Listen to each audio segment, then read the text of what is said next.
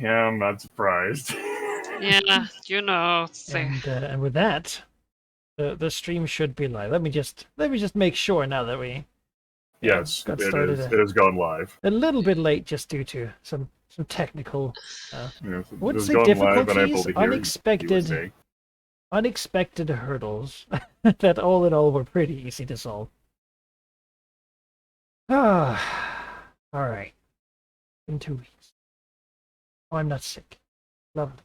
Also for its own reason, but also because I get to play D&D. You did it. You made it to the land of not sickness. Yeah. Yes. Lona Incredible. tried to keep me away. Could not. Those damned. I say, not wanting to taunt anything. Please don't. Yeah, I was gonna say, knock on wood. I have gotten the fear in me. Do not. I'm not superstitious, but there's no reason to take chances, you Put it know. on the table. I definitely feel that, like, sometimes, like, oh, it's such nice weather today. I'm like, maybe I wait with saying that. I have to work outside all day. Ancestors, I am sorry. Yeah, so, you know, they're not gonna. Yeah. Well, so Yes. Yeah. All right. Let's just change out of the picture here to this one. I really should begin naming my scenes in OBS something other than scene 1, 2, 3, 4, 5, so on. There we go. It just hasn't been a problem yet, you know? Yeah. Yeah. I haven't learned my lesson yet. It's on the precipice. Yeah. I'm feeling it now. I'm like, which one is it? Which one is just blank? Which one is just... Well, I guess most of them are really just nothing, but... Because I don't have those things open. Alright, everyone! Are you ready for Ares' novel? Oh, wow. Maybe that's what I should do for, like, Burgeoning write author. November or whatever. Just write resumes. D&D resumes, and I'll have, like, a book in no time. Alright. Last time on the Dreads of the Dragon Coast. The Chosen of Sylvanas wants to go pay the fair visit. You know, recently he helped destroy the Chosen of Umberlee, and there's no reason to stop. This is just the beginning of nature dealing blows out to all the entities who is coming for Sylvanas' power. Emmy finally returns home, and she is told that she has 2 visitors. One from Nathlan, Shu Xin, Servant of the Jade Dragon, and she has a request. They would like the queen of theirs to become a half-dragon, so that she will be better equipped for fighting for the city of Nathalig once this chosen of, the lion god will return and probably want their city back. The other guest is Velmina, who would like that incredibly mighty and very expensive poison that Emissary Leaderthir made herself, with the help of the plague goddess, and is told, no, you know what? Go pay for your own incredible poison. Like, I already paid for this one. And must go disappointed that she can't just take the effort of Emmy, you know. Vesicatrix has all her rituals and alarm bells in her lair. Well, not ringing, I suppose. She meets a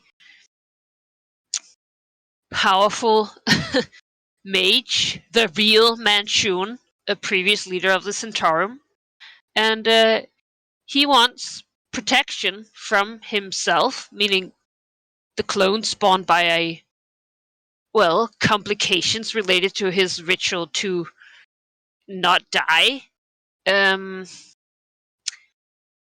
Yeah.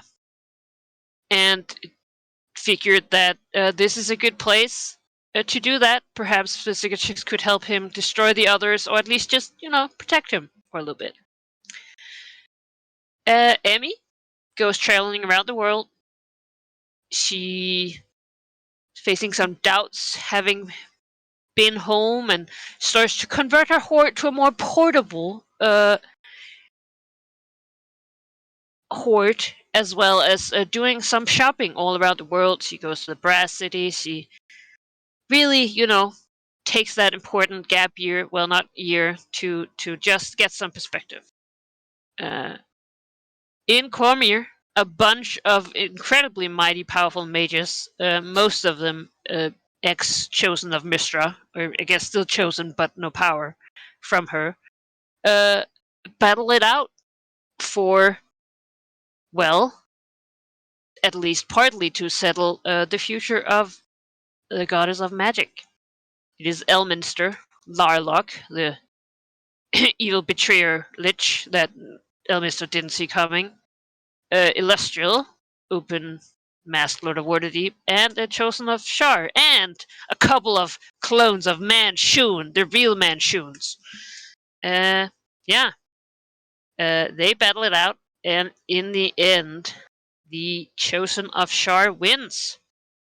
Now, Larlock wanted to eat the flying fortress of Shar and thus gain the power that he needed.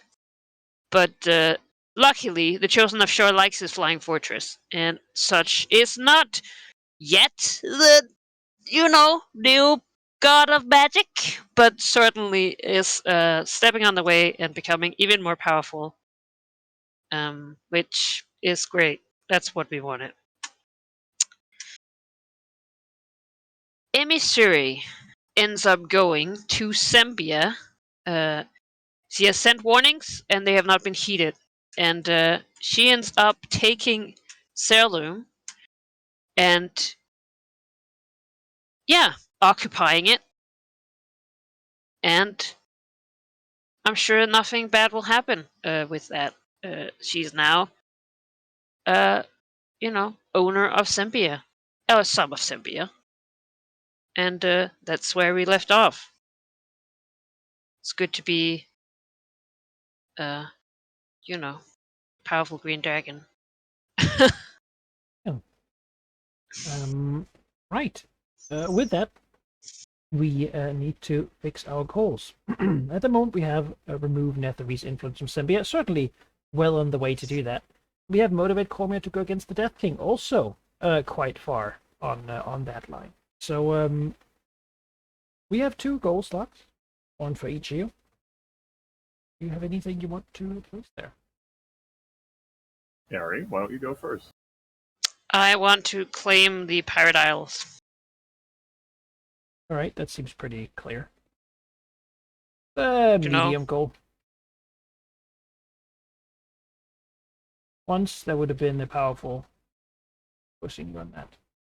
But there's not now. Yeah. There is a well-established faction that, although, it is well established, even if it was more powerful very recently than it is now. It's fine. There's going to be a bit of a, it's not just a one and done. So.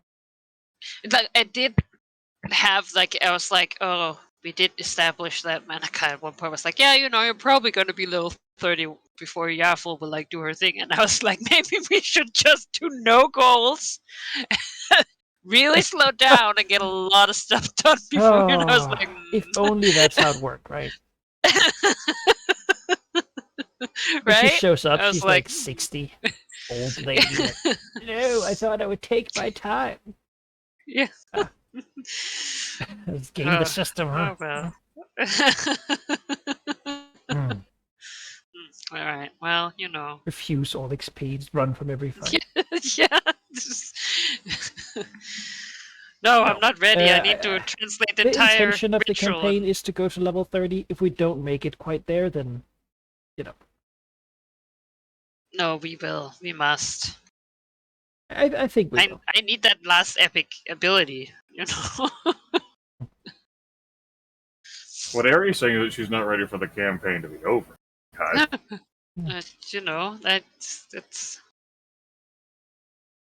That's also true. As for me, there's no goal slot. Becoming immortal is its own reward. I don't need you to give me XP for that. And I suppose that's true. I I'd take it even if I didn't, level up Yeah. now. All right, yeah, good.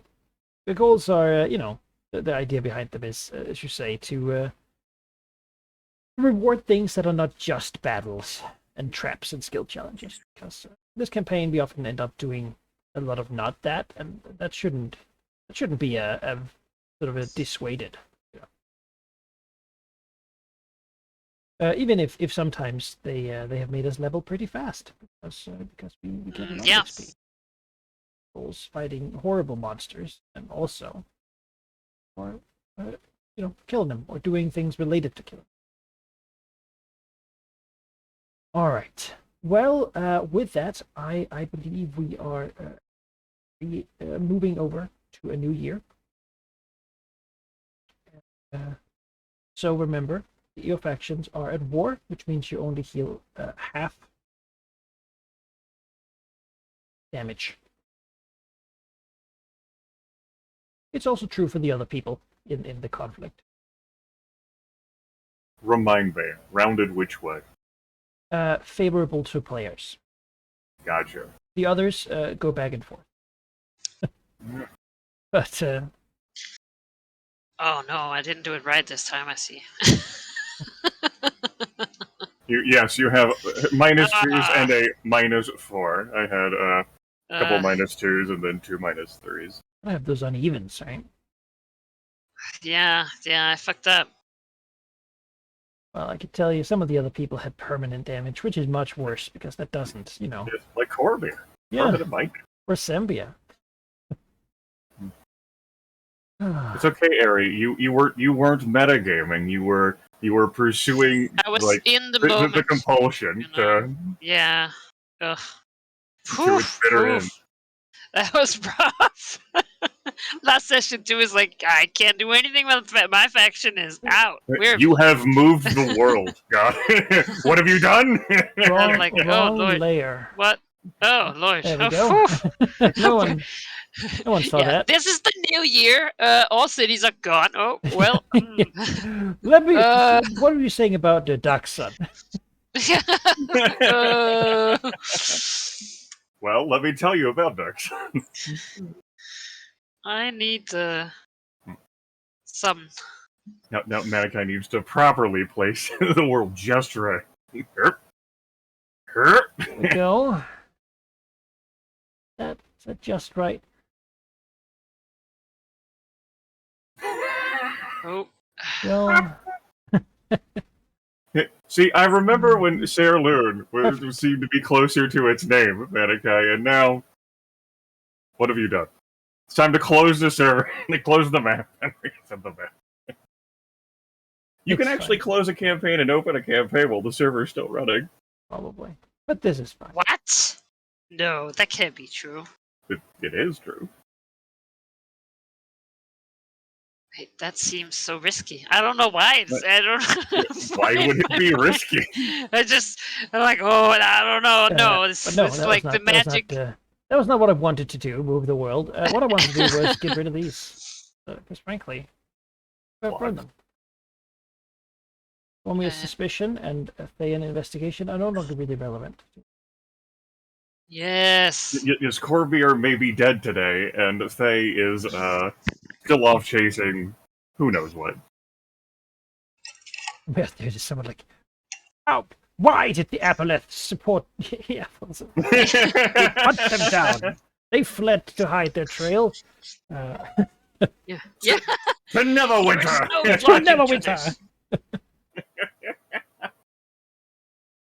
Yeah, that Neverwinter paid for Luskan itself. alliance against the Aboleth with the Thayan support. yeah. You know, that's what you call it's like unintended consequences. I know. The adventurers on that adventure path are going to have one hell of a headache. They'll be like, what? The what? We're... So, Oh, no. So the Necrarch here is been investigating ties between the Far Realm and a historically Former Zolkir of divination? And Okay. I mean, it is the kind of things like both divination, Solkir's ancient Ugh. wizards, and investigating the Far Realm. Neverwinter is like Innsmouth now. It's all creepy, like, Cthulian investigations. Lead them too far.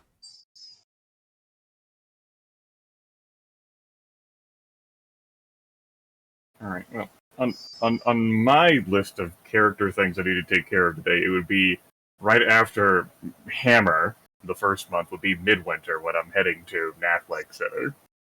Huh. That's on my Rolodex. Yes, but let me give you the general bits of you know. I mean, the world's still falling apart, like Manikai. Yes. Yes, it is. You can't, like, There isn't gonna be much here because most of it's still the apocalypse. You know, a guy with a bell screaming, "The end is nigh," and he's not wrong. No one's arguing. All right. What makes ripples and waves in the current apocalypse that would be noteworthy enough? I suppose, For you Manikai. personally, however, there are things that have, you know, that stand out enough. Okay. And it touches upon something we haven't had to deal with before, because it hasn't really happened before. Maybe the dragons have thought about it happening, but you know, now they will know that it has. And that is that both of the dragons here during winter months will feel a strange weight upon themselves. Not really shoulders, just a slight discomfort, like a belt that you've been wearing that's been tightened just one step too far. What exactly is it? Perhaps, you know, the dragons might consider. They know how the ritual feels. They know how it acts. And this is a new thinking about it, being epic level dragons. It becomes clear, particularly to, I think, Emishure's mind, because she's really more involved with the other dragons than Cicatrix has been. That this means that one dragon has been removed from the ritual and can no longer be drawn upon, either because it has encountered permanent death, or has somehow been removed outside of whatever range the ritual has. Yeah, the Cicatrix would have no idea what the fuck this means. That's worth it. Yeah. That's worth a distant sending, like one of those scrolls that I have acquired that can go like regardless of like range, so long as they're on the same plane to Valignith. Like basically like checking to see whether Valignith feels the same way. Valignith feels the same way, Alright. which angers him, because he is Yes. an avatar of Tiamat, and he has way more important stuff to do. He's at war with Bane, Thay, and Tymenther, and now also with the rebels of Mulhorend, Imaskar. So, a lot of war. And As far as we have been made aware over the length of the entire campaign, there's only 3 other dragons we've encountered that are currently in existence that have been tied up in the ritual. Telraxos, last heard of in a Winter Fairy Queen's Court. Mhm. Veristrix, who has gone deep into the depths some century plus ago and has not been heard of since. And Zethusdin the Undying, who got turned into sludge and is currently in a different body.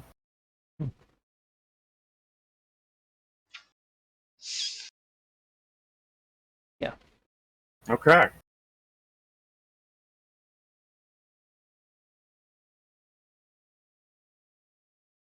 Great. Completely unactionable, but great. Yeah, there's not much to do about it. Nope. But it's something that is definitely noteworthy. Yeah, you know. But the Eddie. Cicatrix, given time, would be able to sort of understand what it means, or would she just be like, oh, this is a bad omen for the big final battle of the ritual? I mean, she can think it. As I said, you're epic level dragon, but you got your Right. fingers in that ritual. I'm You smart. can make qualified Mm, work out a theory. great. You're the one what's- directly like touching and prodding at the damn ritual anyway. That's Yeah, all what's right. going on now? The ritual was always designed to run with just 4. You know, it wasn't like the Cicatrix sort of stuck on there. So it should be. I mean, okay, but clearly there's more of a draw now than there otherwise would, right? Not that it has any mechanical effect, Right. really. Just No, great. the dragons are aware that the thing that's happening. Frankly, it's remarkable that it's taken this long for one Yeah. for someone to either die or be removed from the ritual, considering all the events that have transpired.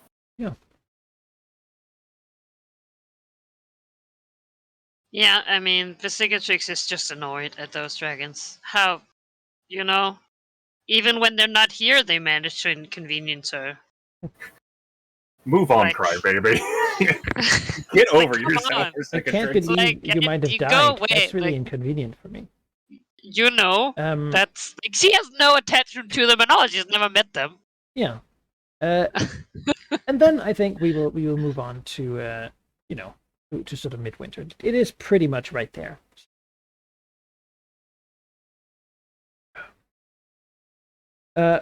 Martine, being the one who sort of proposed this this trip.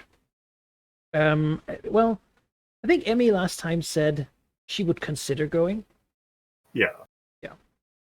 So I suppose when he's sort of when it's approaching, right? It doesn't seem like he thinks it'll take very long. After all, you're sort of just going in there and then ideally coming out soon.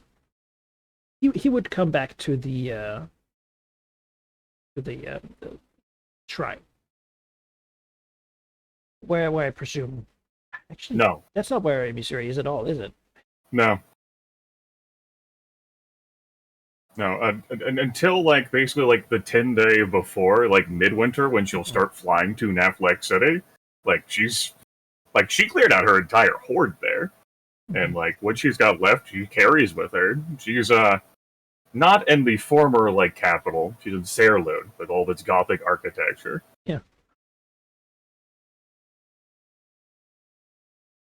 Beautiful, ancient.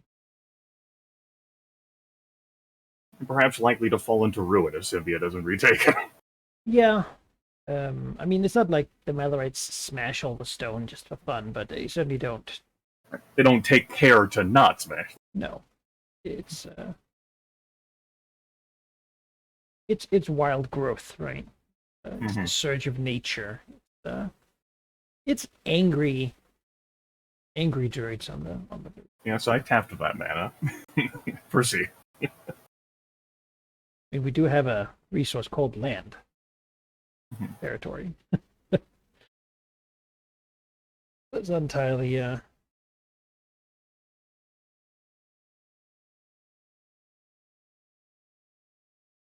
right.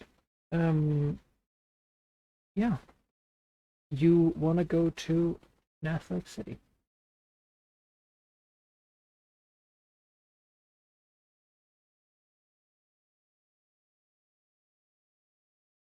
And you can. Oh, damn it.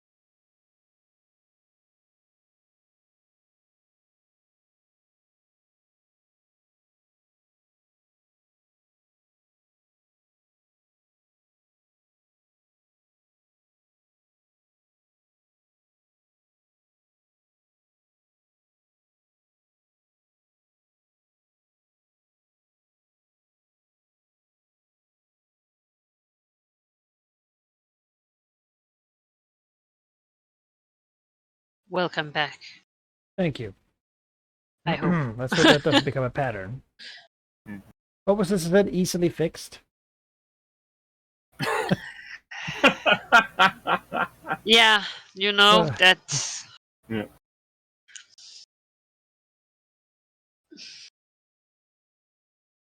Yes, the last thing we got from you were quips about the tapping of land, and then you had a little follow up, and then silence. Actually, made me check to see whether I had lost my internet connection before I thought of you. So sudden. Yeah. Oh no. Should be back up. Hello, stream. I suppose whatever issues is going on with the internet might not be entirely fixed, but I'm sure we'll get through it together. If As a family. Yes, let's jinx it again. if I if this happens again, I'll try to get back. This was pretty simple again. Just had to reset the router, let it reconnect, and it was fine. But I suppose we'll just say let's hope that this was an isolated incident with nothing, no follow up. It's a fluke. Yeah, and I suppose this is why I do recording. There'll be a little weird sort of map in there where they can look at the map, I suppose. But that's how it goes. Yes, it's back. Wow. Oh, I should still connect.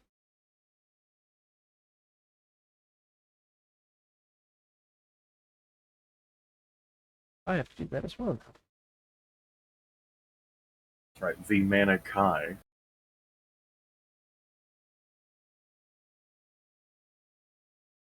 We're capturing. Good, excellent.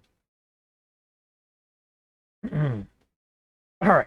So you want to go to Nathlik City to work with these people on the become dragons. Well, not work with them on becoming dragons. There is like one person who wanted to become a half dragon, and like I said, I'd come and give an answer at this time, and I will. An answer short. And I was told we will prepare days of festivity. Blah blah blah blah blah blah. The visit is indeed something they have prepared for. I mean, with Emissary visiting, right? On one hand, they want to show off the dragon and like show that they're being visited by the green dragon, coming here to talk to them. You know, there's a lot laying in the fact that she's a dragon visiting, and she's also incredibly powerful and has done a lot for the region. Mm-hmm. So she certainly, her name carries a lot of weight here. But on the other hand, they also don't want an awkward situation where Missouri goes, "Oh no, I don't care about any of this. Whatever. I'm just gonna do my own thing." You know. So they've tried to balance it. Not expect any public speakings or anything like that from her, and more like she's being invited into the palace. You know, she's stayed there for a while herself, and will be offered plenty of food and entertainment, like in the olden days. You know. And then, like in the olden days, many decades back. But the main doors will sort of be closed, right? Not too many public visitors. Yeah, I was going to ask, how is it different? You know, how has the city changed over the past several decades? It's very clean. That might be a weird first thing to say, but it is a city of order. Like if you took what alignment is the city, it used to be good under Nubanian. You know, a lot of kittens, a lot of weird sort of whimsical stuff going on, but now it is much more orderly. It is law now. There are guards on the street corners watching people. People walk in one direction, one side of the road, the other side. Everything is sort of neat and taken care of and kept orderly. They have very much embraced sort of their humanity. In a way, it used to be that most of the guards would be Wemmicks or were-lions or sphinxes flying above. But now it is most exclusively just humans wearing their like armor and such. Sure, there's still some like shifters or whatnot, descendants of were-creatures and such in the population, but they're not made to stand out or be celebrated over anyone else, really. They've beyond that acquired some wyverns from the Ostran Mountains. Okay. They're fortunately sort of green-grayish, so it sort of works out when you put some green dragon armor on them. But so that's sort of the idea you get, right? You come in there. There's a well-functioning court, a large amount of bureaucracy, likely, and the city is surrounded by fields. All Put right. down by the old canal going out to them. They have prospered, but it has not been an easy time. They have prospered in spite of things.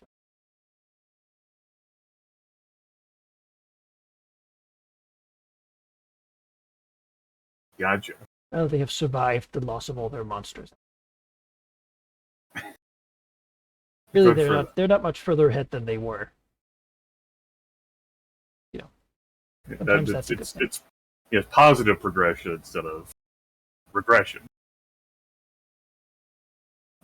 Okay. Now, before you continue, Malachi, Yes. a non-D&D question: has your IP changed again? I hope not. I can't reconnect. God damn it! If this better not become a pattern. I can redo this over and over again. Let's see here. Still should be the same one. Okay. Might have but to I might kick have to us from, rehost. I might have to rehost. Yeah. Got all those fake players in there. Go third view. Well, conveniently that'll also save the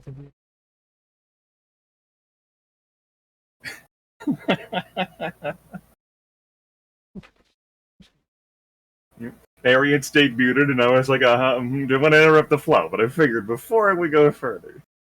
Right, I was like, I don't want to. This is good stuff. I don't want to butt in here because I'm not doing anything with my avatar. But if you wanted a jazz hands There we too, go, and try then it out. the cat lord shows up during the. and no one says anything. I'm like, guys, do you not see? I had this huge The incredible picture that I went to. The cat dragon that Tina $60 drew. commission. Cat Oh dragon. Lord! I just Oof, googled, true I horror. found DeviantArt and took the first one. No, it's Sif, but with like small little wings added on and like a little horn. Angry. Hmm. All right, I am reconnected Looks to like your that world. works. Wow, what an amazing time we live in. Oh, good. Well, there we go. Now we can go back to looking at. Oh yes, and the world is where it is. Yeah, it is where it is. Oh, there we go. Look at that. All right, now I can come be over here, and Nova Crete, you get to be over here too. Oh, look at that! They're actually in the city. That's right. Wait, now Nova Crete gets to experience firsthand the respect and awe they have even for half dragons. Oh, he you can imagine him, right? Mhm. Ostentatious, sort of overly massive cape, cloak. Yes. Walking in with a golden scepter for some reason. Where did he get that? Who doesn't matter? They also need a new dragon god mage, right? That's a job they had open. A title that he can add to his list. At this point though, he's too important to be It's true. Managing the city. He has been unwise, and it has paid off in every way. And he has learned nothing. Really, why should zero character Yeah. development. That's not just level up. Yeah. Now he gets to hold the Book of Dragons. It's not his. So long as he's in the Green Dragon service, he gets to now hold it. She's not going to hide it from him. But he could be seen having it. Absolutely, he can be seen. Just as good, really. Almost just as good. But Is his name scribbled in it somewhere? Who knows? It's not like the Green Dragon reason. Yeah, yeah, just to, like in a school book, there's return to. It's like, yeah, Return address. Made all kind of doodles Just in in it. case. If he lost that, he would be very distraught. Yeah. He would hear about it. Amy Suri would not Uh, hear about it. well, until she asked about it, Oh, and then yeah. Oh, yeah. Mm. all right. All right. So, the lap so of we can, luxury here. the arrival. There's the walk entry with people lined in the streets. Waving the banners of green and turquoise cloth. Okay. There's fanfare, right? It's treated a little bit like a festival, sort of lantern such, but there's also a reverence. Like, it's not like a loud crowd. It's more of a, like, they watch and they sort of soak it in.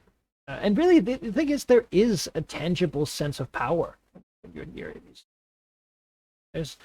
She's a powerful psionic being, and she can affect the minds of all these people strongly just by being close to her. She sort of draws attention and dominates whatever space she enters. If we glance at her various things, she is incredibly charismatic, and therefore also just draws attention to ego nature. Yes. These people are susceptible to wanting to worship dragons, and she just slots right into that for them. Same with Nova Creek.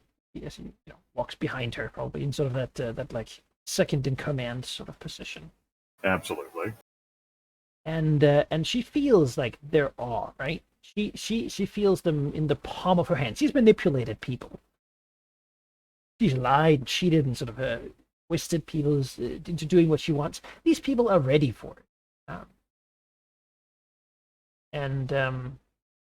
Though there is, is incredibly perceptive, there are some people here who perhaps see her as still a foreign power, something to be feared. And perhaps who wish or romanticize the old ways of the Cat Lords. They don't speak up about it, and they also weren't there. Yeah, that was so long ago at this point. It was so long ago that Nobanian was around, and there was a time there where the old people remember where Nobanian was thought to be around. He just didn't really answer prayers or anything like that.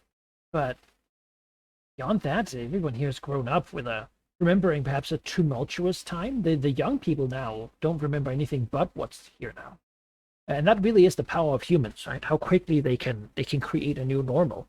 And that's what this is for most people, this is normal.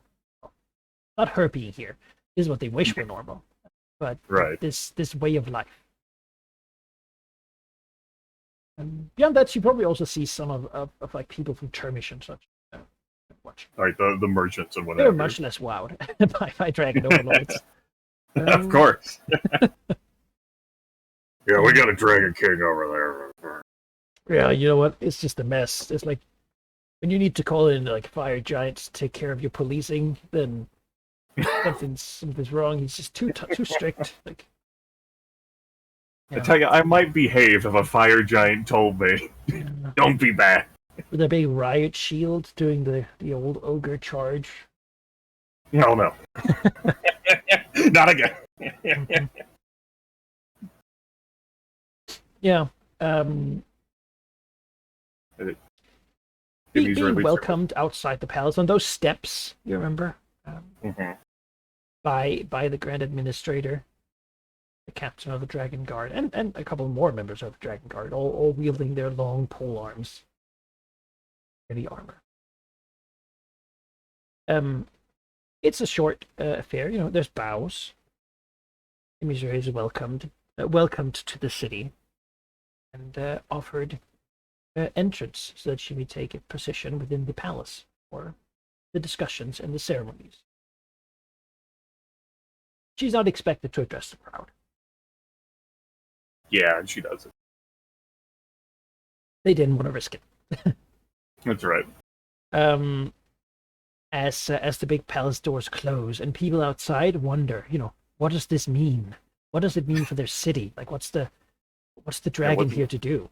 What's the future of Nathlin? Yeah. There's an unease in the city, but also an excitement. When inside, the first thing she'll be offered is, they remember what she enjoyed when she was here. Oh, son of a bitch. She'll be served whatever things she enjoyed the most. I'm glad the shoe scholars and chroniclers wrote that down. Right? They have emissary literacies, preferred diet. Emissary specifically is an important dragon in this region. She's not the ruler of the city, right? She couldn't really demand anything of Netflix, but de facto, if she's not happy with them, then they don't really get to live. She's regularly asked for their chefs to come visit because she's enjoyed their food over the decades. Damn. No, I think there would be initial polite refusals, which would crumble into well, okay, I'll try this, and then all right, maybe I'll try this too. I'm just here to tell you a thing, and they're like, but we have already made it. Carved out the big pots of steaming it's food. Well, I wouldn't want to all right, well, it would be it would hurt you too much because I know how much you care, so I'll have this. Wow, this is really good. And surely she will stay for the parade tomorrow. They are.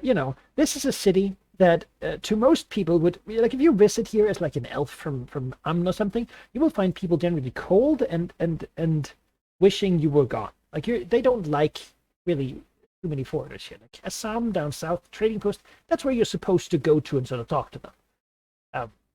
But the dragon has the exact opposite. It is the most hospitable anyone has ever been. I think it's a slow slide into debauchery, and at some point it just drops off a sheer cliff, and there the green dragon is with Nova Cree. Looking at Nova Cree all this could be yours for the rest of your life. Oh, I think Nova Cree. I mean, he with the dragon. I think he's gotten used to playing his cards close to the chest. Mm-hmm. Don't say, "Oh, that's amazing. I'd give anything for this." That's not true. He likes power. This is a feeling of power. Absolutely. Especially for those who are not super. He's not a super deep person in his desires. He just sort of wants to. He just wants to feel powerful. To have people willingly worship you without having to exert your power, although you could still choose to do so. Sorcerer King. That's right. Here we go again. Uh-huh. That's just the attitude you could cultivate, and then because you're an Eladrin and now a half dragon, this could be you for centuries. You can live for a very long time. Yeah. Until killed is basically. Yeah. Technically, there's a maximum, but whoever gets there. Yeah, he's not hurrying to the end of the campaign either. Yeah. All right. So the attitude that that these two visitors, Musirli Duthir and Nova Cree, are going to have towards the Grand Administrator is yes, you can be turned into a half dragon. It's going to be painful and arduous, but if you are willing to undergo the trial, then you too could embrace what it is you desire. That's the mindset going, and they would have to talk her out of it somehow. Yeah, I mean the Grand Administrator will graciously accept, whatever it requires. Mm-hmm. Do so for the city. Yeah, for the city. When she says for the city, how much of a split is that between for her and for the city? It really is very much what she believes is best for the city. Then again, she believes it is her place to do what is best for the city, and she does not trust other people with it. They've aged, right, more than their tokens show. Absolutely. But there's been several decades. Yeah. So they're sort of, they have a little bit of that grasping of not really being willing to let the younger generations have a go, because they'll probably get it wrong, and it's just like the world really needs strong leadership, and there is a little bit of a sort of that sort of Yeah. comfortable dictatorial, but we're doing so good right now, and any change in leadership now would be Yes, the radical old shift. ways are best. Wink. And so this is also a way to preserve that. Like they've lived hard lives, right? It hasn't for them. Like they enjoy like the luxury of rulership, but they don't live opulently. This is for the dragon. A lot of the opulence they have here, they don't use. It's for the dragon, and this is a way for them to become the dragon in a way, in order to supply a dragon to the city that they haven't really been able to find elsewhere in a satisfying manner. So I'd say it's twofold. There is a genuine belief that this will be good for everyone, but of course also that some people's place in society is to serve. And be told what to do. All people are equal, but some people are more equal than others. I understand. Just that Yeah, some like dragons, tasks, you know? some tasks require different things. That everyone has a place, and I get you. Listen. This dragon is not one into like organizing like hierarchy. That really is for like the Dragon King tyrant over there. And you know, being service. born nobility, they of course get to. At some point, the Green Dragon has stopped caring, but they've managed to woo her. Willful worship that she doesn't have to apply herself at all to accomplish. Mm-hmm. Right. It's a great place to retire.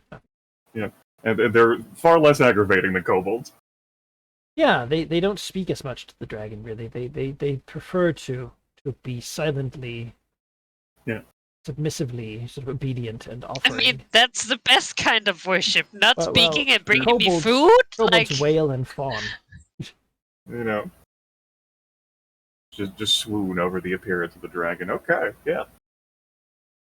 But Nova I don't see any problem with like this sort of like interaction. Nova Cree is able to facilitate the Grand Administrator's like ascension, as it were, for the Grand Administrator. I'm here to give the approval. We're good. Spent his time to take care of it, and it'll probably happen like outside of the city. Don't want to bring dragons in here just to get rid of them. Yeah, that would be awkward. Yeah, it's sort of it's a little trip to the Snowflake Mountains, which is for Nova Cree it's nothing these days.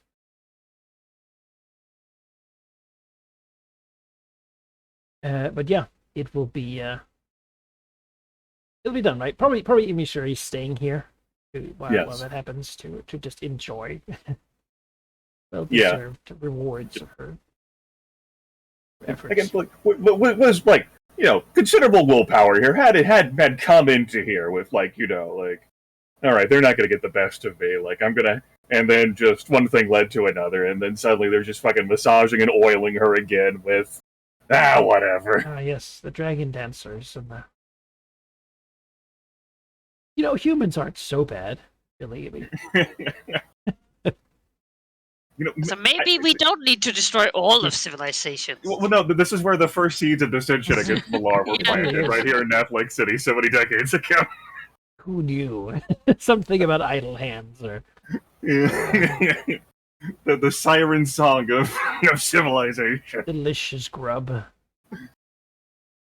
Yeah, I mean, for a dragon that generally eats like poisonous roadkill, or like dragon kill, hunted monsters, it certainly is a change of pace, right? She's enjoyed that plenty. How does she feel about civilization? She felt uncomfortable at the shrine to Malar. She's been sort of raising it over in Zembia, but what is her like? Has she decided on her sort of attitude? Is it still in sort of a flux state? It's still in flux. When she let Naflex City continue to exist, despite not wanting to rule over itself, it very much was give civilization a chance to impress her and see what they could accomplish in the face of struggles. What they have done despite the continuing struggles has pleased her, and what she has witnessed in her recent visiting of other major cities, including the city of Brass, and most especially the city of Brass, like has really just like sculpted or like ideas of like what civilization could do in like positive for ways that aren't immediately harmful to nature. Like what if like the city and like the nature of that plane or the world were like ingrained in harmony. And so that in mind, like she like could still like easily like send cities falling into ruin, as Symbia could attest, but it's hasn't made up her mind. It goes to her whim, which is not great if you're in an arbitrary state. Like, Yeah. All right. Well, this city seems to be doing what it can. Yep. If they don't know, I do know about my lord. So just they do. It'd be hard not to. Dragon believes that destroying all civilization is. It seems incompatible. You just really challenge their beliefs. Maybe that is truly a reflection upon all these faulty societies. Yeah, maybe this is just that they have the right one. You know? Exactly, right? And you know, they haven't been destroyed by the Green Dragon yet, so clearly they're doing it right. You know. Yeah. And if this ended up being like a passive sort of like propaganda that could spread, that like what would a civilization like how could one exist that would be tolerated by the Emerald Enclave? And the answer is this one. That wouldn't be so bad. Yeah. I demand nothing of you, and yet you offer me everything anyway. It's great. Yeah. That's the mindset. Yeah. There is also, I suppose, the wondering of she doesn't bring this up with anyone. Nova Cream might get a little bit of it, but it's like how she is going to treat the city in the near future if like the old like cat lords come back and try to say like this is ours. We must like gain control of it once more, and she hasn't decided how she feels about that. Yeah. They don't broach the subject because they don't feel like they need. This blessing is already this deed, this horrific ritual of essence transference, as it actually is, which is to them is almost like a divine, is already going to show a lot of favor to the people here. And they do anticipate a conflict, maybe not an armed conflict, but certainly an ideological. And this one helps to shore up like their like ideals of. Yeah, they have a dragon now, draconic being, to rule them. Before that was a big problem. We should be ruled by dragons. I say, well, where is it? I mean, which is a fair point. Like, well, it got brought up. Like, it got brought up in the last session, and the running idea was that like the Green Dragon didn't want to rule them, but as she expressed, I think to Shu Chang, it's like no dragon is going to want to come to rule you, because any dragon who might want to is going to fear me. It's true. So they're in limbo. But now a little bit less so. I mean, it's sort of there certainly is a power structure here that is unsaid and generally recognized, right? In regards to Emisrae's sort of relationship to Netflix, they are subordinate in really every way. It's just that it's not a utilized connection, nor is it really sort of official. But if she wanted something, she could have it. There's not really much they could do. Indeed. But I don't test it, except for requesting chefs now and then. Yeah. Get to go to cook for Emisrae, right? It's like they get to. What an honor that is to cook for the dragon. Yeah. They've been personally requested. Wow. Yeah. With that, though, I mean, I don't know how long you want to stay, but I figure a week, a 10-day, maybe? Yeah, a 10-day. And then That's done. The Grand Administrator can be half green dragon, and we're good. I think with that point, Imuzura Leader as she wants to leave Naklet, will tell Novacree that, she'll stress at this point that she remembers when Novacree first offered her service in that glorious act of betrayal that solidified his relationship to her. And she acknowledges all the things that he has done in her name, both positive and some negative. He hasn't always succeeded, but she honors him well enough, and he has profited and benefited greatly. She'll inform him that her living location is going to be in flux, and she hasn't told anyone this, that she does not intend to lair, like in the Grand Temple of Malar any.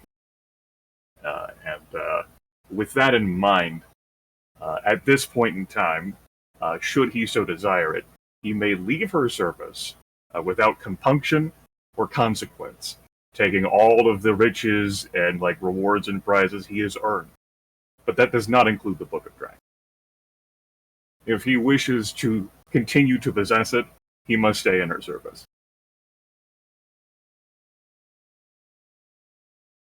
A generous offer, and one rarely given. But given that the Book of Dragons is in question, there's no doubt as to it. It's almost as if she knew.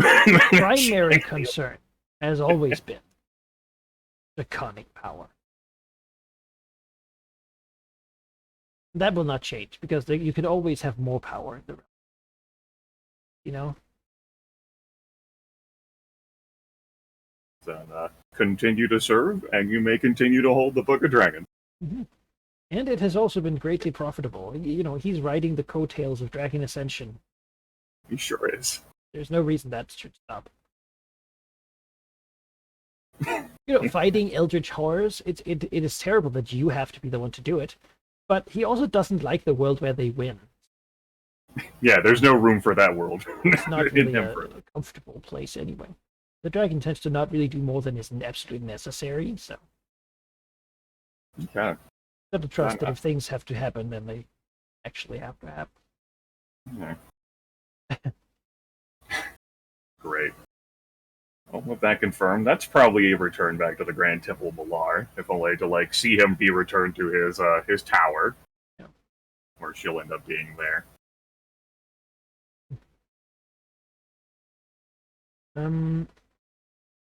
Yeah. As I began earlier, there will be the question of whether she wanted to go with Martin on his trip too. And the answer to that will be yes. He does not intend to stay there for because he doesn't think it's going to take a very long time, and she's thinking in her mind how much time it will take, and she'll say, yes, I will go with you, but if we get to the autumn equinox, on Faerun, and we're still there, I would like to come back. Mm-hmm. She doesn't want to be there the entire year. No, he plans to go during spring. Okay. Early so that it is at the time of winter's waning. Absolutely. It's symbolic. Good. Similar mindsets there in that front too. Yeah, then sure. Yeah, but he's not. He doesn't think it's going to be an enjoyable trip.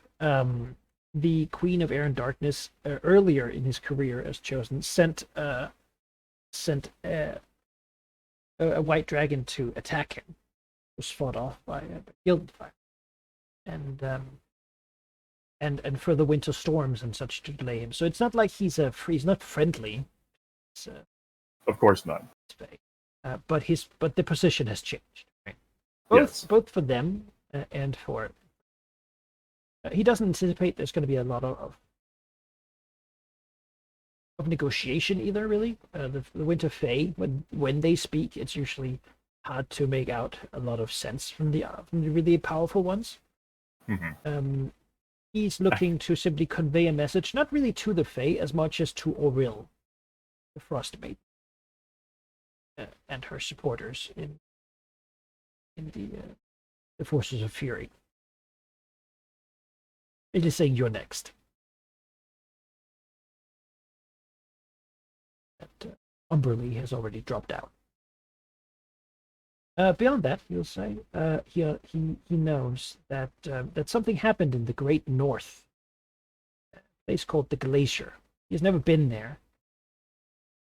He understands it is simply ice, right? And that is the natural state of that place. It is by all accounts Auril's domain. But a great winter storm that was summoned there was co-opted by Talos and drawn south to the Silver Marshes of Luruar, where it was used as a weapon. This, he believes, has begun to fracture them.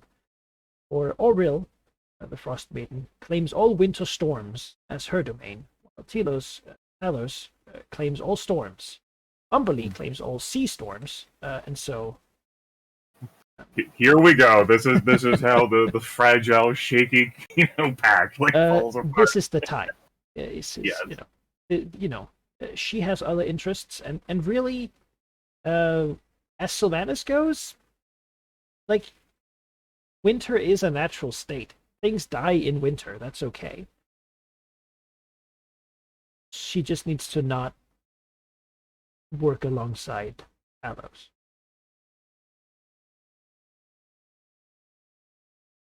As for what he expects of Imizure. Mm-hmm.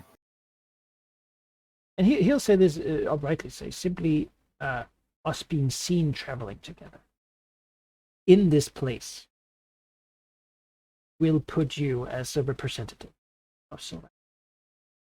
Will begin to spread the idea that we are unified, even with our different histories and our different perspectives on nature, that we stand together, and that those who would stand against us will suffer the same fate Evandar.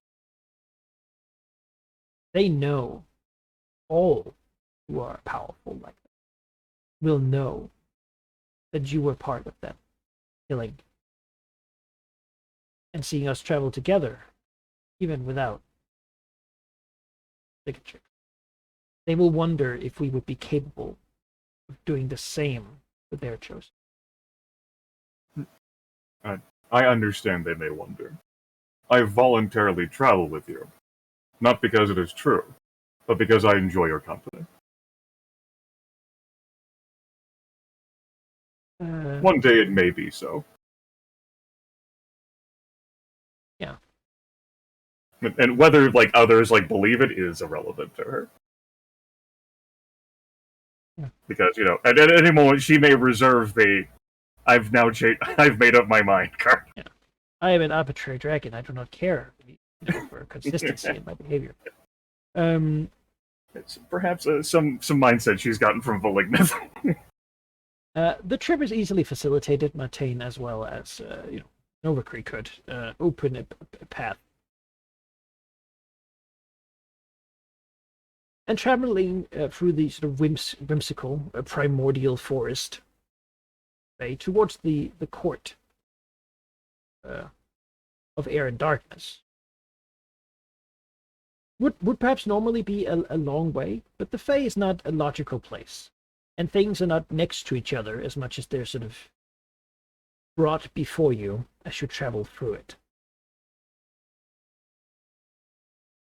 And so getting there will not take that long.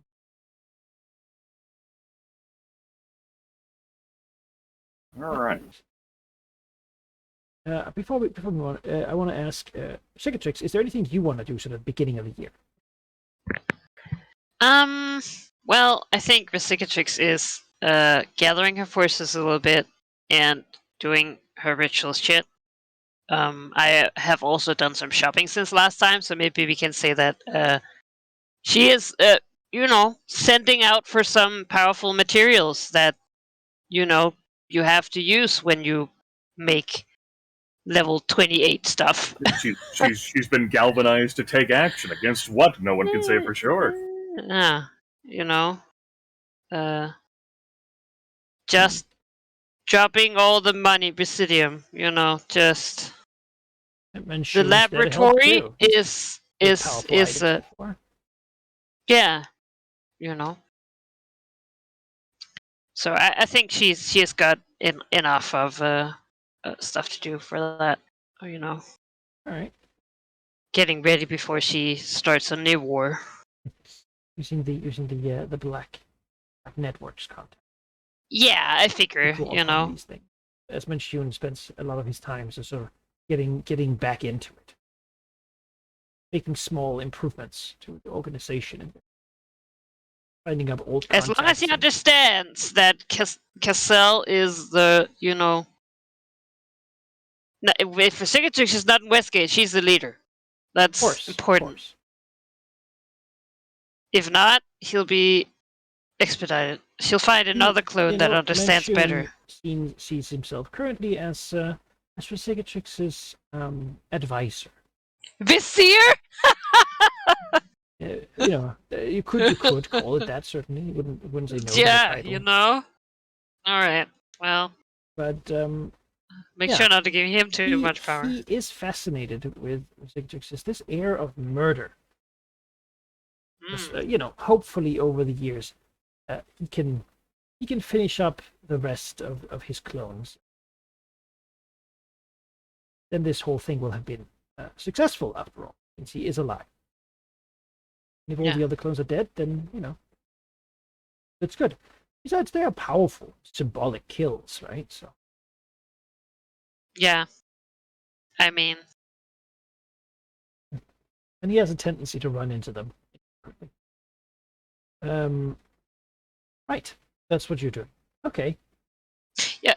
One thing. Does he have some smart way? Oh God, no! I'm gonna have to come up with something. Because if Vercingetorix met another one, I mean, if they were smart, they would just pretend to be this guy, and they are the same. Right? It's like, how would she know? How would she know? And he'll say something that took me long time studies to simply ask me, describe the defining characteristics of Topaz Dragon.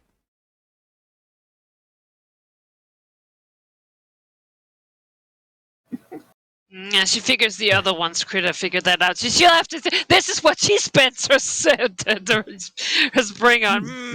I love that. Just like she's like plotting and like gathering power and considering. And she's like, doing rituals. something else, and it's like, oh wait. and then like the new like pressure like on her body when she eventually uncovers, and then like well this. What if I just ask what his name is? Like, no, that won't work. He'll just say Manchu. Fuck. Yeah. They'll say I'm the real one, and there'll be two of them, and she's like, Maybe this one is the only one with the knowledge of Topaz dragons. I can't trust that. I think the one thing if this is an ongoing issue, because he does not want to be accidentally killed. That would be. What if I scar him? Mark him. Oh no, that's not necessary. I have not earned that. I mean, she did say he hadn't earned that on her last session, but maybe to put her paranoid mind at ease. But they would surely scar themselves to get. Here's the thing, right? As I am the true Manchu, real, unclone. I'm the only one who is secure enough in my identity that if you asked me, I was one of the clones, I would. In this instance, I could tell you an untruth and say that I was, even though I am not. None of them would certainly do.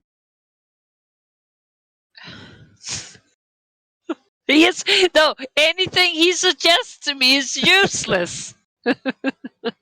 She will not allow. That's very useful. I have centuries in studying and how to break any code and security system, how to impersonate anyone. I would know that this is something that they wouldn't think about. Oh God. They're young. They have not existed for long. How is she going to leave Westgate with that lurking over? You know what she's gonna do? She's gonna draw a death ward around his room so he can't fucking leave. The real thing though is, would she even really care if another one took his place and killed him? No. No, that's the Um, well, but she. Yeah, that's true. I mean, he is powerful. He's level 28 as well. So it's not like No, yeah, pretty like, up there. I want to have a powerful mage in my employ for now. It's Uh, just so damned with powerful mages that Cicatrix has a tendency not to trust them. And for yeah. good reasons, let's be honest. Shun's not like an overly trusting guy. Like, No, no, the leader of historically, Centaurum. You don't feel not like been in the Black that's Network. But he is certainly helping make yeah. things work out. Yeah. That's it. Maybe a little acid burn. I mean, it doesn't have to be on the face. He's not cool enough for that. A He wrist. could, mm, you know. Like your club well. entrance card right here on your wrist. That could be like the well, I mean the wrist. That's not like the hand. But he needs the delicate hands to do his magic. Don't be a wimp. Maybe like a kneecap. Those are not so useful. Kneecap? That's useless. What? We're gonna Lower strip them. back. Lower Oh, back. who are you? And then they're gonna take off their fucking armor to show me their kneecap. None of No. the other ones would think of that. Yeah. I mean, randomly, probably not. To be fair. No, that's. I would feel stupid acid burning someone's kneecap. That's not gonna happen. Dumb. All right. Well, she'll find a way. Yeah, I think we can leave that to Cicatrix to figure out. Yeah. An increasingly difficult Frantic. Yeah. to verify. Right. The place Emissary will be going is called the Gloomy Court, or the Gloom Court. It is where the Queen of Air and Darkness is. One might think that the home of the Queen of Air and Darkness would be completely cold and dark, but that's actually not the case. The coldness and the darkness are there in places, but the main court is just gloomy rather than completely blackened. Because many Fae actually don't have dark vision, and it would just be so impractical for no one to see anything ever. The Queen does like to give sight also, so it can be taken away. A whimsical, painful. All this doesn't really matter. Dragon who can see perfectly. What matters is that she enters a large, pale forest with slow bits of snow falling from the sky. I think she gets the same sense as she did way back, inspecting the area that Tilraxos left from, and perhaps a bit of that windy smell that was on the Lord of Winter Pipers when he called upon the wind from a different place. A mix of nostalgia and hatred. Like, it feels like the Green Dragon's current mindset. Yeah. Montaigne himself glides across, and around him, if she sort of stays in his immediate vicinity, his aura sort of puts all that to rest. Even here in the Feywild, though it is definitely outside of his domain. His presence is powerful enough now that it is felt, and that the eternal winter even obeys his as he shifts himself into. Even while directly, like, not directly on, like, Faerun. Yeah. Feywild, alright.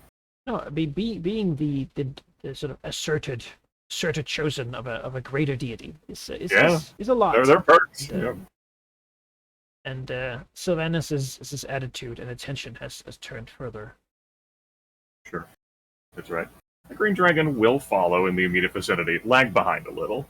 He's filled with determination and purpose now instead of just these useless ponderings. And the Green Dragon's willing to see where that action takes him. She does like him, and is curious to see, maybe in a way she has corrupted him.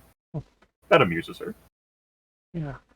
He certainly strides and does not accept the whimsical paths that the Fae do. You could imagine some old wizard in his robes chuckling to himself, while going down whatever strange little ploys and journeys that the Fae do. Montaigne does not have time for this. He's here for a purpose, and he is here to project power. We that need is to what help you up. We need your help to have us prepare like a dance. Like we need you to dance for no. The Colors. wind. And so it is. It is like it doesn't even take a day, right, to get there. As the Fae basically opens itself and presents itself. The chosen one. Coming to the court, it is pretty much just a clearing. And though it is clear that it's a palace as you step into it, again, places don't really make sense. Everything's sort of in between places. It's a very chaotic room. But it is clear that it is a palace. The gentle snow that falls has a slight glow to it. And in the center of a mound that looks like all those, like a hill with a bunch of big rocks on it. The name for it, I don't remember it. I understand what you're talking about. Yeah, but sits a gnarled throne of twisted wood, very large, certainly, and above, no one sits in it. Supplicants and sort of the court are gathered around it, and in it hovers only a perfectly black, sort of oblong diamond, exuding a sense of foreboding. It's sort of like a way that a void would. Sort of draws light to it, almost devouring it or taking it to some other dimension or plane, somewhere deep inside it. Currently holding court here are two strange-looking creatures. One, certainly a hag, old with skin of almost looking like rice paper, white and gnarled, and the sound that crackles as it moves in skin too large for it. The other, a small, lanky, bird-like creature that has a living green mask with oversized teeth and eyes that almost bulge out of it. The mask appears to be old, leathery skin that has been flayed off a being and placed upon this bird-like creature at some point in the past. These would be the courtiers. Put. Whisk us away, oh God.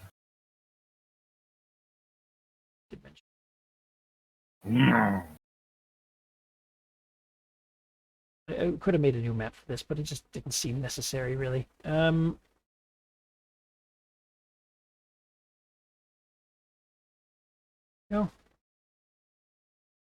Great.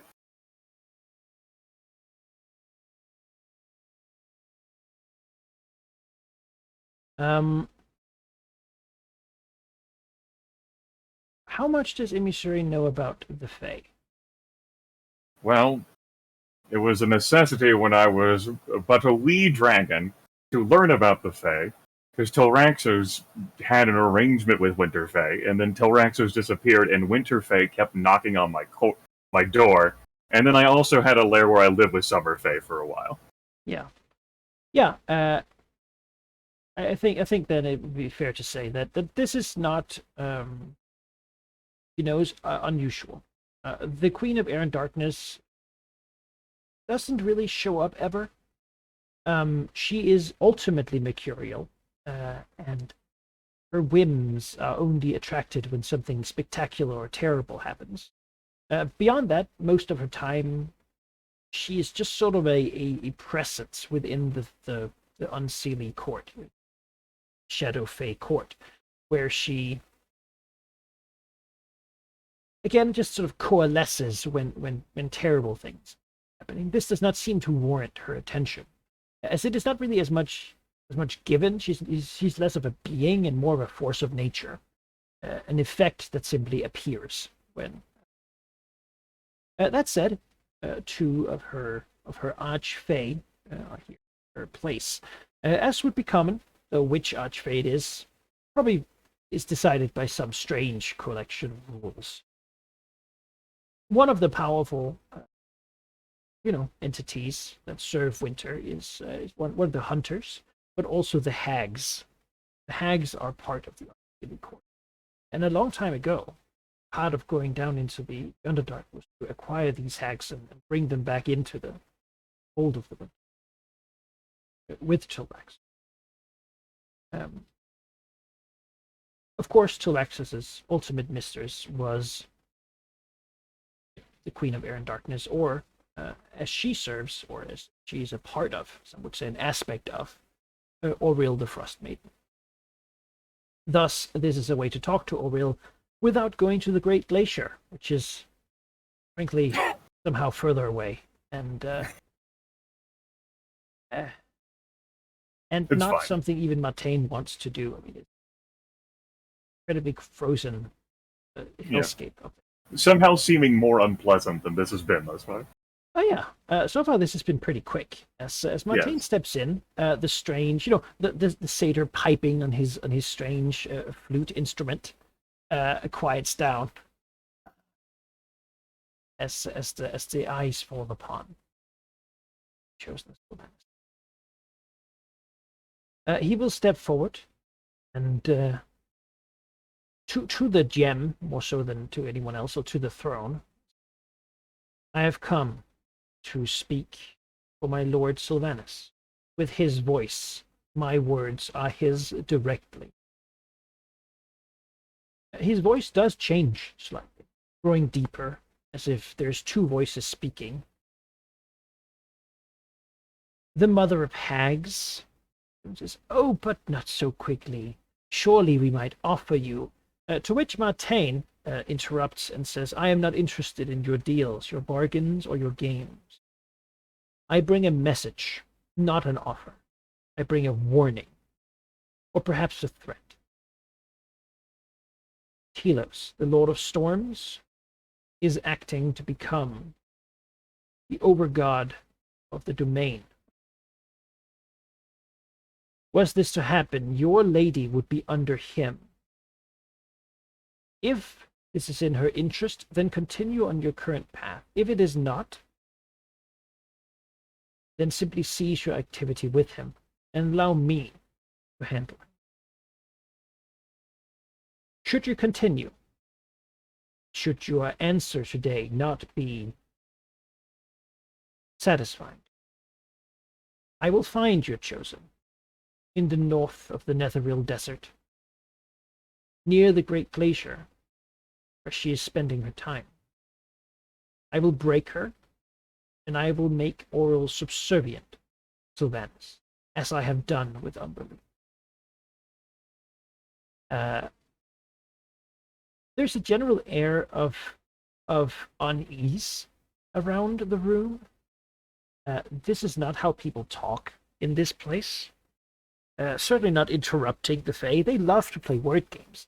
There was probably a small novel worth of dialogue and twisted games, and yes, he agreed to something. That means he owes something in return, and so forth. That they hoped to trick this young elf into for their own amusement. This getting straight to business is something that once got Tilraxos in a whole lot of trouble with the Archfey. It just so happens that this is the chosen of a greater deity, and not an unruly dragon servant doing it. Eyes flicker about. It's the gem pulses. The mother of hags speak. Are you finished? Is that your statement, the Queen of Air and Darkness? Is that why you have accepted to come here to speak to us? Matane nods. I believe it is. I have made myself clear. But I will also issue another warning. One that comes not directly from Sylvanas, but from his chosen.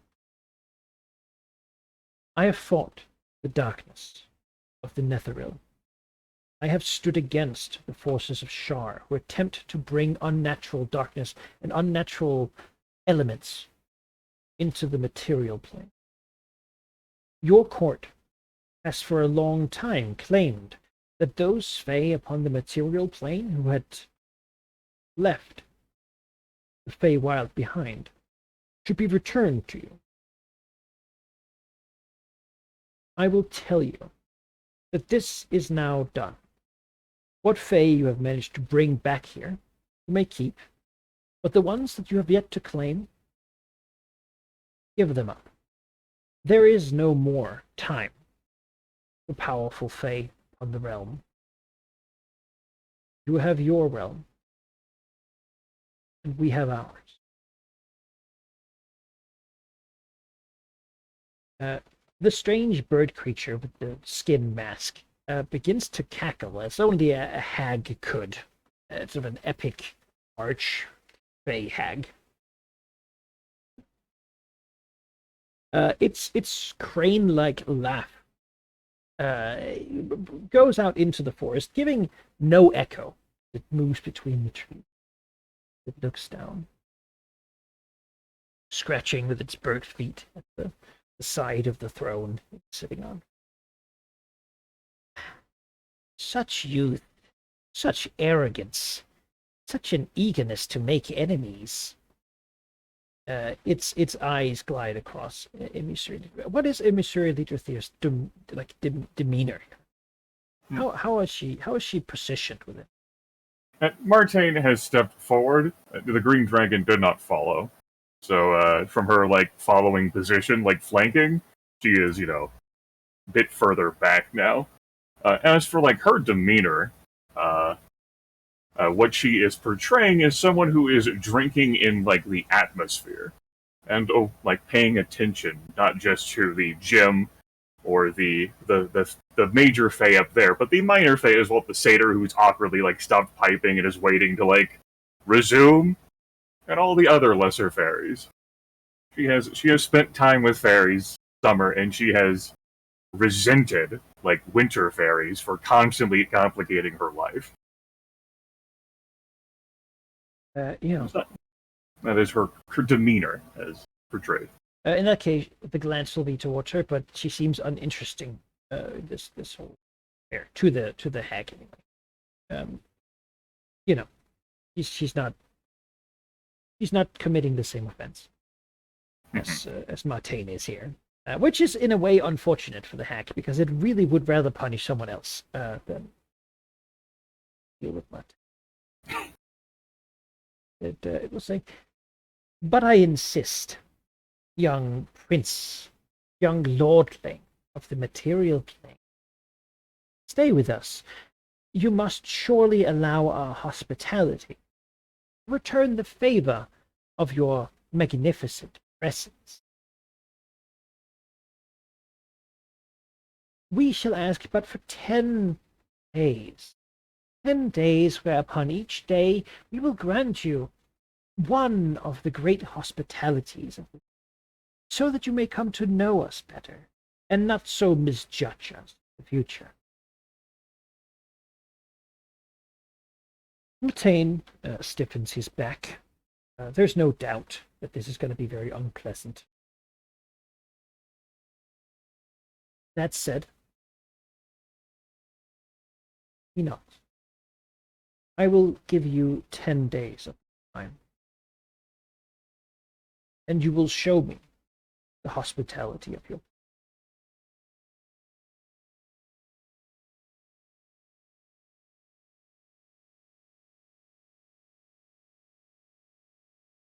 He turns around, and he walks away from the hags, the archfey, without prompted.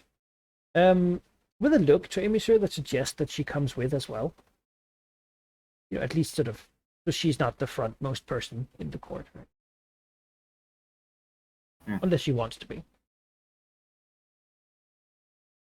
I think she won't quickly follow after him.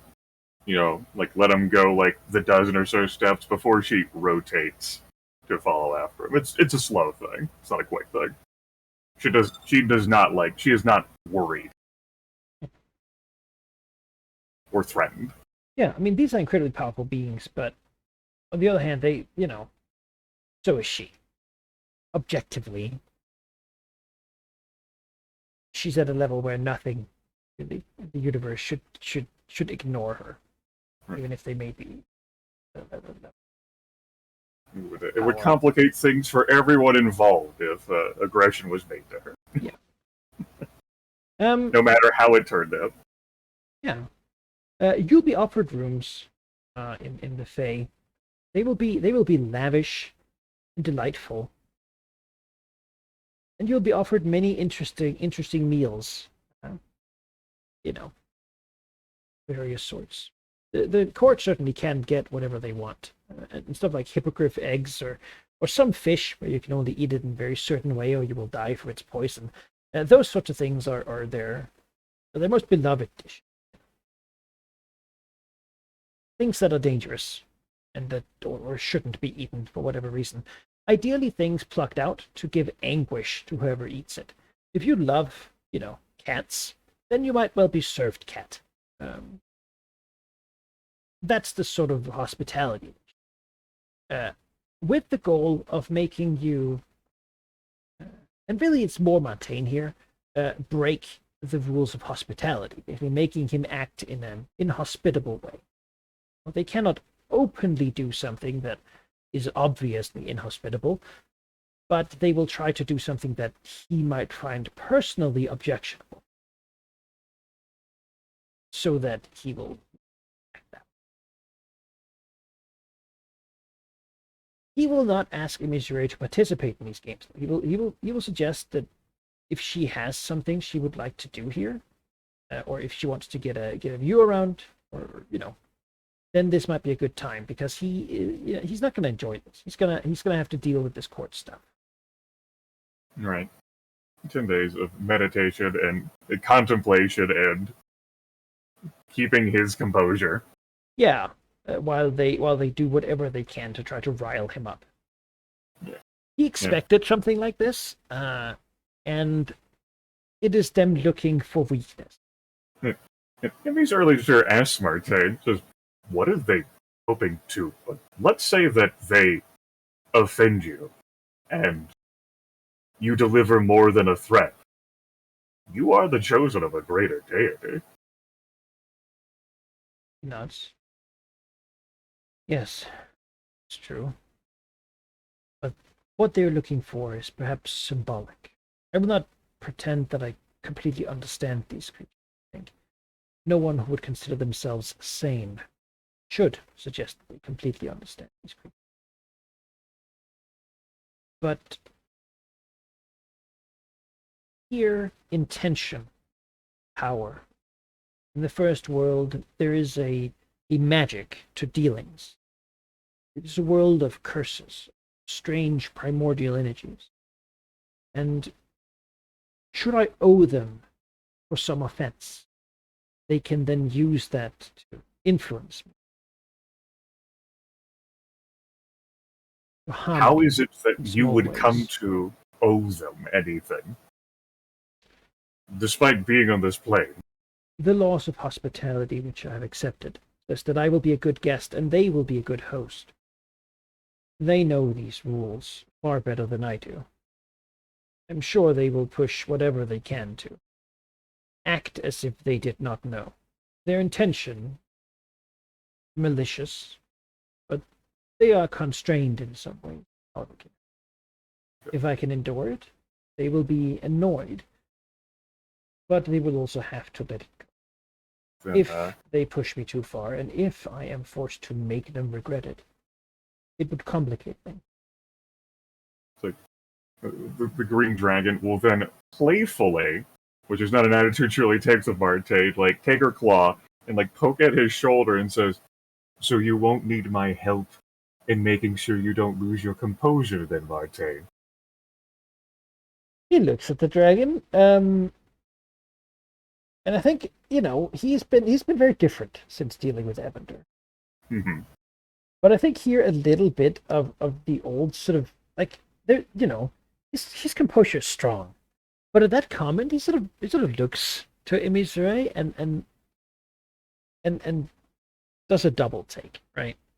Mm-hmm. How would, and he sort of nods and says, "Well, you certainly have been helpful in that regard in every other situation we have been working together in." Referencing her many mind-bolstering abilities. but I do not think you would. It is not your battle. If you wish to be at my side during these trials, I shall gladly accept. It would.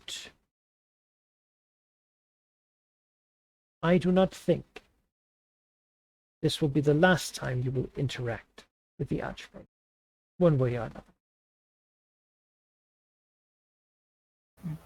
She looks around like the room, like the quarters he's been given. And says, "No, I'll visit you every day we're here, but I'm not your guardian anymore. It will do well for you to not be under the yoke of a protector dragon." It's been a See long what you- time. Just see what you can accomplish, channeling not what Sylvanas has given you, but your own reserves in whatever temptations may come at you. I think with like a mirthful rumble from her body, she'll like leave. Like she's gonna like she hasn't like really been here or spent much time. She doesn't like want to go to the court. She thinks about Telraxos a lot, and thinks about like the poison from Tolona that she now carries with her, and wonders whether she might do something about that. But for the time being, she's not under any rules or restrictions, and she doesn't care about those. The place is a strange one, and if she simply wonders, as a visitor here, the place is created to be sweetly unpleasant. The poisons and such, she of course does not care about, or might actually enjoy to some degree, and so they will not be utilized. But it's a lot of word games, trying to get her involved in something that she might not understand, and therefore might become beholden to someone entirely by accident. Though, of course, given her level and power, these things, the things that dare attempt them, and sort of who don't know who she is, which is a rarity on the material plane, and certainly also among the powerful thing, she can simply brush them off. Oh no, she got lost in a strange hedge maze, where if she does not get out within 30 days, she will be turned permanently into a horse. How terrible. And then she just sort of walks through it, like a wall. It doesn't... It's sort of in the same way as permanently Martine. into a horse. No. Yes, no, the Fae do this sort of things. That's just like this mischief and like spiteful sort of stuff they Yeah. do, or like you weren't polite, you didn't say please, Yeah. It's sort of like that sort of thing. A Fae comes up to you and says, "Excuse me, could I have a word?" And then you say, "Yes. How may I help you?" And it says, "Thank you so much. I think I will take please." And now you can never say please again, or something like that. Yeah, this is why I hate Faye. This is why everyone no. hates Fae. Yeah, This is I what they don't do, and then they wanna deal with it. cackle, and then they go and trade your words off to something else, a Kenku that wants to speak again. Yeah, it's a mess. they could get it. But for this mess of things that are generally considered incredibly dangerous to just wander around, right? In the Fae. It's sort of, she's at a power level again where most of it really is just not gonna, like, oh, you're gonna take my word, squish. Done. You have a problem Try with me. that? So she might actually get some delight out of some of the things that it offers. But of course, the Fae themselves, of course, enjoy many of these things. Like, you get to be spectators, and they get to bet on what mortals do when faced with these crazy questions and perils and whatnot, right? That's probably the role she ends up falling into. This is definitely not a place she would have visited, like in Paragon Heroic Tier, no. But she has thought of the idea of like if she would come to try and free Telraxos and what she might do. And I think there's, even though it gives some other Fae joy, like in her wanderings, to be like the one who ends up punishing those who don't know who she is or what she's capable of. I mean, again, once she gets sort of through the facade, right, and it gets to the background, there is a lot of joys to be had as one of the Archfey. Mostly, though, it is to play with other people who are weaker and sort of less than you and so. Yes. Now the Green Dragon very much can understand that mindset. Yeah.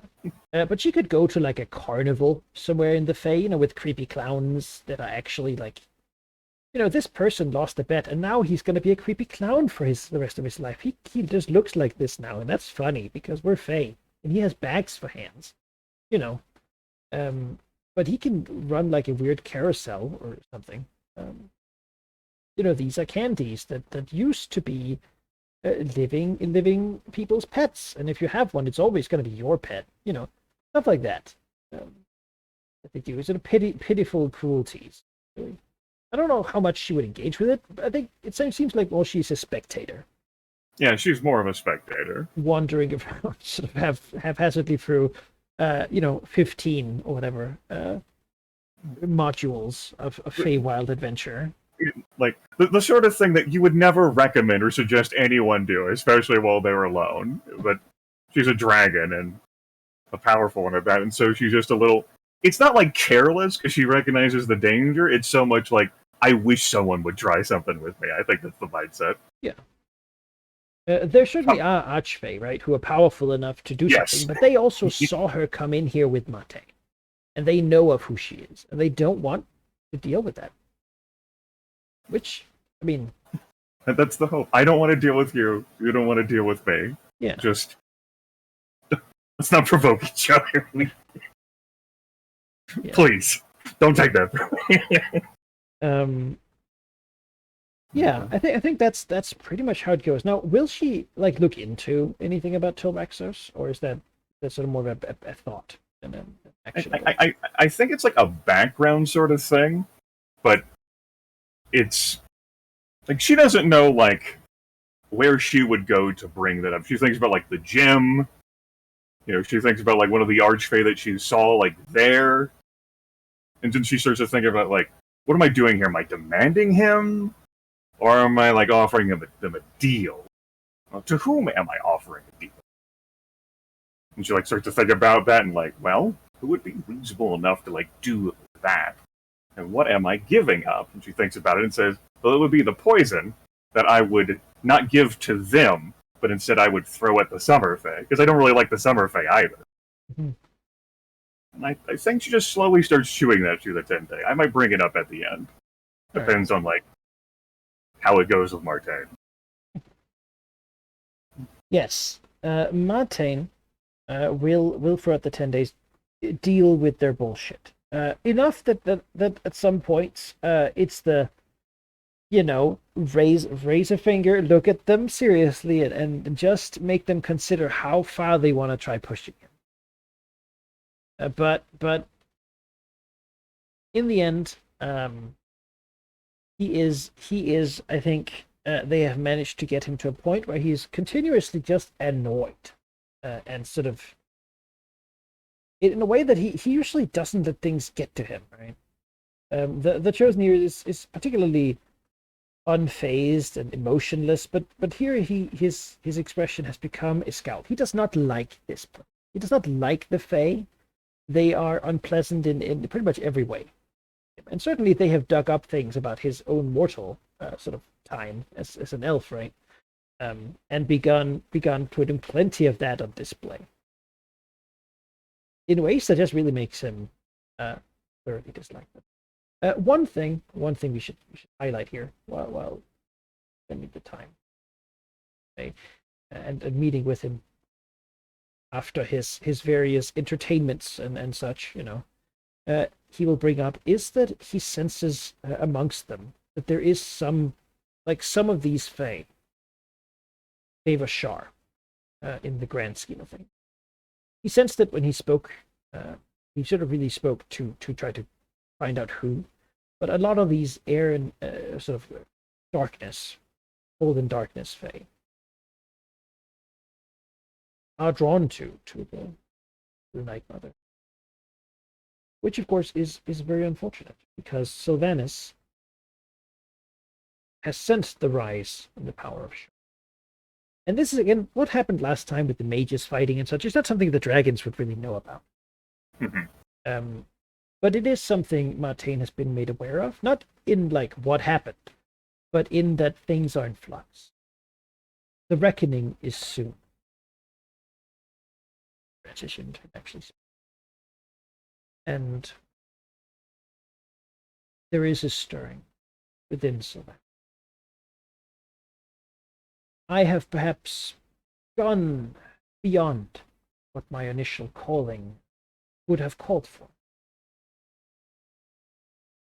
But I feel an empowerment beyond even what I felt when we challenged Edinburgh. Sylvanas is preparing to outbalance some great imbalance that might happen soon. Shar positioned herself well. She's a greater deity. She is one of the ancients. And she is seeking to become whatever is beyond the stage of a greater deity. Well known that there isn't really one. It doesn't even make sense to try. Conceptualize what that might be. She has, of course, always had such ambition. But with a sense of worry I feel throughout all of nature, she's closer than ever before. At least in living memory.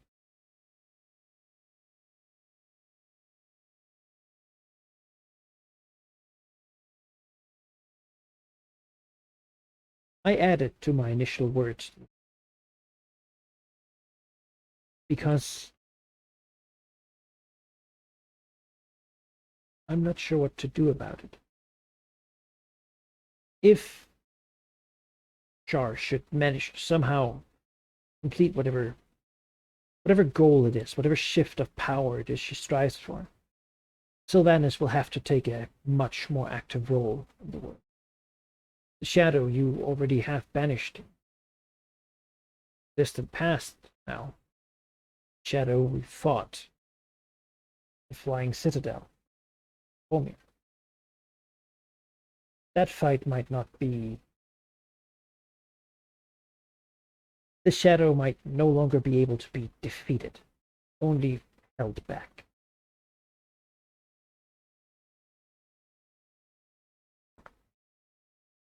Talos, the Lord of Storms and Destruction, wishes to break the world asunder, reap it for his own joy of havoc. Shar wishes to transform it, infect it. We have been able to keep Talos at bay. With great power, old, we've been able to handedly do so in the past. But Shar is a different foe. My task upon Faerun, the power I've been given, I sense, is nearly at an end.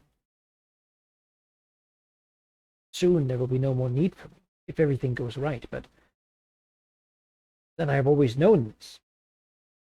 But something has changed.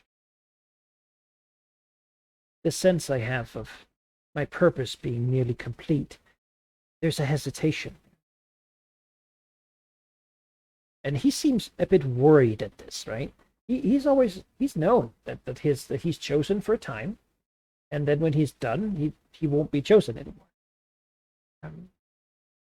But there's a sense now in him that this situation might last much longer, which is very unusual. Sylvanas does not make chosen because generally he does not act on the world. He sort of just passively, allows the world to heal by itself. A winter storm will do something that is slightly beneficial to something in some way. This direct action Martine has taken is out of nowhere.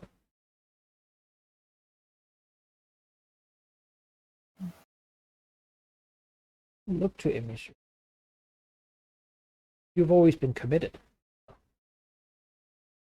you know, she might Hmm. she might chuckle at the always, Mhm. but in his memory, certainly, uh, to the fight against the ship.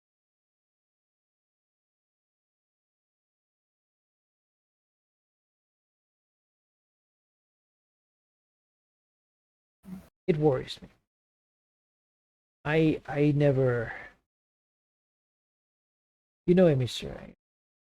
I think perhaps I've learned a lot from time we spent, the things we've done together.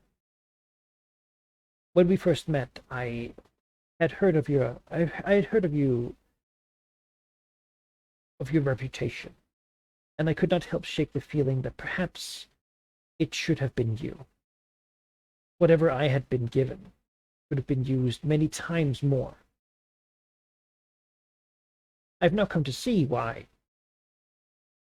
I was chosen, why someone with no great power of their own. It is because I I could be made to fit whatever occasion was needed. But I think we're nearing a time where we might be going towards a time where the occasion might indeed call for Amy Zire, the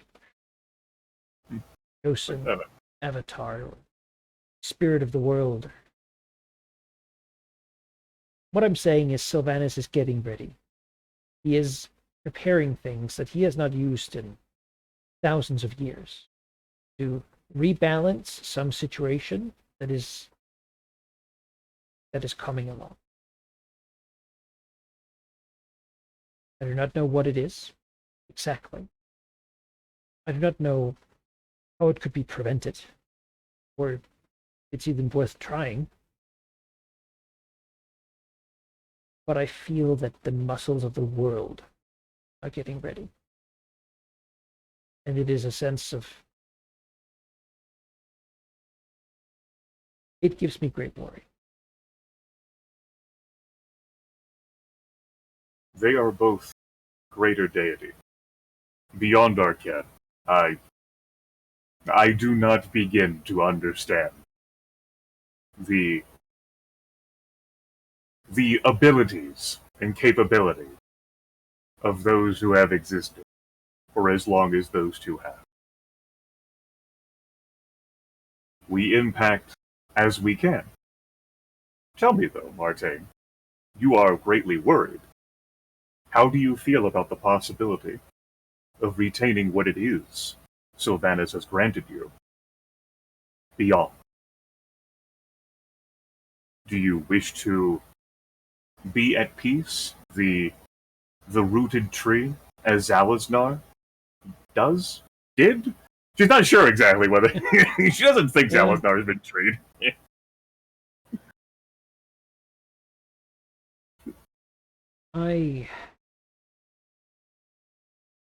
I'm of two minds.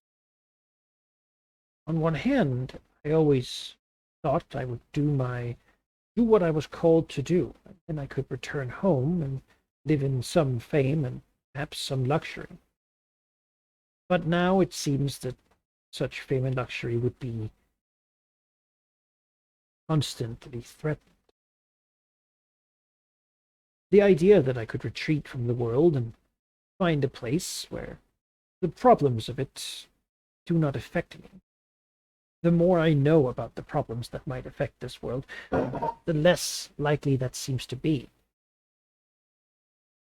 I fear that should I return to my previous stage, I would have trouble not trying to act in some way, not resenting the loss of power. I do not know where that could lead me, but I don't know if I like the way I have changed it. I always felt always felt safe to be unconcerned. After this time we spent together, Martin, I have another theory to offer you on why it is you were chosen and granted this power instead of me. So, get like a nod for listening. What if your role, and she sort of like creeps in closer and like lowers her head to like stare, like look at him like eye level, was to meet me? I think uh,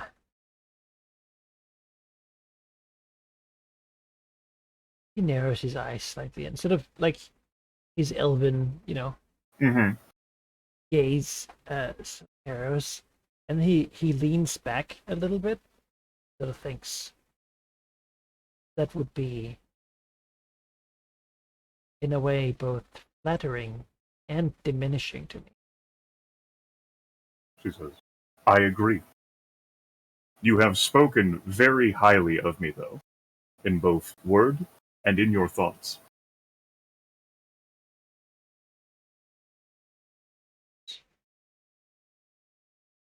I've The seen gods, great things. the gods do use us, though, without our knowledge or our consent. Such is why I offer the theory to you. It feels strangely blasphemous to guess at the intentions of the being whose thoughts I can most often hear. Sort of muse. Yet Yes, yes, yeah. I do not get a sense that it's impossible.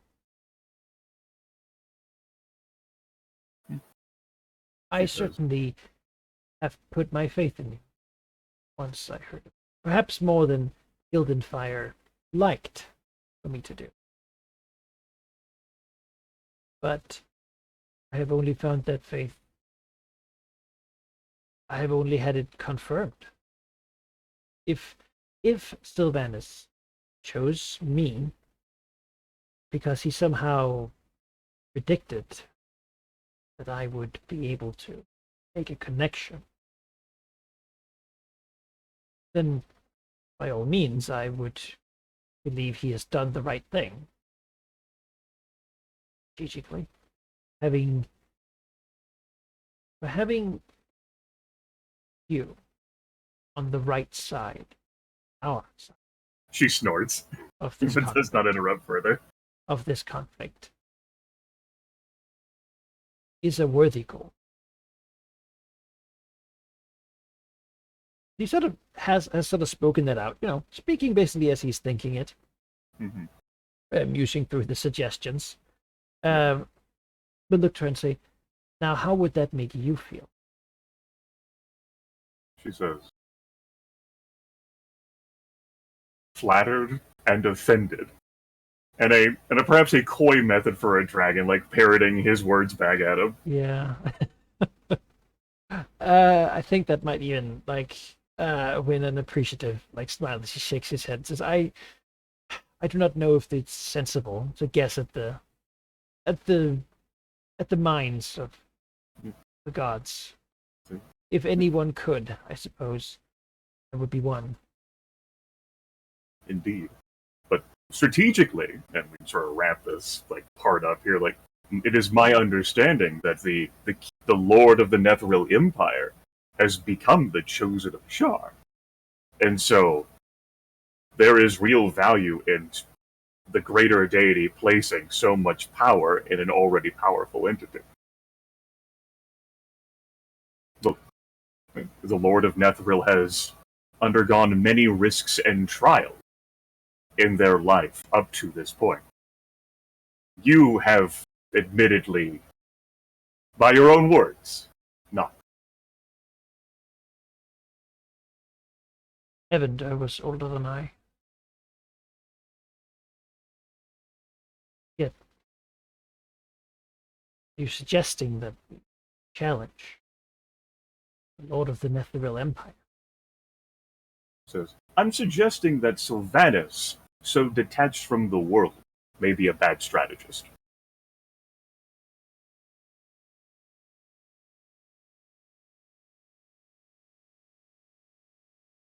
Yeah. Right, Montaigne nods.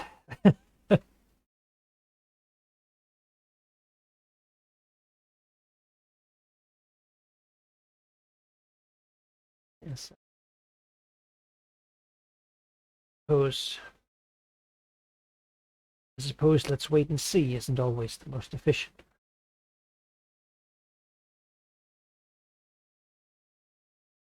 Just Or if not- tasting it, as if he's not Yeah. sure if he will be smitten. Yeah, right. Meanwhile, the fairies, like in the Fey, are like, yes, yes, yes. Yeah. But what do you know of this Chosen of Shar? There's a bit of fervor there, almost like a bit of a feverishness. He had not considered challenging. She says, I don't. It was recent news to me as well. Perhaps that Other is than- what the Oak Father calls me to. Perhaps that is why I feel this tension. She says, maybe.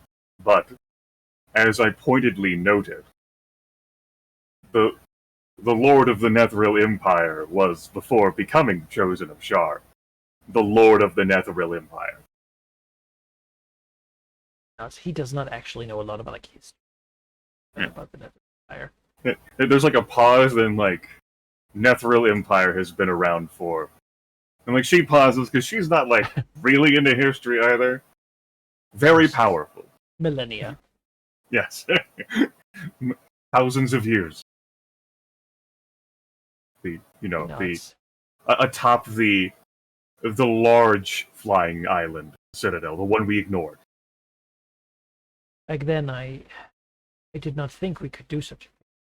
Still, the idea of it would be audacious. And the risk of it would be great if I was overcome by the Chosen of Shar. Yes. And she, like, there's a pause and is like, I would not join you on that. He looks at her, almost like a little taken aback, a little hurt. He then, I see, that would certainly would be a bad strategy then.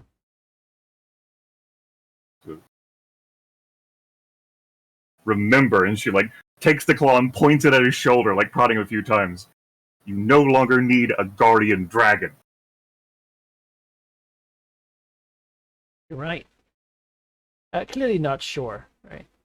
The idea of flying up to that citadel, though, Yeah. fighting him. Yeah. He can fantasize that about that, just like Recicatrix does, but I think the it's Green more than Dragon just- is not going on it that trip. seems it seems like I would deliver myself straight to him. They have attempted to capture me in my current. I had much learning to do before I was ready to evade the hackers. I do not doubt that I would have encountered this person had they succeeded. Makes me not want to encounter him. The bit of fire that was rising, dying down a little bit, as she thinks about the realism of dealing with this. Right. What I mean, the template stacking power gamer. Yeah. In a way, like, Amy's early sure was done with this interaction, but now in a way she has become a babysitter. Like, he's really feeling his power now, and the Green Dragon's got... Say, son, change sweeps us all. Maybe when you're I know. older. I know you feel powerful right now, but this Lord of the Netheril Empire has had perhaps thousands of years to feel this powerful, and then got more powerful. Shar is all about stacking templates. Mhm.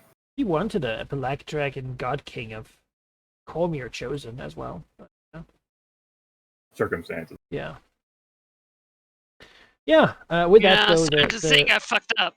the 10 days will will Yeah, will Black pass. Queen Uh, chosen. Mhm.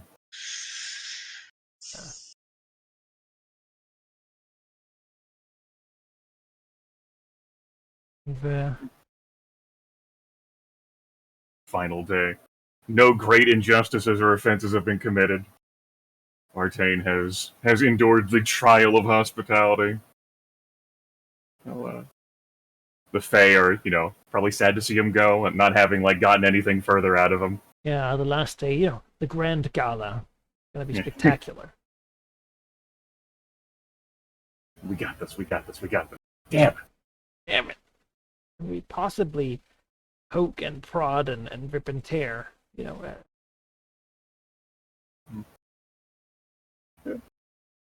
Okay. Maybe Zora leader there will speak to the gem. All right. Where he goes, he'll bellow at it. Roar, whisper, I don't know. She can walk up to it. There's not a lot of lines or anything. Yeah. It just sort of hovers there, with the cold black sense. In some. So, I think so. She'll roll up to the gem, look at it, reflect it, and contemplate. And she'll whisper, sort of added, trusting that, God's powers being what they are, if the God wants to hear them, the God wants to hear, just like she spoke to Humberly. Yeah. She says, Cold Goddess, Frost Bright Queen, I have not forgotten the arrangements that you and Malar have made. But everything does have a price. Within my possession is a boon granted to me by the Mistress of Disease to wield against those of the Far Realm. You can see that those of the Far Realm and their black obelisk are far away from where I dwell. But yet this poison could find another home, perhaps in those of your Fae rivals. I am willing to offer this on behalf of Malar, as well as myself, to expend against that, to see the Summer Fae wither and suffer before you and your magnificence. But, in light of recent events, and the power the Chosen of Sylvanas possesses, my hand is stayed, and I would desire something for myself. There is an individual within your court, one seemingly so irrelevant now after all this time, yet I do wish for him. A blue dragon who fell under your sway, Tilraxos. If he still lives, and if he is intact, then I want him in my service instead of yours. If this is done, if he is available for that to occur, then the suffering will be delivered. If it cannot, then you will have to find another means to tempt me in these very legions.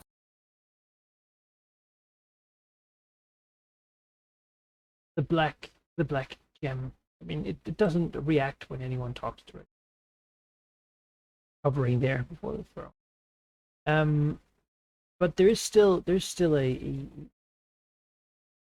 feeling of a cold, distant laughter, a maniacal sort of sense of glee in the back of him. She knows psionics. It's not psionic. It's more of a presence in this in this place. Fucking gods, yeah. Yeah. Cackling at her proposal to send this poison into the Fae, because the best way to give something to the Queen of Air and Darkness is just to hurt somebody else, to inflict upon them pain and suffering, and make it visible to her so that she can watch, because that's what she wants. She is very bored all the time, has no attention span, but is drawn to these horrific things. A very strong need to see all of them. Though she can, manifest several physical forms, she rarely does so. She simply isn't attentive enough to appear anywhere. It constantly darts around.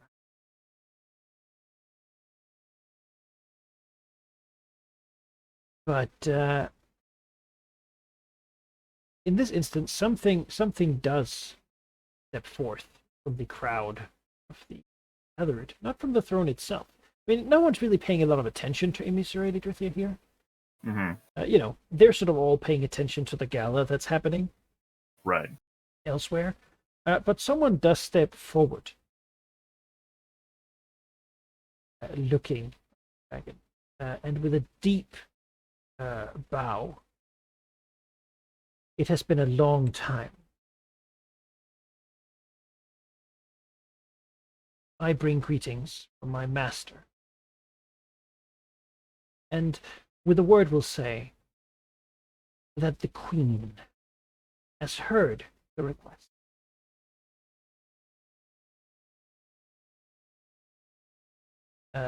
Phaedron. Yeah, I recognized his name. The Green Dragon's definitely having pause there, like like processing through her mind before she Phaedron, arrives at that. the Winter Knight, looks exactly the same as he has in the past. It's been a long time. It has been, yes.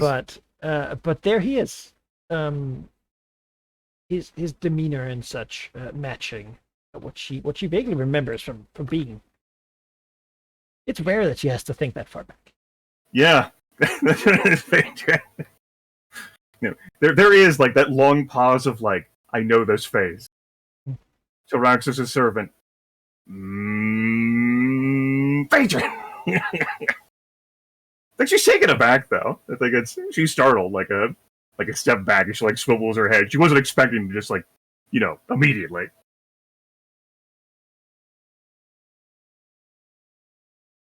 He simply says, Phaedron. Up. He has sort of an elegant, way of carrying himself. Also area here to refresh people's minds. He carries himself as a military person, strict, stiff in his movements, and he is ultimately polite and sort of courteous, as only the perfect ideal of a knight should be. He will look towards the throne. My role within this court has changed since we last spoke.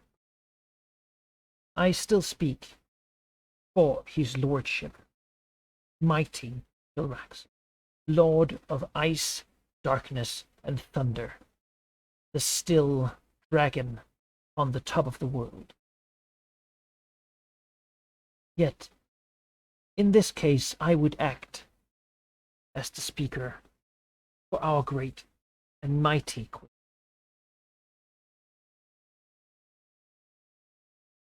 His lordship, Araxos, has dealt with many challenges since his departure, not long ago, in the material plane. Speaking not long ago, of course, being in Fey terms. Yes. For a time, he assisted his lady. Then, the tension shifted, and he had to find great purpose in the north, where he found himself. Now he has taken it upon himself to stand vigil upon the top of the world, frozen into a magnificent piece of art, that she may once upon a moment gaze upon him and see that he is perfectly still, frozen, unchanging in his perfection. As his skin glittering with the ice crystals, the winter eladrin. Immaculate. For of course, the Queen of Winter desires nothing more than the world be perfect and then frozen so that nothing can ever move again. So it'll be forever perfect. That will be delightful.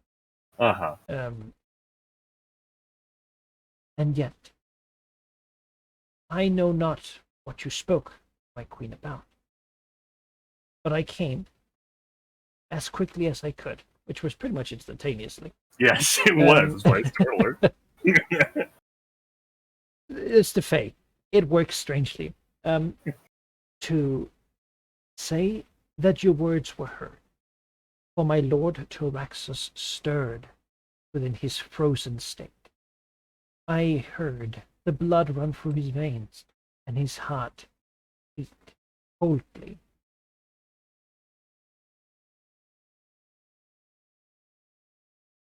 What offering you would bring her, she would find delightful.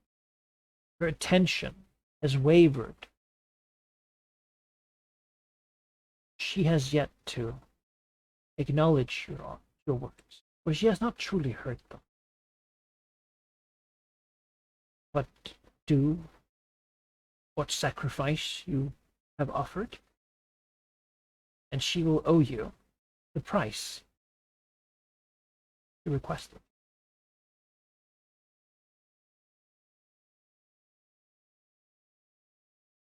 Reserve Leader tilts her head, then looks at the gem and says, speaking to the gem and not to her, "It is a deal, then." Which is something she never thought she'd fucking say to anything pertaining to fairies, but here we are. This many sessions of the Adrian just campaign. sort of glances at the gem, offhandedly. He seems to look at it and then look down, it sort of burns his gaze a little bit. He, is forever a servant in this court, and it's clear that this place does not let him forget that. That his service to it will be eternal. All those many.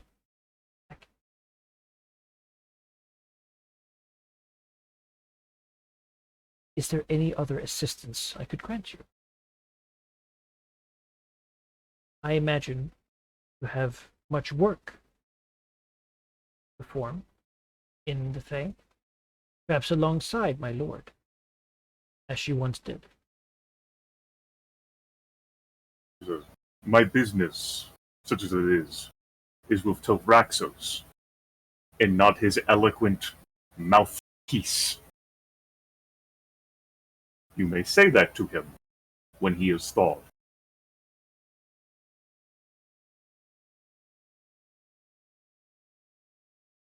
I am sure your words, as I convey them, will distract him from the pains he's feeling in the name of Our Lady. I think the green dragon snorts that she does not have the patience anymore. Bow and withdraw himself. She has to get out of here. Martin! It is... Release me! Help! She can... Yeah. Martin already left, but... Yes. That's... Now with purpose, quickly hurry after him. Yeah. When she spoke the words, it's a deal then. Mm-hmm. There is no doubt that is then, a binding thing. They do not care about written agreements as long as it's agreed upon. Yeah. Yeah. What are her thoughts as she leaves, having found this connection? For a long time. She doesn't know how Taraxus may be different from her memories, but she does know that Taraxus's dreams, when last she interacted with him, were not the dreams of, "I desire to become an ice statuette for you to maybe gaze upon." How twisted he may have become, she doesn't know. Whether he is something she will ever want to be around again, she doesn't know. But she knows that he is alive, and thus presumably still bound to the curse, which also answers that question for her on who's left. Yeah. So there's like a begrudging "I got my answer," and I did this for it to give you a chance to have your freedom. Whether you squander that, it will be up to you. Yeah. If in the process, like you are now in my service, I command you to live your life as you please. It's just like, oh yes, I evaded the curse of Yaffle. Now I'm in eternal pain as an ice sculpture. Oh, great.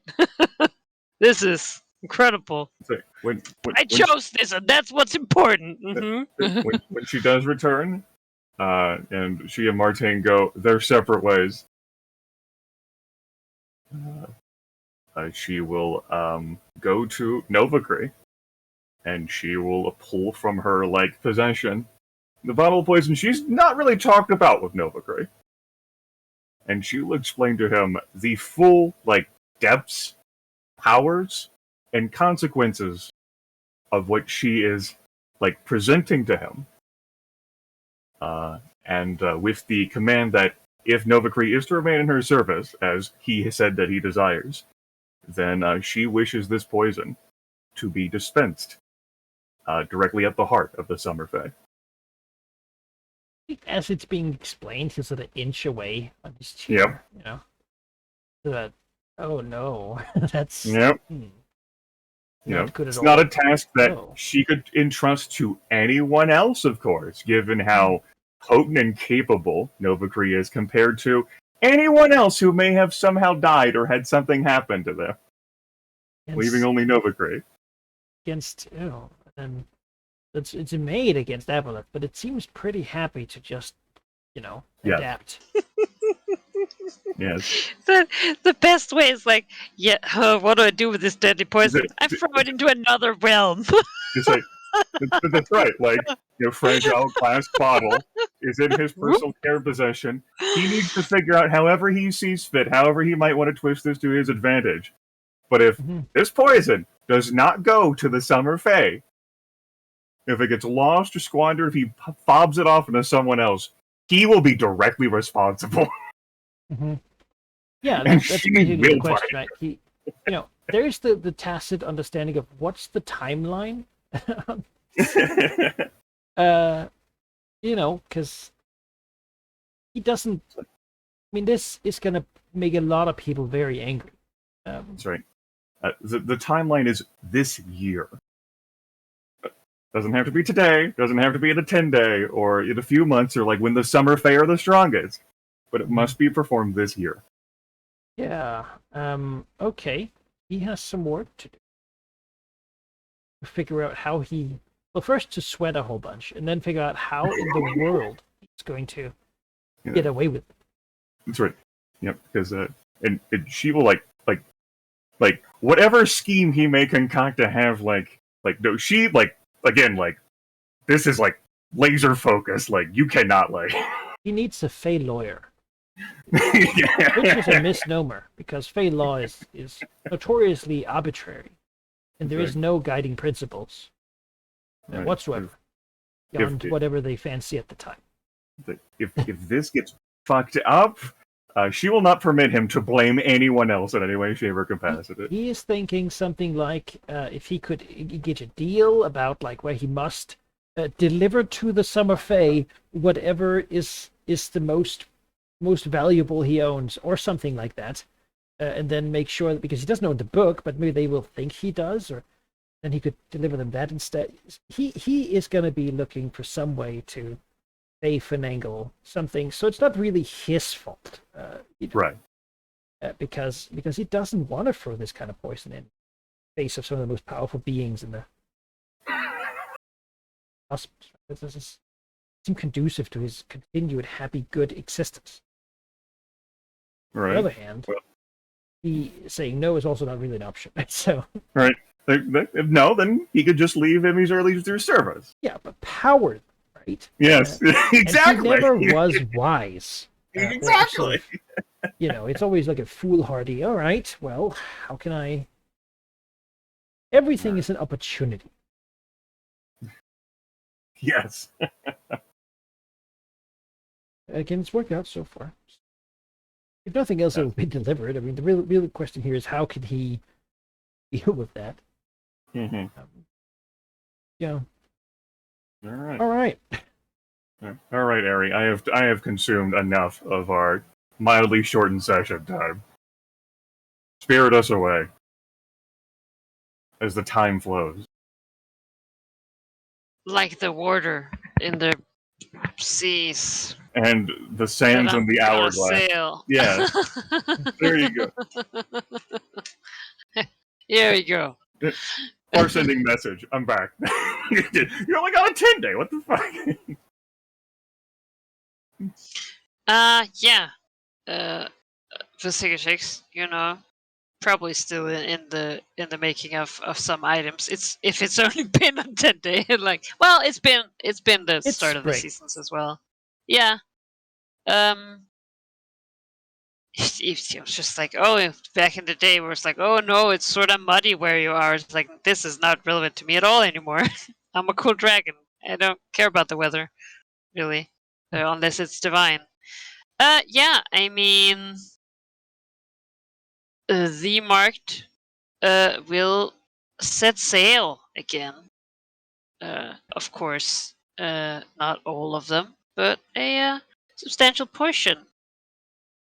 As representative of Comerian fleet, not quite there yet. Amongst We the will. pirates, there's plenty of Comerian flags if you need them. They just happen to have those Yeah. on some of their ships. But they've been like, it's like finding a whole one that hasn't been like used as some kind of scrap cloth, like, oh, this is a rag. No, not that one. Yeah. I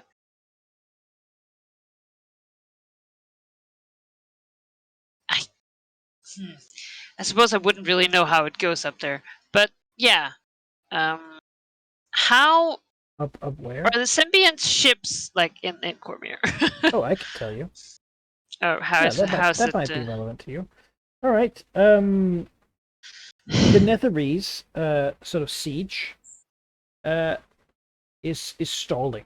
The assaults they have tried to do upon the city that almost sort of have succeeded at this point, honestly, have fallen back. They are withdrawing. Ever since the end of last year, the large city has been conducting some sort of basically like a defensive ritual, shielding itself. Something clearly shocked it. The belief is that adventurers might have had something to do with it, and they won Cormier a moment of respite to breathe. But I think at the end of spring here, you'd know that it has begun moving north. They're withdrawing. Cormier has survived. They've won. They have been defeated. They're retreating. Okay. What an amazing event. Yeah. All right. They're moving. As I say, not the Druid of Sylvanas. They're taking their stuff and moving across the Stormhorns. They're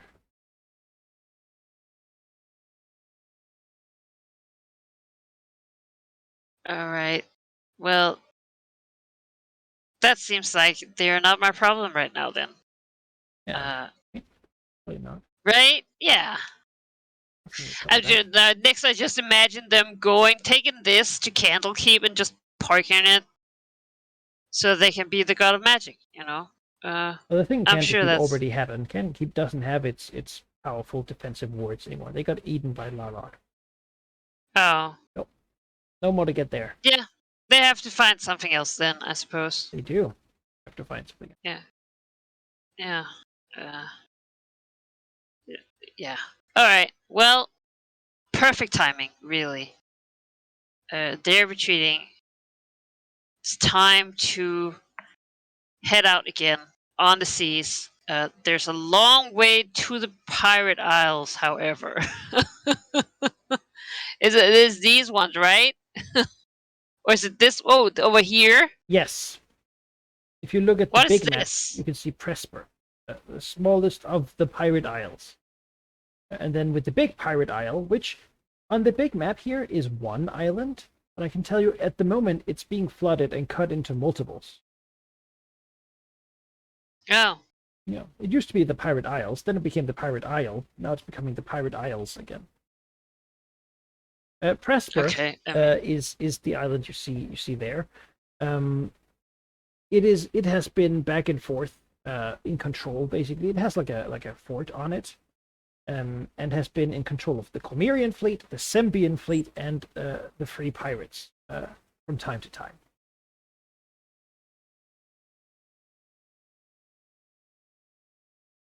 All right. Well, Generally So, inhospitable. question. Yeah. If, like, is Sembia still under the influence of the Netherese, or? Yeah, they sure got that blue coloring. They got Netherese governors and stuff. Okay, cool. So, because it's a long way to the Pirate Isles, and we're gonna need some supplies on the way there. And there's lots of nice Sembian coast right here. Yeah, a lot of it you has know. been like reaped, destroyed by. Yeah, that's Yeah. true. But like Selgaunt is certainly, a capital anomaly of Sembia. Really get into it. Yeah, so there's like over here, right across from West Vietnam, is like over here. Yeah. The Mark says sails. The mighty fleet that has been dormant for a while, really. Yes. It was used a bit against the Sembians when they tried to get through to Marsember Pretty by heavily, yeah. Yeah. A bit. Well, I mean, it's a small pass. I feel like it was not only ships, because it's not a lot of maneuverability for my big, Monsters.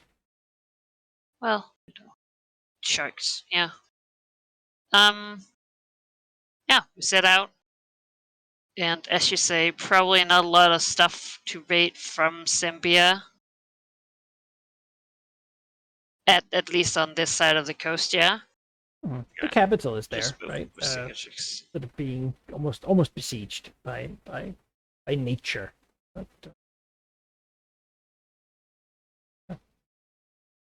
a lot of the coastline has been cleaned up.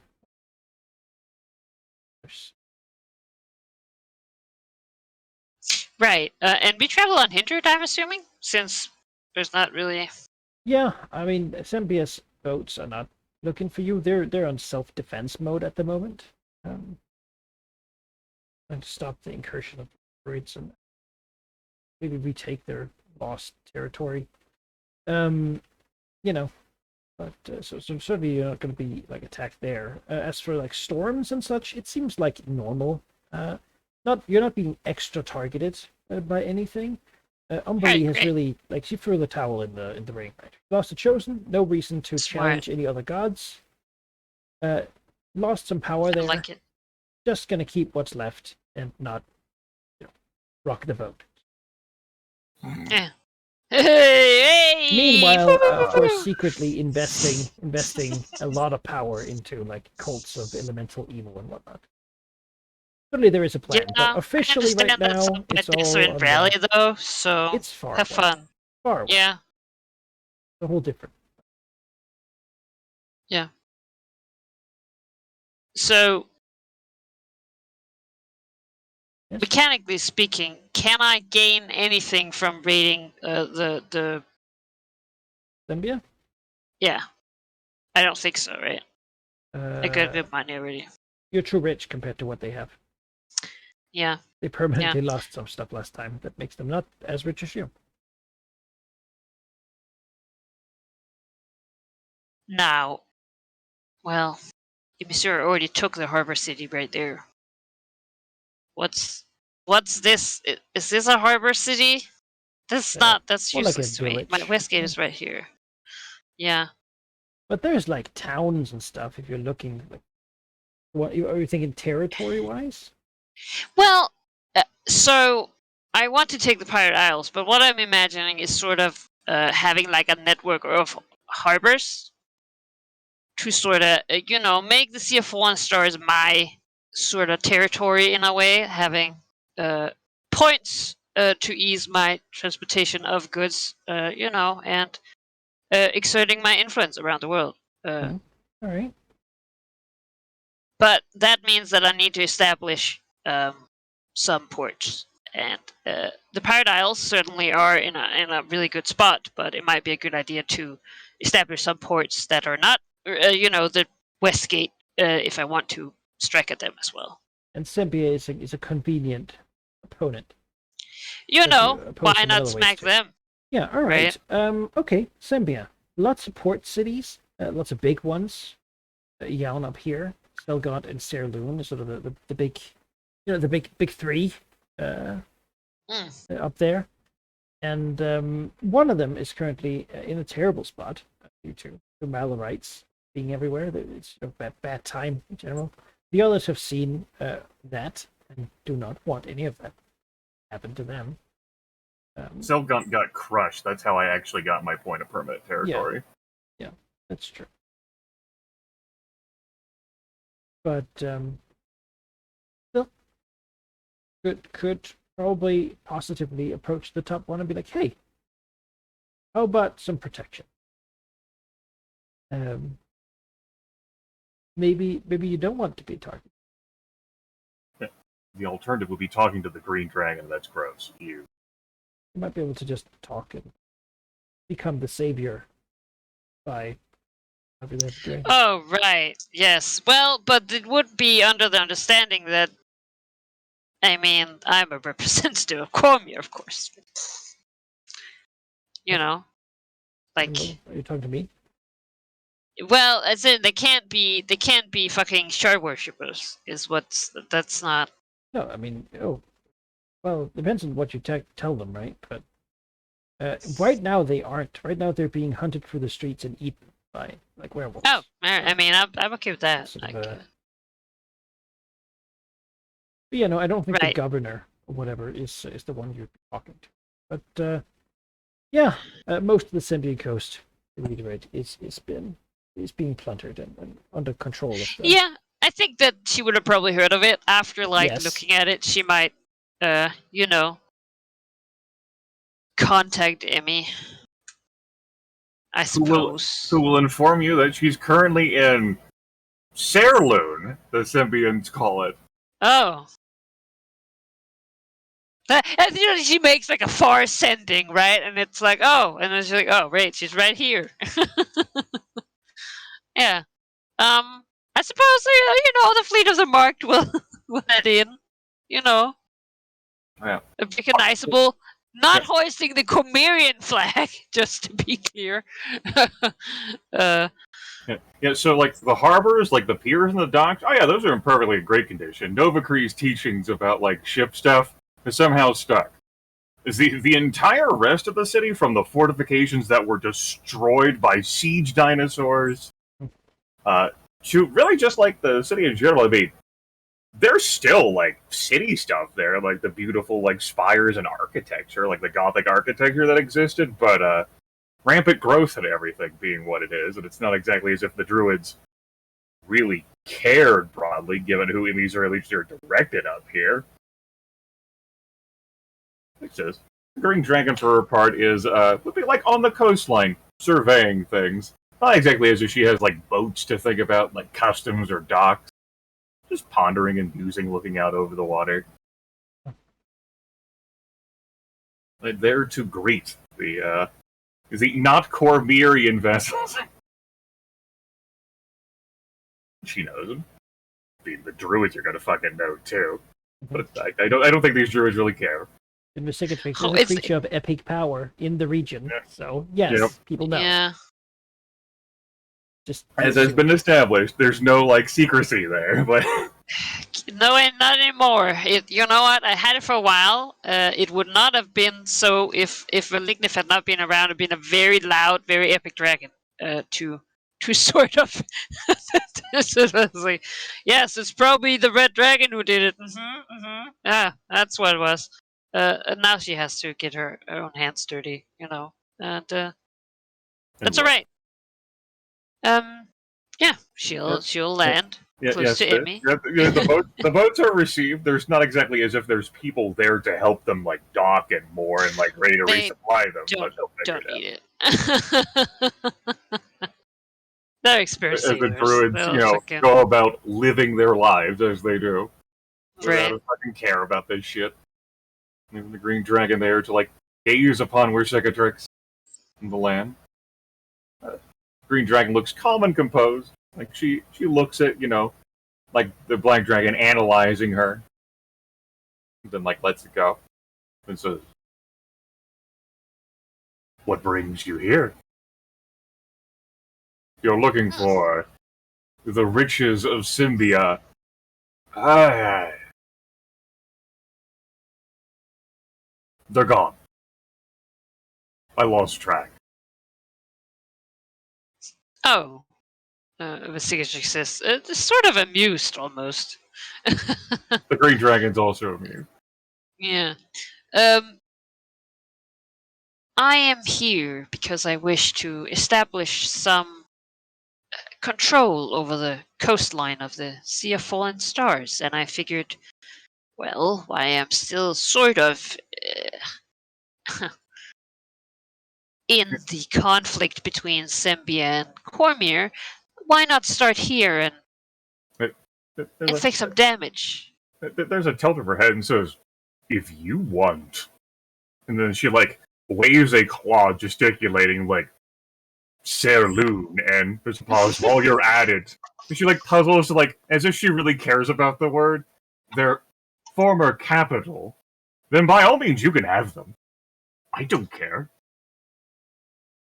I came here to punish the Symbians for their attachment. And if they return, I planned on punishing them once more.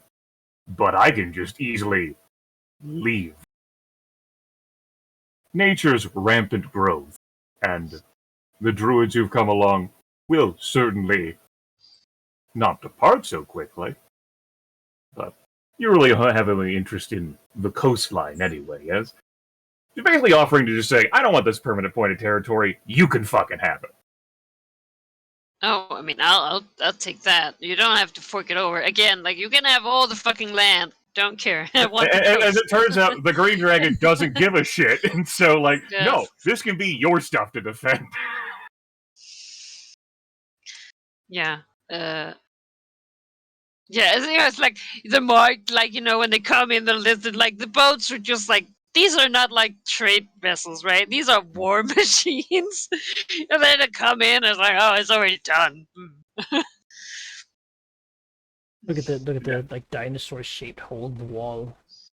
Yeah. We haven't exactly discussed, like, the idea of, like, PCs giving each other, like, permanent points of things before, but, like... Yeah, take it. Yeah, like, my green dragon is, as we know, in no way strongly motivated to do many things. And this up here just seems like the Symbians might be like, "We will stop your evil justices! You have slain so many of our people, we will retake our ancestral homeland." Green Dragon doesn't want to think about that shit or do it.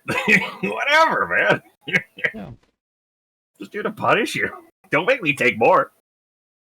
So, if you want the permanent territory and any headaches that may come with it, they're yours, my friend.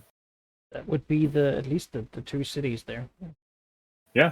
You're going to have Serloon and Alternatively, Silica. I can just use the harbor and you can have a headache. Like, I mean... No, Harbor and Headache are the, Oh. If you think these druids really care about that sort of thing...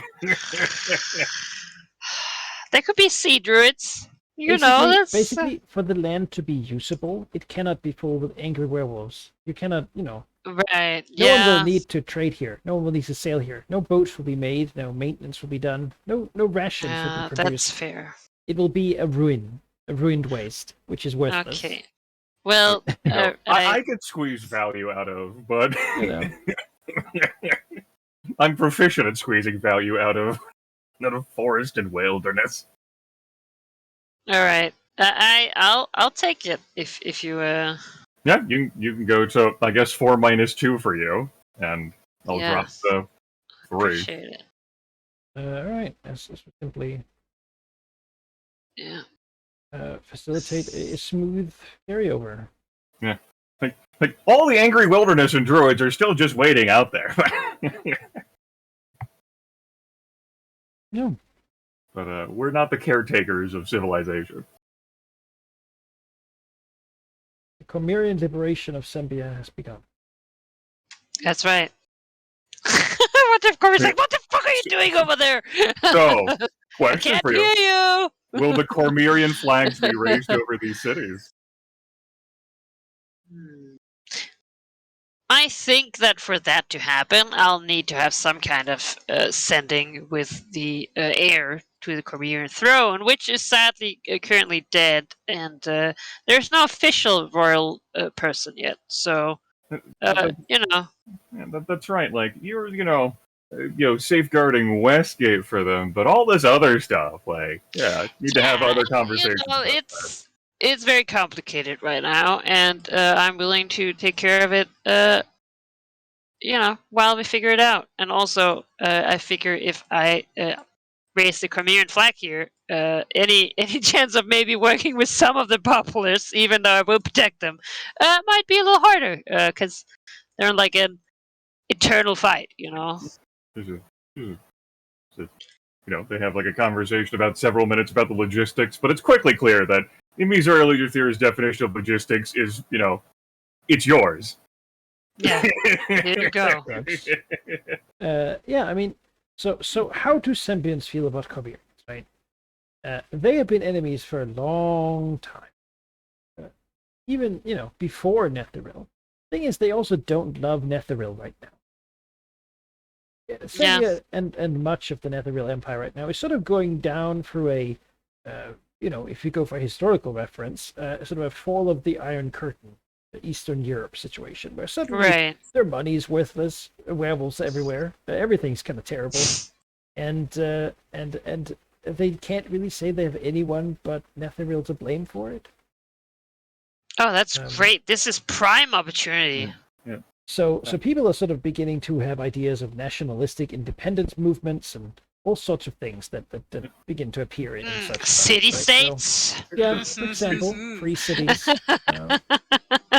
Which is what, like, the Green Dragon was looking to spark at them. Yeah, and with the governors kicked out of the 2 major cities, I mean, there's this one. It was like exploded. And this one too was sort of ruined. Netheril was not kind, especially to the northern cities when they invaded. Hence why the southern ones just were like, you know what? Yeah, let's join. Let's not have a flying cities explode us just like that. That sucks. So, those are not really able to provide a lot of.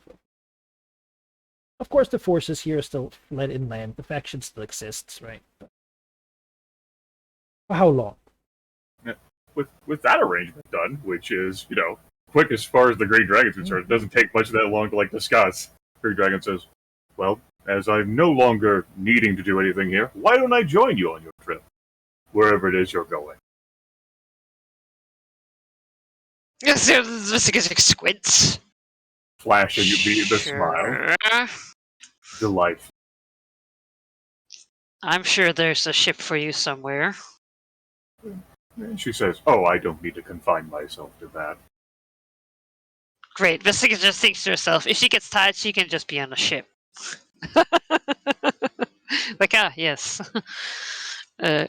Well, actually, I have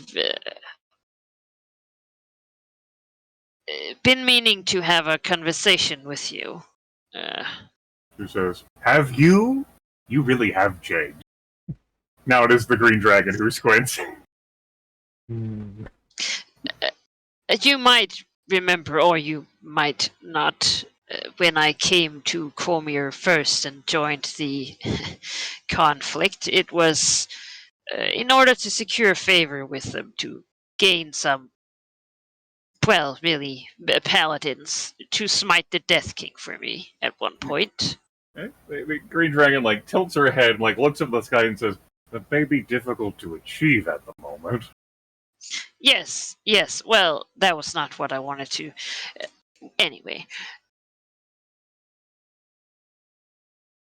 I believe that I told you I had started looking at the ritual. And The Green Dragon doesn't show any strong memory of that. Yeah, that's what I figured. She says it's not certain that the Black Dragon has actually told you went to see the ritual location before through the portal in Naflek City. I remember that. Yes, and now I have constructed a portal in Westgate from my lair to the original ritual site. I killed the Guardian and found that the Death King has been rigging the ritual to gain power and use it for himself. Thus, I wanted to destroy him, to take over whatever power he has gained, and make sure that we can edit the ritual without his interference. The Green Dragon says, "Why aren't you able to sever his ability to get to the ritual site? Or can you, I suppose?" Well, as you know, he moves more or less freely now. Do you know? Well, and worse, he has the creators, save for Yaffle, of course, at his disposal. He might just be able to create a portal much like the one that I have made there, should I find a way to even block him out, which I have not found yet.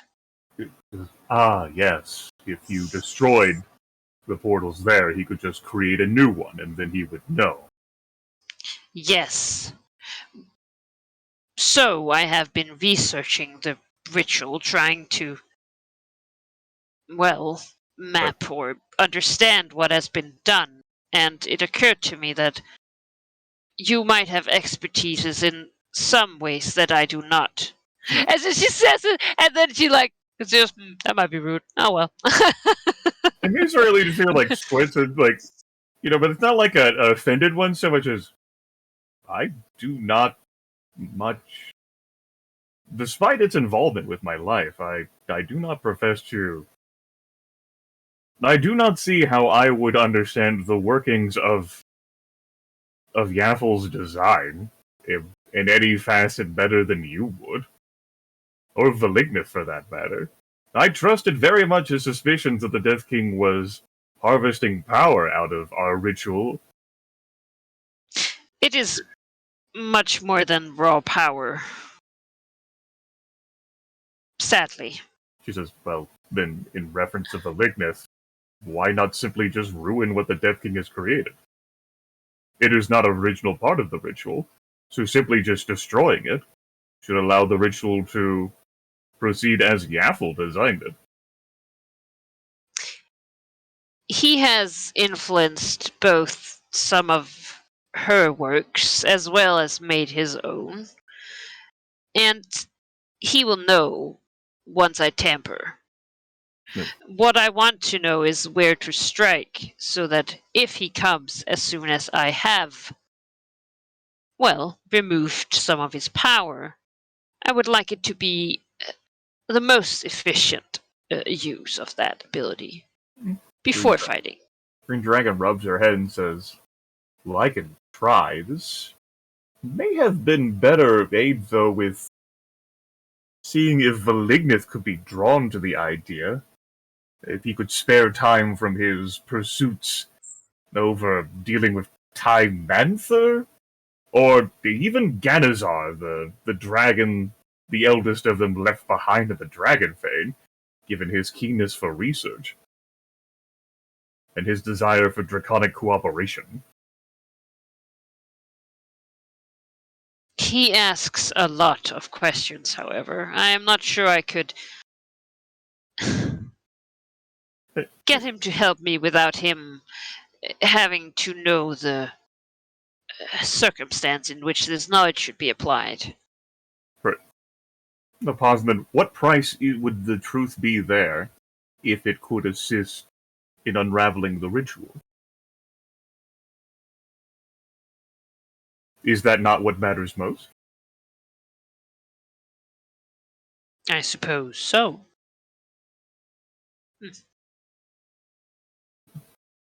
No, the Green Dragon totally isn't playing on the Black Dragons. Like, As a manipulative? No. no, Not I. not invoking see it done, but just toying with like kings. I get. Well. Hey, Green Dragon, you are the one Anyway. who took the initiative to, and I will assist in aiding us as I am capable, though my strengths are elsewhere. Yes. Well, perhaps at least in. There are some primal magic aspects that. Well. Really, you should try contacting Valignith about this. He most assuredly does not know what you have done. And while I can't fathom he does have other cares and concerns about the Death King, there's a pause, and then, in light of the strain that has fallen upon us at the start of this year, he will be invested in unraveling the ritual too.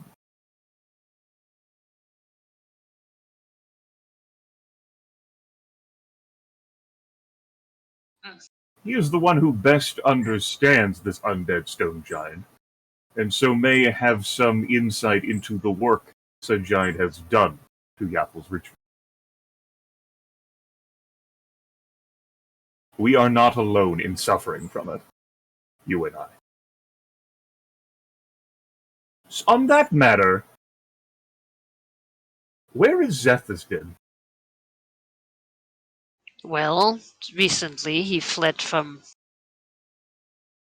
Baldur's Gate, I believe. I have not contacted him. I suppose I should, given recent events. He is tethered to this ritual, as you were, somehow. And so, in light of what has transpired, perhaps consider whether he has become undone, or whether he has found a loophole. Give I me would a like to know either. moment. Because if Zethusden did find a fucking Or loophole, I would 10 very much like minutes to or know. something. Imagine that. Oh, I just opted out. Yeah. I found out that one of us could do it, and I thought, why not? Yeah. All right, good news. Gonna need that body bag now. Wait, what? Oh, Yeah. I was gonna say. The Green Dragon, as patient as she is, she'll find entertainment. While you perform whatever ritual or whatever, she'll go admire some gonna say- architecture, the greenery growing. Choose which ship that she might stand on during the voyage. Choose what form she might choose to be in while she stands on the ship.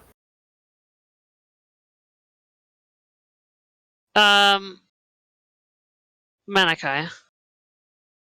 I have bought Farsending, but I just looking up. It is from Manual of the Planes. Is that fine.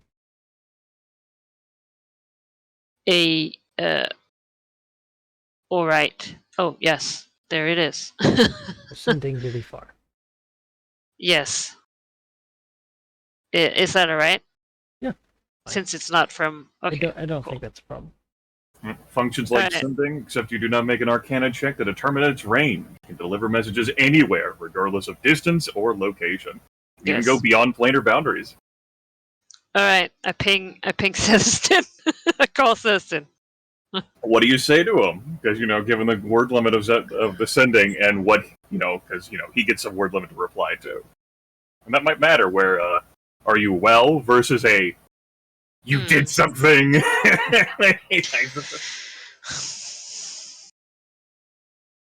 You know, because it does matter for like our perspective as well, narratively, like Yeah. what you'd say to him.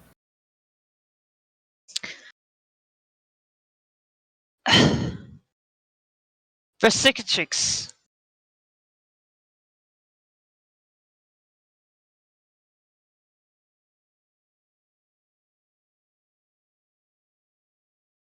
Asks statement or no status update.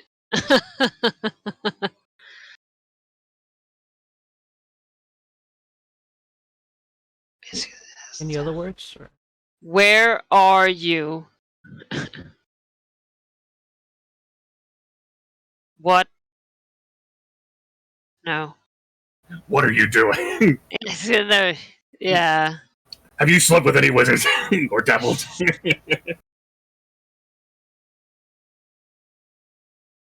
Do you need aid?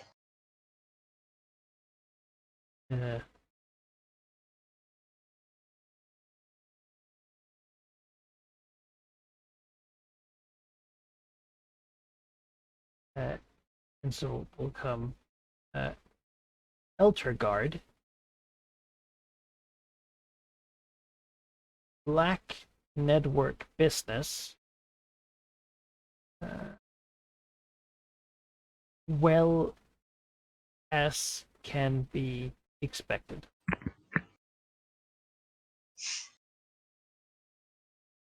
Great.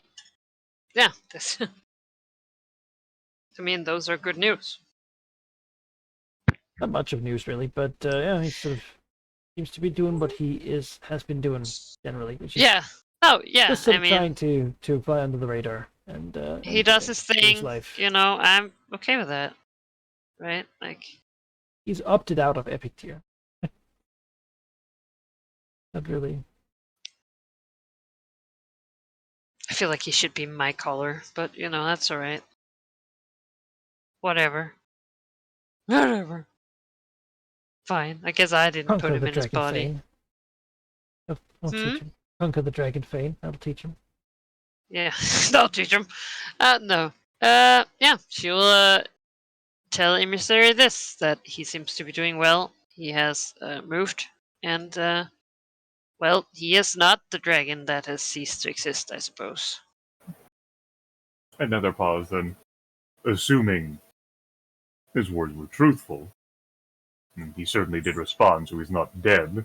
I do not value his intellect or craftiness highly.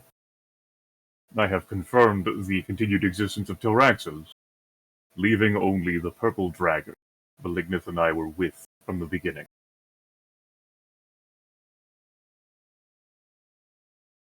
She rolls her bulk as if to, like, express that she cannot even begin to fathom how she could have found that damn dragon, like, in the Underdark somewhere. We're separated by several havens due to earthquake. Yeah. And then, you know, another pause says, we knew it was a possibility from the beginning. You know, admitting that, like, you know, she lived very much with the fear of, like, these separated dragons could die. Now it has transpired. Well. She says, in retrospect, perhaps I should not have feared so much. This does not feel as harrowing as I anticipated. Though perhaps that is just because she, capital S there, remains alive. I think also the ritual affected more participants than it was meant to. Yes, given your status in that of Zethesden, that is clear to me. B would probably not want to go below 5 or 4.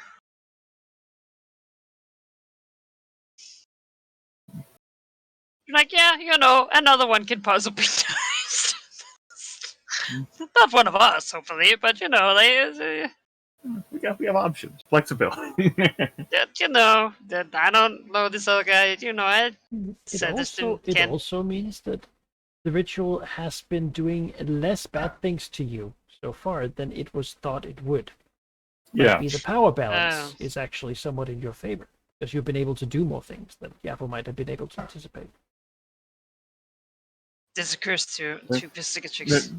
Her But tail is a little excited. which also means that maybe now it can do worse things to us here at the end. Right? Yeah.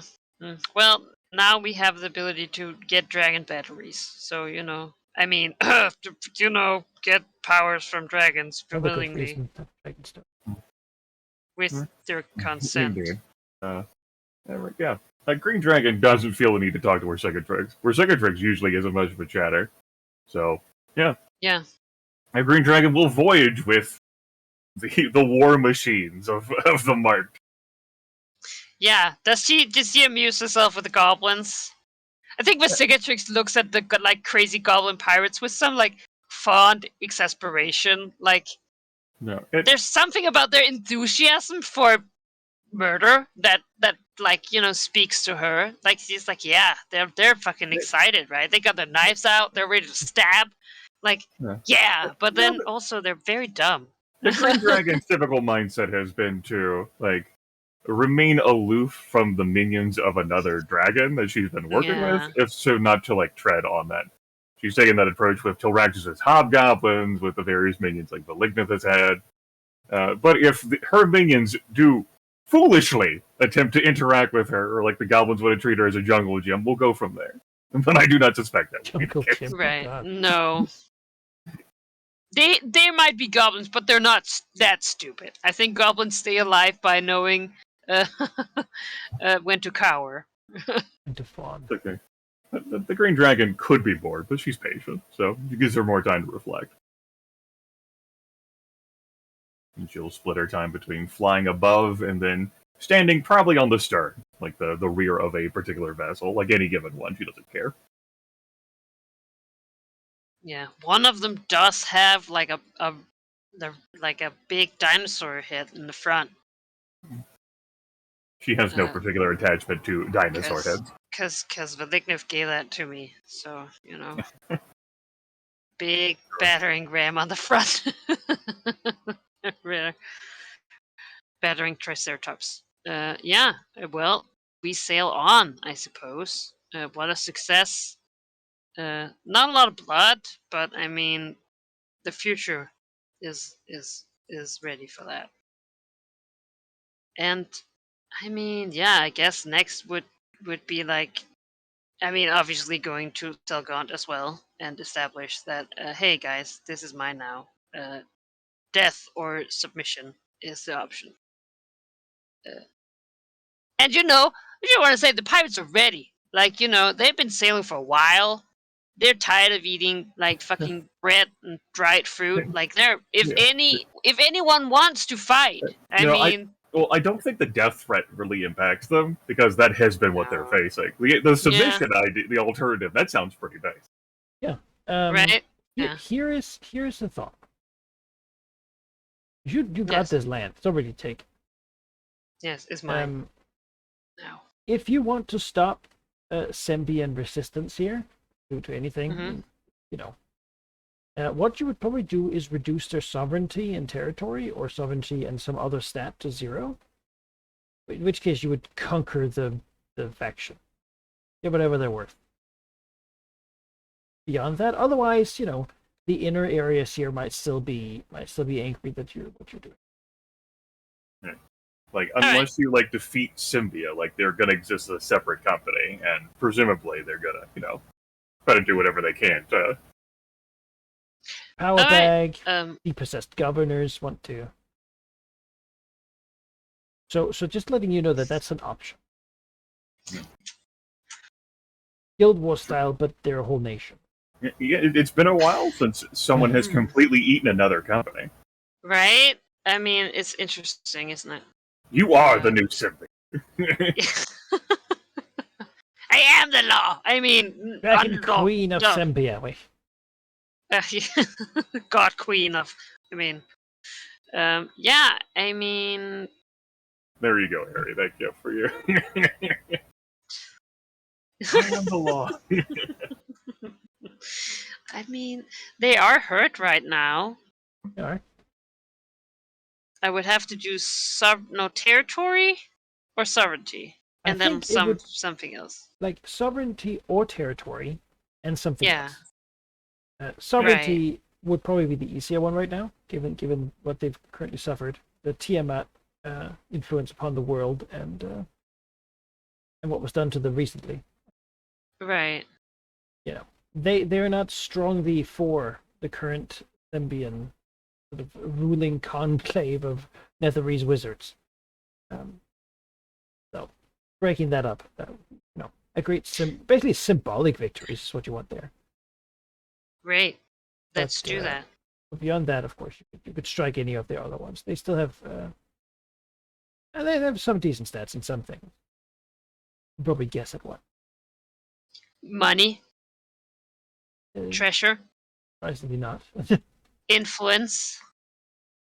But do what you will.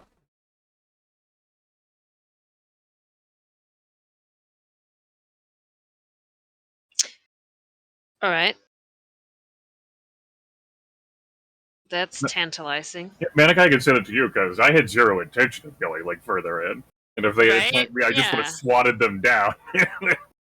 But you, Well, it is true. It's the thing, right? You're like, oh, it'll be a headache. Like, I could maybe destroy this headache now. Right? you could. You know, maybe. I You know mean, what? I don't What know. the hell? Let's liberate Sembia. Take their money, take the wealth of Yes. these very wealthy trade city-states, You're and right. and put them under, control Cormier.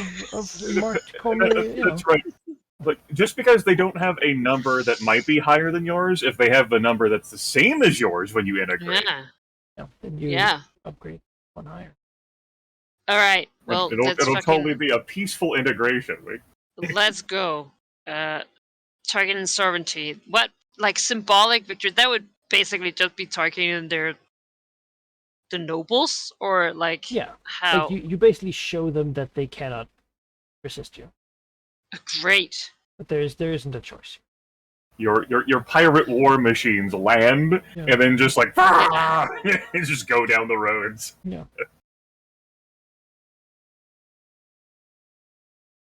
The Green Oh, Dragon I should have had Valignif ship weapons to me before we left. Oh well. Oh well. It's alright. Alright, well. Oh, I keep clicking on my dragon. I'm not gonna find a lot of useful stats there. That Yeah. just attack and sovereignty can do the treasure and might, I suppose? Nope. To attack it. So you basically go in, you trash their statues, you walk into their palaces, you disrespect their laws, you do things to show that they don't have authority. The old ways have failed you. Yeah. Yeah. Well, Vesicatrix is there, of course. So see, I was expecting to do a lot of pirating. Now I don't get my shit. The Green Dragon finds this amusing, expecting to go on some sort of like voyage across the Sea of Fallen Stars, and it's just weird. No. Like, yeah, I've been here. Well, now that the cities are taken. I mean, All right. honestly, Harry, just now that I was saying it, now that the cities are taken, you're seeing it done. Oh. Like, I don't think anyone is aware of that, but that seems to be what you're doing here. But Yeah, that is true. Well, are let's you ready go. to commit to it? Yes. Mine treasure. 6 plus 1. 7 dice. Let's go. Double 7. Against their sovereignty. Well, you're gonna face distance. Okay. Yeah, I figured. Double 9s. Oh wow, double 5. Yeah. Oof. Wait, that's specific. So you try to move in, but they resist. Bring you back. They've been ready for other things than but, Yeah. grab swords, fair. cut. It's not like a silver sword is terrible at stabbing a guy who's not a werewolf.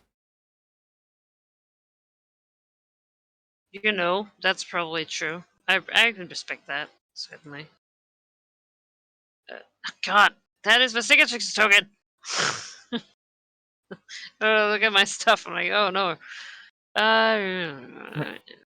Just move your March token over here to like make it simpler Yeah, for you. You stop getting like so. right. All right, let's go again, because we have to. Double 10. That's a lot better.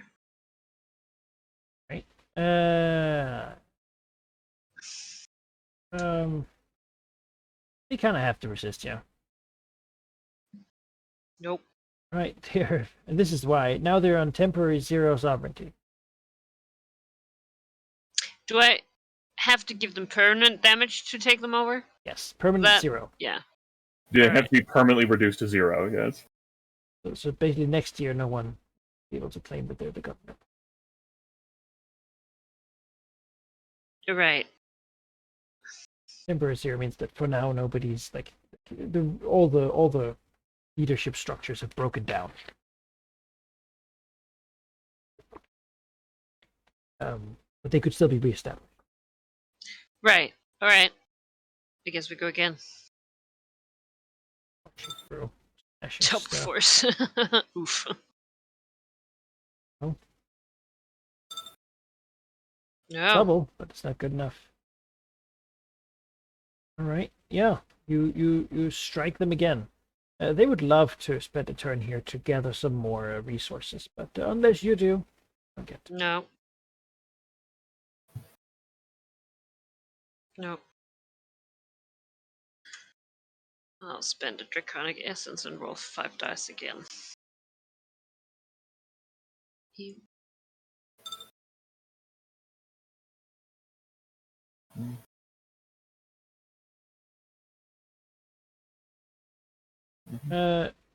Right, yeah. You'll strike them again. You basically march through the land, forcing them to retreat at every turn. They are on 0 sovereignty. They would have to win something to make some sort of deal out of it, and in reestablishing a coherent anything really. Right. So even if I like Even if you reinforce stop now, they have 0 sovereignty, so they somehow get more. Okay, great. Because I need to gather some forces before I smash again. Oh, in that way. I mean, they could gather more, not now, no. But other stats. Right. So Yeah. that is way harder now. The Green Dragon is less amused once this like turns from an initial foray into like a real time sink for the Black Dragon. The Green Dragon remains, so You know, she's just committed now. yeah. Yeah. Right. It's like you march through one town, then there's the next one, and they're lined as well along the way. Like, oh, dude. Not a great gathering. They basically called in whatever favors they could from Netheril to come help.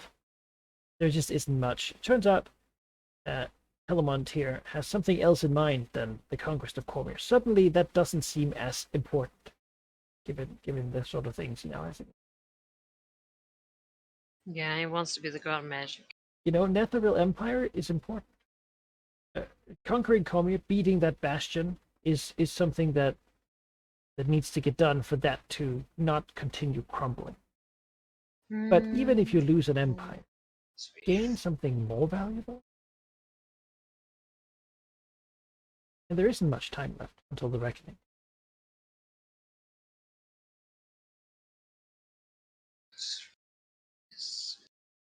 Alright, I'll try and gather forces.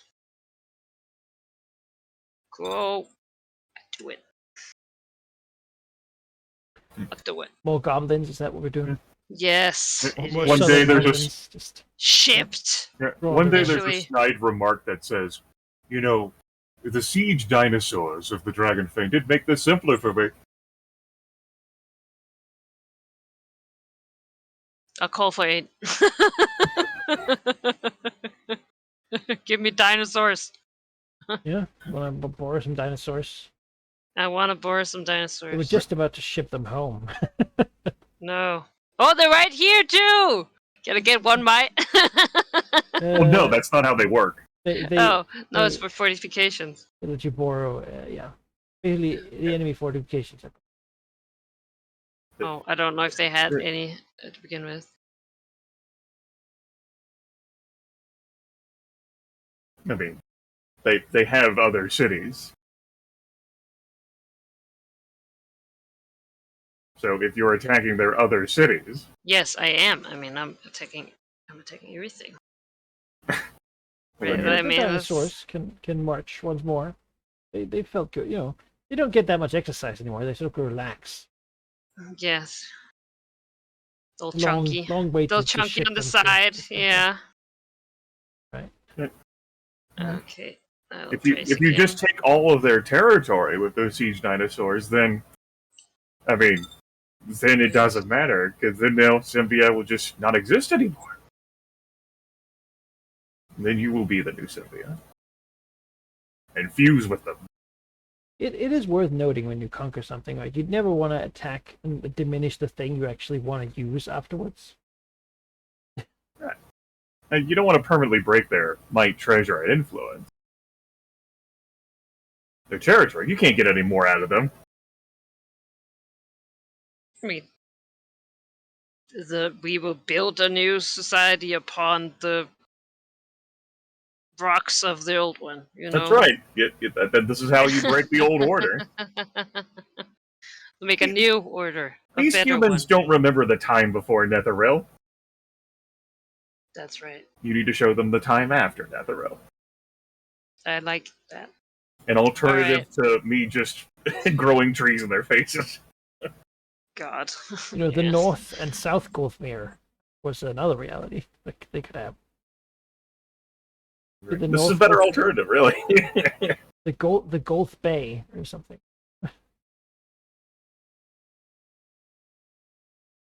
All right.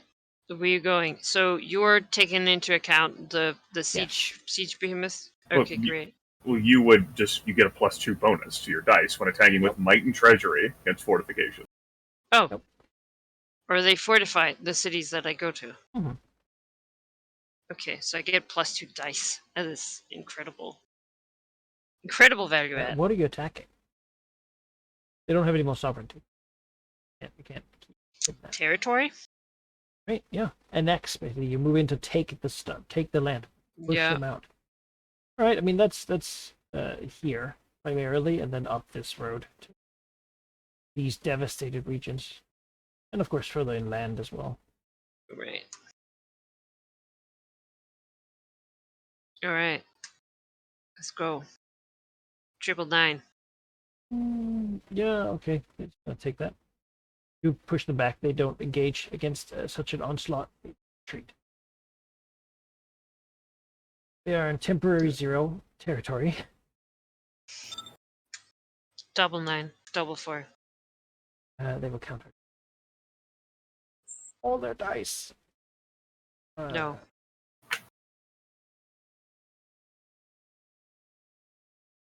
All right. Gotta do more though. Yeah. Yeah. Thank God for these siege behemoths. They are very helpful.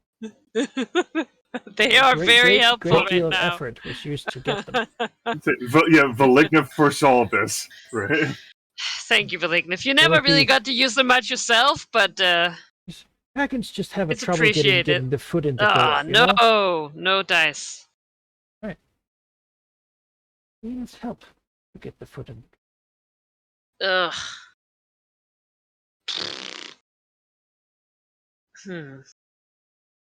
That'd be pretty. Hmm. 4 dice time. Is that?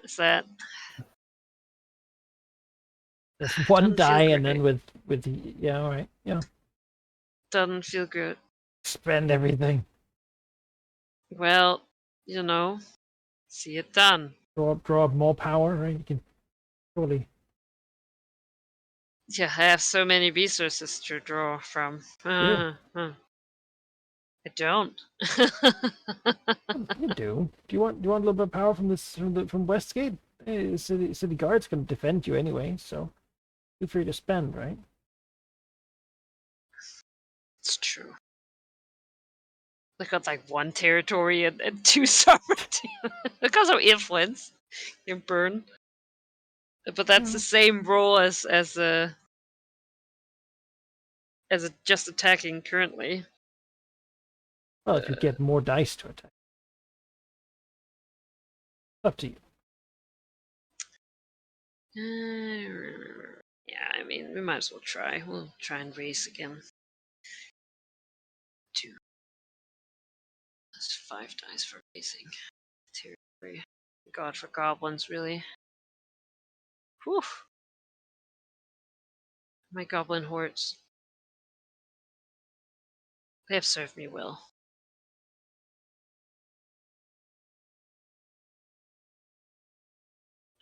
All territories are drained. There are no more people. How is it that your token looks worse than it did at the start of the session? Look, it's in comp. Time is of yeah, you know, it's complicated. You realize this was Manakai's ploy to just sucker you into completing a goal that was on the board, right? And earning more XP? Oh. 2 more sessions. Yeah, you tried to weasel not completing goals? Oh, But look at how easy it is today. Look at how much these guys have been beaten already. Yeah. They've been Yeah, ran all ragged. How thoroughly reduced their stats already were after what happened. A couple of years of hanging out and they'll be perfectly fine again. Like, Grimmeth wouldn't have done it, but you, yes, you. Right. Oh, Well, God. the power. And now the thing is, now you've weakened them so much that, like, can you trust that someone else won't turn their attention over and have a poke? You need to put the Cormantha Forest elves of Myth Draenor on the map as they surge down from the north.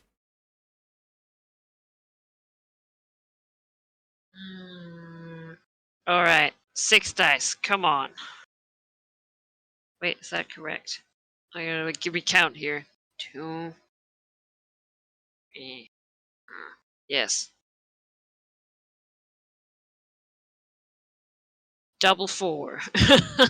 They will counterattack, trying to get you. No, No. Woof. it was a dream. It died. All right. Okay, you need 1 more. All right. As you Come continue on. to stomp on them Nope. because Oh, God. they can no longer defend. All right. All I you mean, do is just 4 have enough dice. people to put It's people possible. in every village. Oh! All right, that'll be it. They are now 2 stats at permanent 0, did which means it. that as a faction, Symbia, the Netherese vassal, will be discorporated. Yeah, it does not exist. Are you attempting to annex? I don't know that I have the stats for that right now. It's not a roll. You just do it, and Oh. then it'll happen. Sure. Yeah. Let's go. There was a difference between when you, like, integrated peacefully the impact of your stats, and when you conquered by force. So recall that. I'm looking it up right now. It's Your sovereignty gets boned. Well, it does anyway. It does anyway. Let's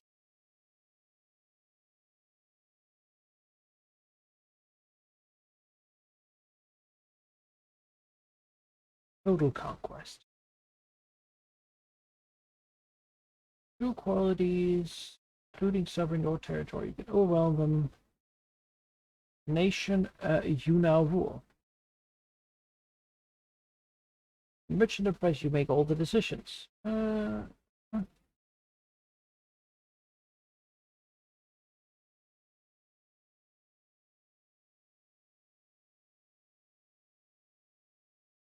Okay, so the first thing we need to do is a little more involved.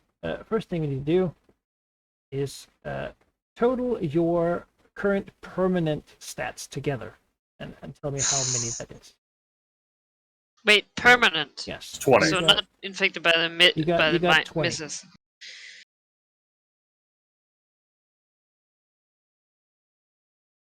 Bit less than. Alright. Add those together and compare them. Are they less than half of yours? No. In which case you would gain nothing. Alright. Are they less than equal, but also less than half? Yes. Alright, then you, after the conquest's done, you pick a stat, and then you raise that permanently by 1. What do you want to be better at? Do you want to take over armies? Do you want to take over more trade routes? Do you want to increase your spy networks with theirs? Do you want to expand further into the mountains to take more territory? Sovereignty doesn't really work that way. Yeah, but, no, that doesn't make sense.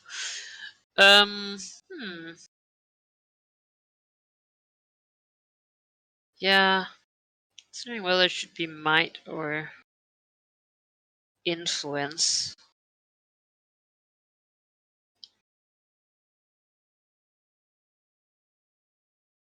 Well, think about the kinds of rolls that you've been making.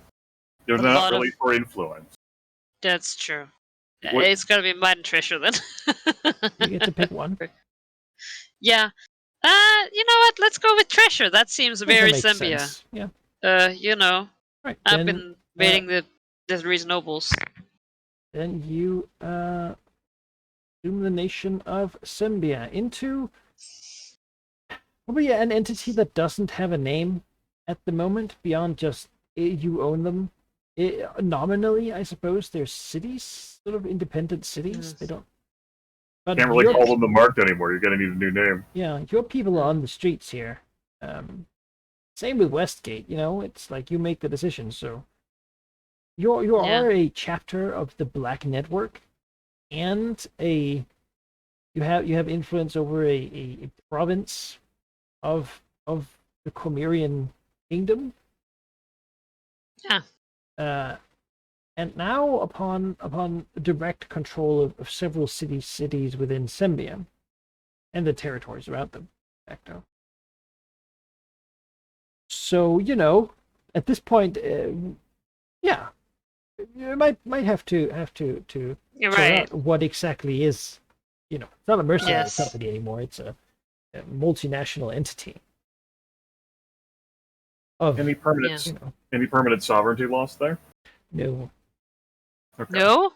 Oh, great. It's not the same as our As smaller unification. times. Right. Like, They get punched in the face. yeah. yeah, our smaller Like, you time company. complain? All right, you're out. Yeah, our smaller time company integrations are different than like nation This is devouring. All right. national conquest, which we haven't really done before. All right, well, that's basically where Cicatrix is geared then. Like, started So- off with like a trip to Sea of Fallen Stars, but with how personally involved she was in every dice roll there, combined with this, you ain't doing Yeah. anything else. Can we say that, like, while crafting items, I could have done, like, in the beginning of the 2 seasons, done the rituals research? I want you to do them, so yes.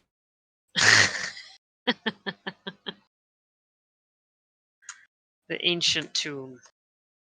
You're supposed to get those rolls. All right. Clicking. And you know what? Maybe you found some good information in the Netherese libraries covered in Sempia. Who knows? You know. All right. Can a roll. And then.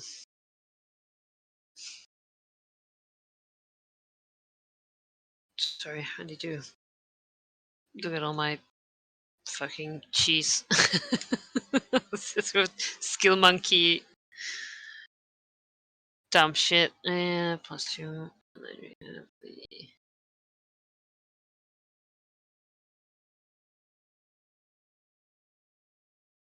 See, just go here. Brown. Yes. Does it does again? No.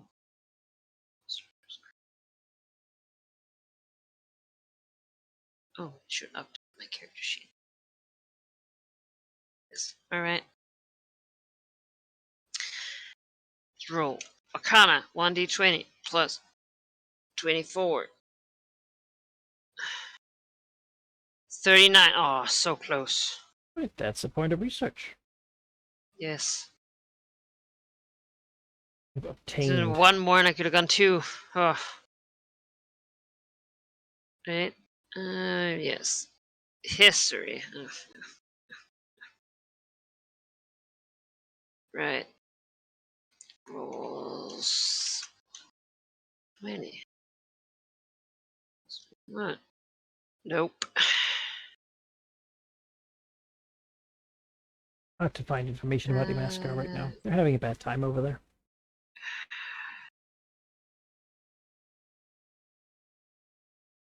Yeah, I mean, that's very annoying to me. They need to keep their records out there ready for my consumption.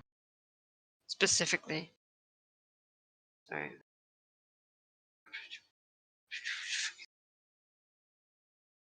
I have way too many items. Mm-hmm.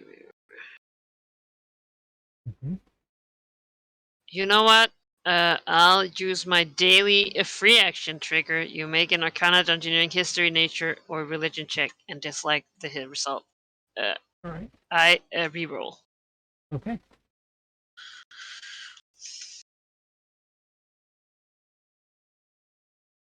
Here we go. Yes. I get another one. I find history. I make history. That's That's how it works. Yeah, you look deeper.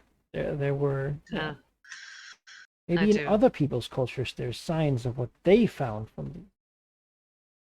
Yes. There is. All right. Well, I have not yet talked with Emmy, so I'll do the nature check here. 20 plus. Yes, a flashback. This was in the before time. Yes. Not exactly as if you have the time in this current conquering to show me the portal, because it's not like I'm going to go into your lair. No. Like, Unprompted. yeah, unprompted. That would be a real violation. Okay, fix this dragon statue again.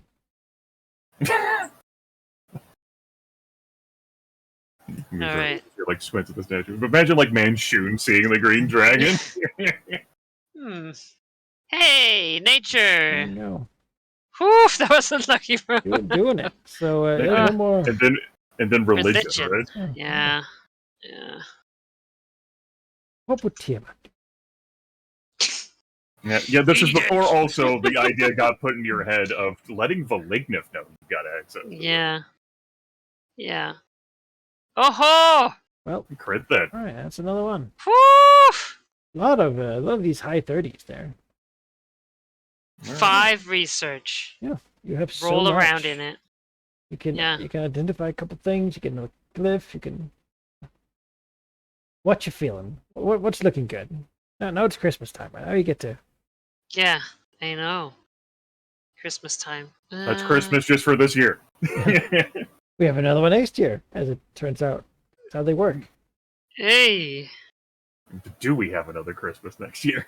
Or it's Do just the last they year. know? Ugh. Oh, why did I do that? Be What What have you done? I hate it. No, That will be The- the- stuck the- in my fucking. that song is dumb too. Did you know that no rain falls in Africa, but it clearly does? You know there's no Ugh, snow in Africa, liars. but there clearly is. Yeah, liars. That's It's your what they fault, are. Harry. What do we think about maybe translating this one, or do we want? I don't have any of these symbols, so I can't actually translate that. Well, you have 5 whole things.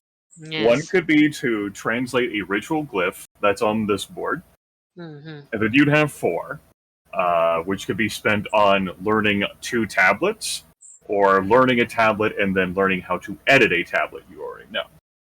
Yeah, that's But true. I think since you have 5, why don't you go ahead and pick one of the symbols that you like yes. I'll pick this one, because then I'll also know what this one means, right? Those are the same. The crossed arrows. So then I'll know what this says as well.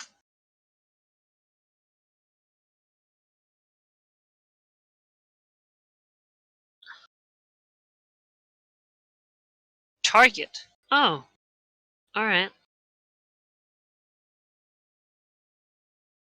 Power, target, give. Oh.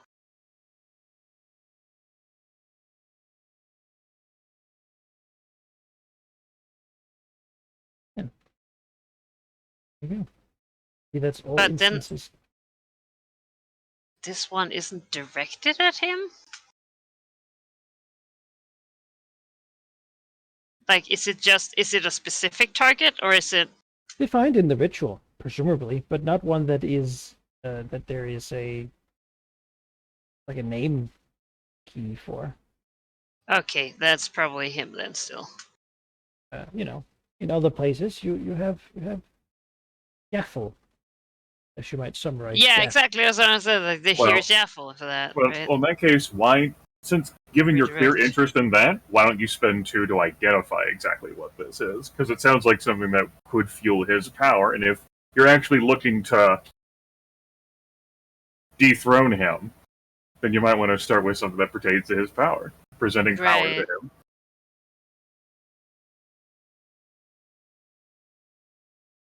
Yeah, I'll do that. Right, you wanna? But I already have all the translate- glyphs. You wanna translate that one? Do we want to translate it, or do we want to change it? But you need Go to ahead. know Translate what. it first. Yeah, you have- okay. you- We'll you have to translate it. you have to identify the ritual first before you can modify it. All right. Yeah. You study it. You figure out what exactly does it mean, and it very very easily actually just provides a target defined as the chosen of Samyana with pure ritual power. As an opportunity there, what could you change if you wanted to? Is you could Put me change in the there. target. You could Yeah. edit the target to give the power. Although it is, as you might have seen from the Chosen Samyana, it is also damaging to whatever target has it in it. It is not meant. It's just pure destructive power. It's useful, but probably not what you want to put in yourself. No. But you have Well, some sort I of mean- shock trooper who's pretty resilient, can regenerate a bunch or something. Then, Emmy, oh boy.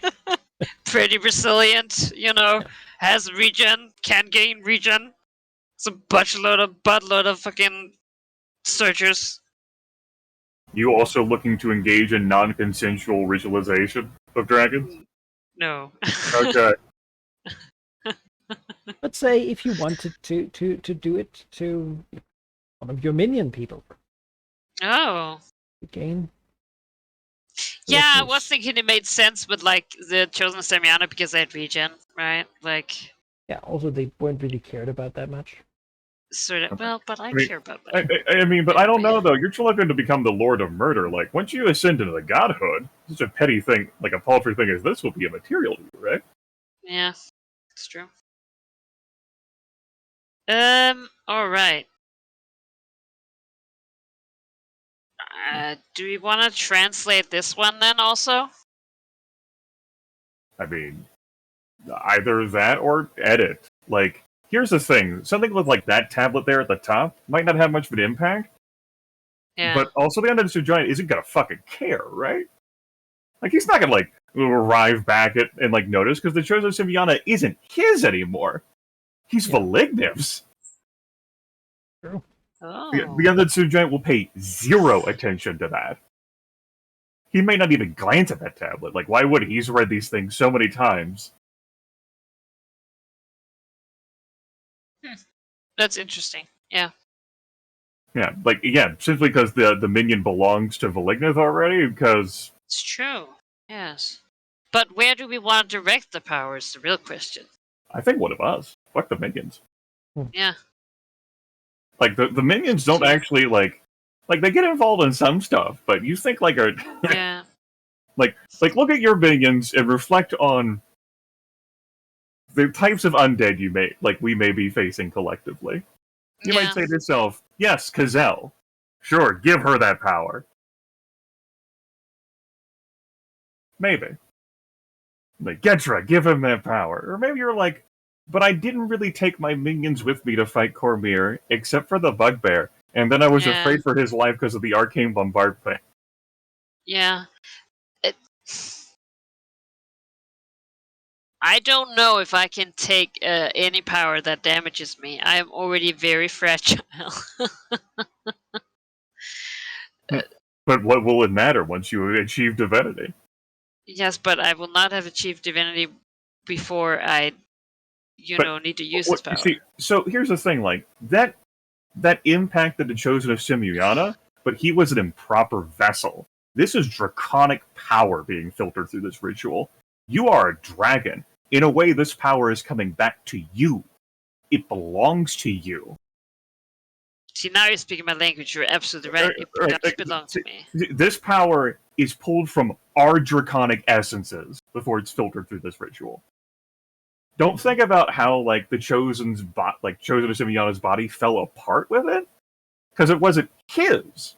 It's ours. It's ours. That's right, with a bunch of, like, filtering been done by Yathlum and the Death King here, but it's still, like, at its core, your power that you're taking back into yourself.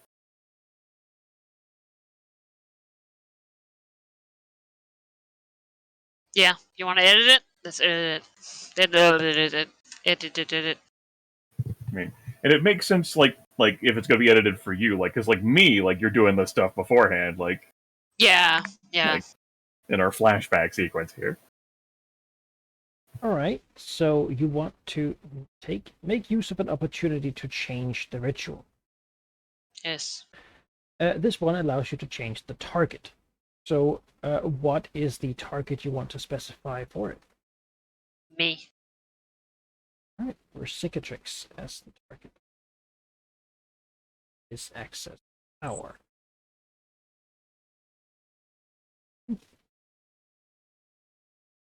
You know, this also seems to be like a natural counterpoint to you feeling the extra strain on your body by like the essence, and like, fine, I'll just fucking counterman that shit.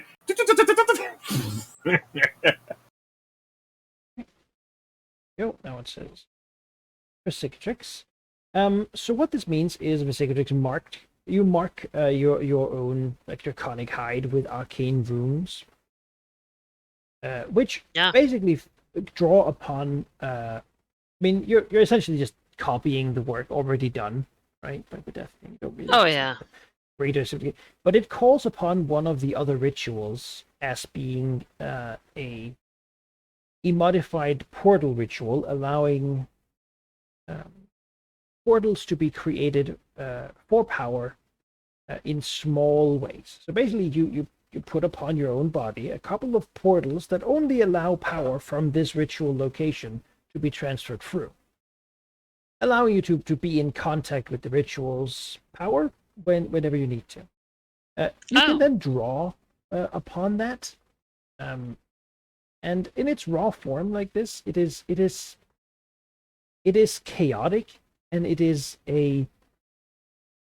not a faucet. It's not like I'll just take a little bit. It's you open the gate, and it's sort of just the geyser just gushes out. Yeah, it goes pretty. There's a lot of it, and it goes pretty crazy with it. Also, the power. The power coming from the ritual tablet here. It has a distinct necrotic sort of energy to it.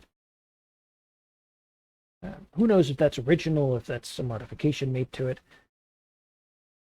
But it certainly has like a smell of deathlessness. Yeah. So what it did for the Chosen was basically that when he drew upon it, he could recharge his abilities and whatnot. However, every time he did, he would take a bucket of damage. Beyond that, when he was bloodied, he would no longer be able to hold it back, and he got an aura that damaged everyone around him and himself as well. every round until he either died or got above bloodied value. Now, Visegrix is, a player character, and I want something that's useful to you. And as you say, dying isn't super great a lot. No, So, I'm opposed to it I'll generally. I'll think about how this will take effect upon Visegrix. I figure Visegrix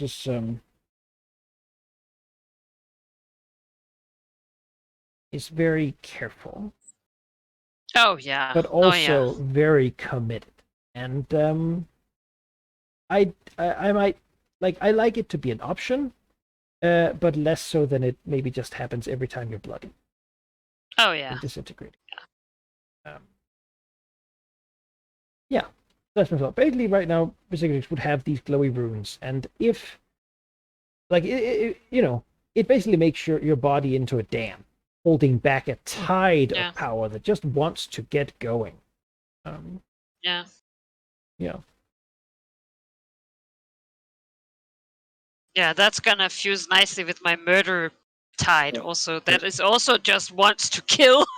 I, I think so. I'll say pointedly, the Green Dragon, just merely takes in the runes then, but does not choose to ask about them, assuming there's some. Who can say, right? She It invites is very questions. advanced magic. Yes. But the Green Dragon doesn't really care. All right. Not Beyond a stealth god. indeed, it is not something that the Death King would notice. It is not about him, that's sweet. and the chosen that would notice it. It isn't around him anymore. Maybe it's even a little bit liberating. All right, so that's great. Mm-hmm. We did it. Well, we still got plenty of this year to go, and don't think I will sit idle. I think it's very clear, and it becomes clear after, a month and a half or so, that to the Green Dragon, the Black Dragon is. This voyage is ended. The Green Dragon is just gonna go. Farewell. Doesn't matter what happened to the rest of that stuff. She doesn't care.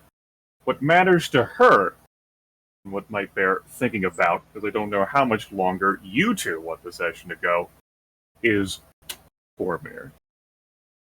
Because that can't happen again.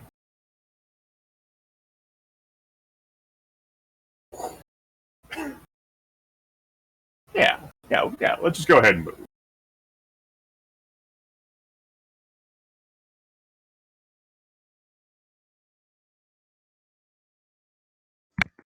All right. Green Dragon is going back to Suzail Marsember. And the Emerald Enclave, such as it is, has been wielded against one threat to nature.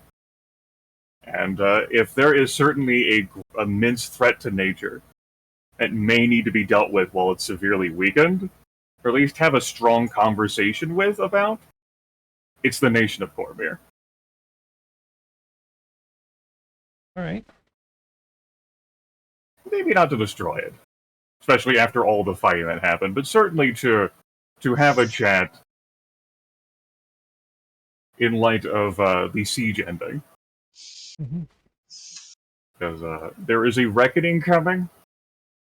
Martaine has warned that change could be afoot, and Shar's presence might linger here after that.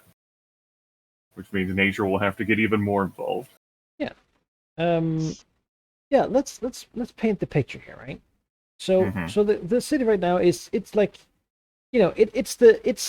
still feels even like the day after, right? They're still hunting down whatever they can of retreating Netherese forces. Some of them just feeling pretty abandoned, while others style themselves now like the Orc King of some random fort that they took, right?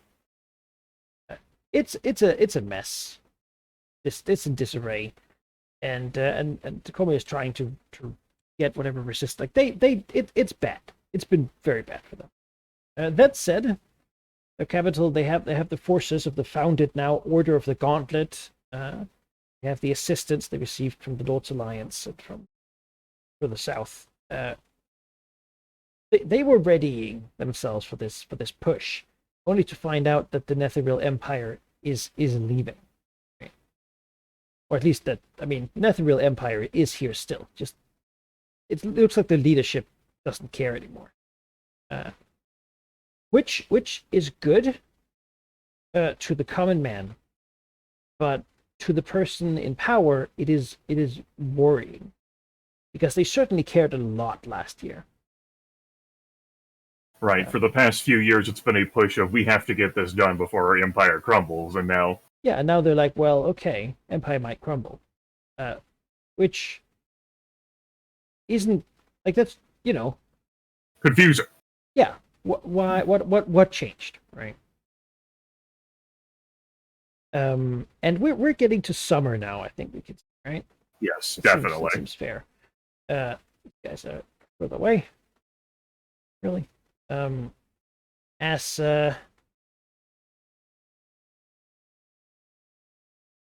that will perhaps that's a good place to get done here. Yes, it is. But we have emissary arriving in to a city that has received news, apparently, in through the portal that they have there in their chambers, which was prepared to be used in case the city fell. The government in exile, as it would be, would retreat to Waterdeep. They have a rich like a teleportation circle that goes to I got you. Yeah. the chamber of the Blackstaff there. But coming through it has apparently come a wounded and emaciated mage known as Elminster, alongside a very worried Lord Blackstaff from Waterdeep, reporting that they believe they know what the Netherese plan is, and that they will need all the forces of light to try to stop it. To which a lot of communists just gasp, "Have we not done enough?" But the answer is no. No, you have not. If you care about the future at all whatsoever, then no, you have not. And I'm just sort of paraphrasing this, right? I'm sure we'll find out.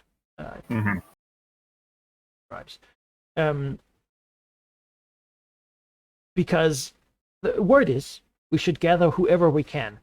The Netherreal Empire, are moving towards Evereska, a hidden elven civilization, hidden by a powerful shroud of magic.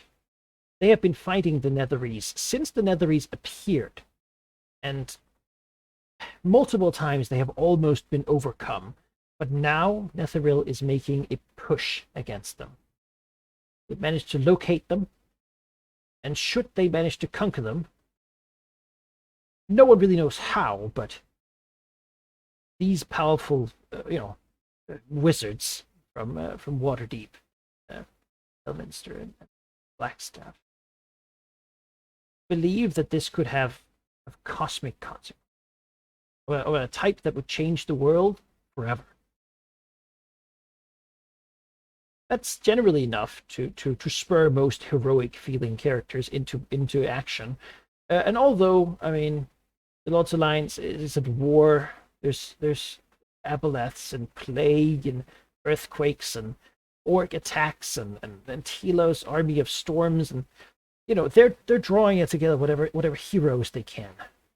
The Harpers too are involved, as are from Comia. They're taking whatever knights might be capable of still fighting something, and trying to gather them and get them into shape to move them towards this mountain of Evereska soon. Even going so far as to having to offering generous payments to elements of the Centarum in Darkhold, which is close enough that they might be able to get there sooner rather than later. This is a grave.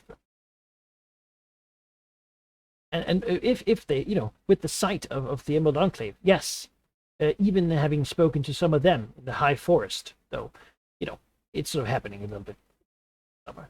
I guess word hasn't gotten to Emissary yet, but that is what they're trying to get together. They need to. They believe they need to stop Netheril in whatever plan they have. A reckoning is coming, a change to the world, and we need to ensure the future is not written in darkness. In other words, very melodramatic, very, very, someone's reaching their epic tier campaign. Uh-huh. We must stop the tide of darkness from sweeping Yes. over the land. If they succeed, and again paraphrasing, I don't think anyone would use these words because this is really too much information. But if Netheril and Telemont here manages to take over the Everasca a mythal and drain its power, he might be able to shift the positions of the Shadow Weave and the Weave to forever cement the Shadow Weave as the source of magic in the realms. Yes, I would understand why arcane spellcasters such as these two would be deeply troubled by that. Mm-hmm.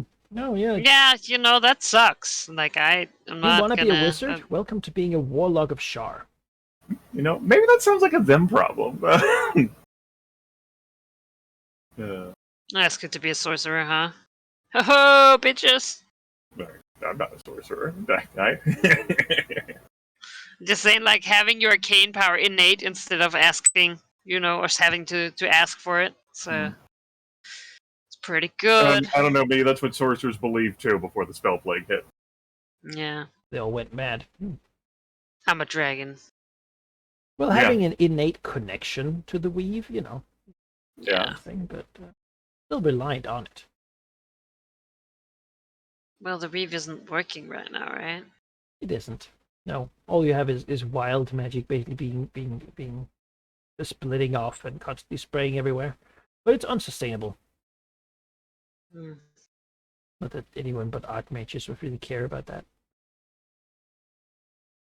No, it's like, in the long run, it's like, yeah, that seems... I'm upset that Cormier hasn't hired me to. I guess they would just command me, so actually that's alright.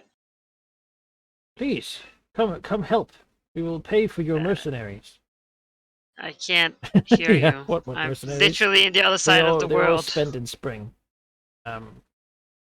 Yeah. Yeah. So that's what. I mean, the secretaries could go, but that's it. But she I doesn't don't know. know. You spent so much time doing so many You're- personal actions there. Like, I don't think she can go. Like, you were Yeah, personally maybe involved in so. those dice rolls with the company. Depending on when the conflict is, yeah. It's happening very quickly. But let's see. So Emmy arrives and gets this news. Probably like over a couple of wait, what's going on? What's happened? Right.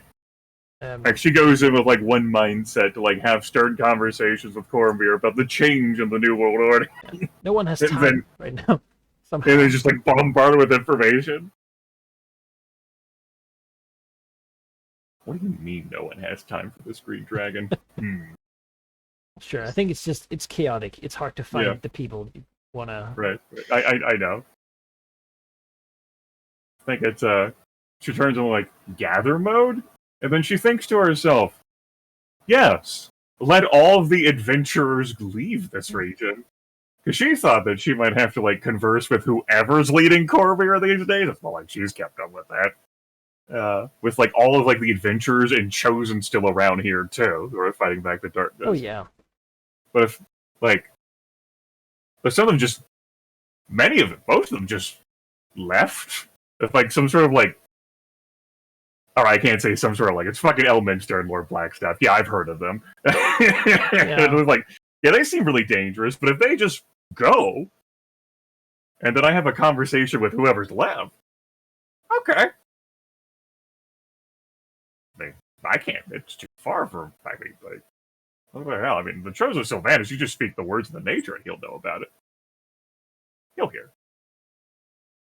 It's fine. Right, that's his problem. This just gives more time for the Emerald Enclave to cross over through very friendly ports located over here in the north.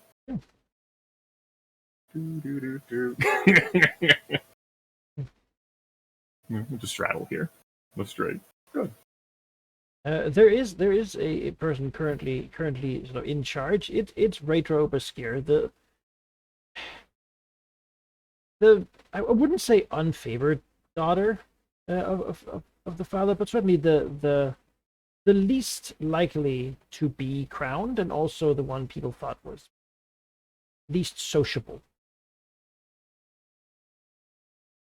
She is thought to be tough, maybe a little bit too tough for Cormier, but you know, he doesn't care what people say. She's currently the de facto ruler, simply because she's the only kid of her, of direct heir to the left.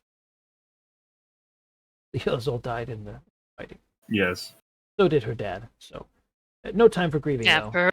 perhaps they weren't It's tough time enough. to solidify, and if you want a conversation, she certainly is the person who would be there for that. Gotcha. Yeah, no, I think I could be on a holding pattern here for a couple of months. I don't even have to be a dragon. I can actually shift form. We'll lurk here as a human, kind of, and we'll get some information about just who all's leaving, what's all happening, where the Raedra's staying, like if war wizards are going, because this sounds like it's going to threaten their magic too. Like, what chosen are left in the city, like whether they'll be departing, like adventurers who might be going along. And yeah, I don't think I want to have a chat while everyone is still in town if they're actually going to leave town. That sounds like effort. Negotiate position of power, something like that. Yeah, like the Green Dragon's all about like, well, just wait for them to go if they're going. She was ready to have a chat now, but yeah, a fortune, opportunity. War wizards are being sent to what degree? Word is that during the siege, one of them, something happened. One of the war wizards was in contact with the dead deity, and now Asuth, the Lord of Wizards, has returned as a demigod to the realms. He's involved, trying to stop this. But I mean, gods come and go these days, right? Track of all who. Yeah, man, it's a revolving door. I don't fucking know. It's not a question. That sort of ascension event was pretty big in town. The other news, by the way, summer here is that Auril has withdrawn north into the Great Glacier, and really been mad at Icewind Dale particularly. Apparently believes that the Land of the World Mountains up there should be the border of where the Great Glacier goes. Sylvan is chosen okay with that. But yeah, most people, the chosen are going.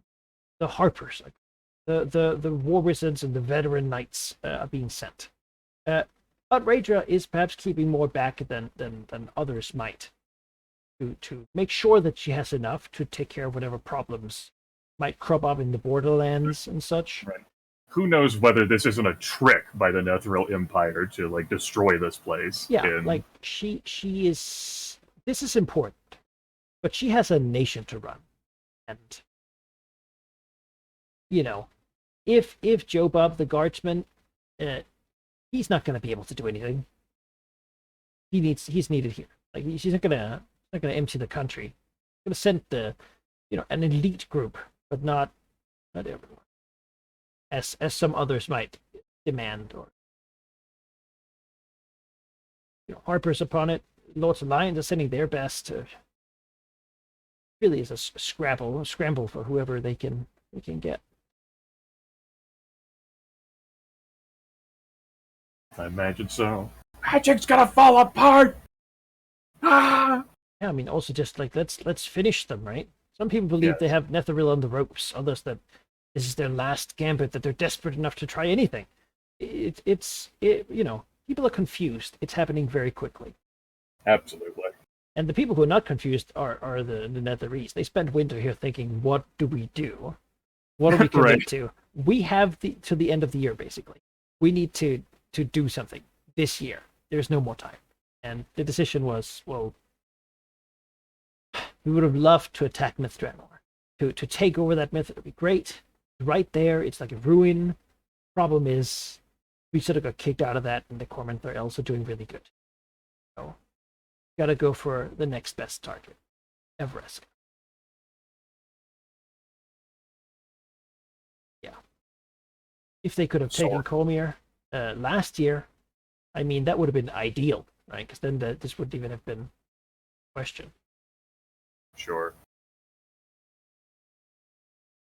No, I got you. Yeah. So they will be leaving, and quickly. And as more Emerald Enclave members trickle in, I think the assumption will be that those are probably going too. That's why they're here. Yes, that does make sense, doesn't it? Yes, defend nature. Yes. So to them, and which is it Malorites who are coming here? Are we? No, I don't think so. I think this is the general population. All right. What's the word there? The word, as spoken from like Imi's leader, who gets Zalaznar in line 2, provided he is not a tree. He is not.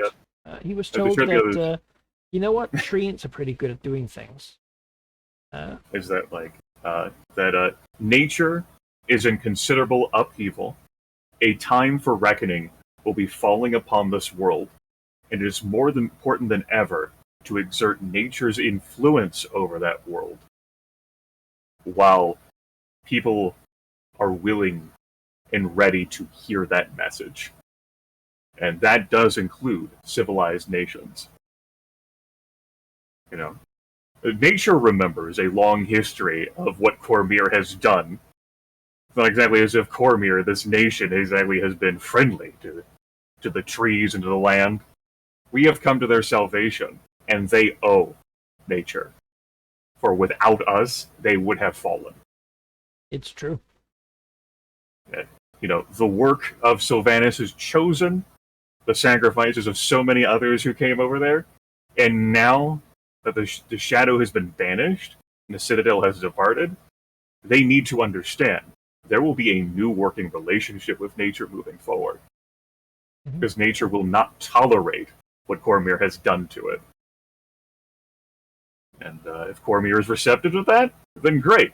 If Cormyr is unreceptive to that, then we'll go from there.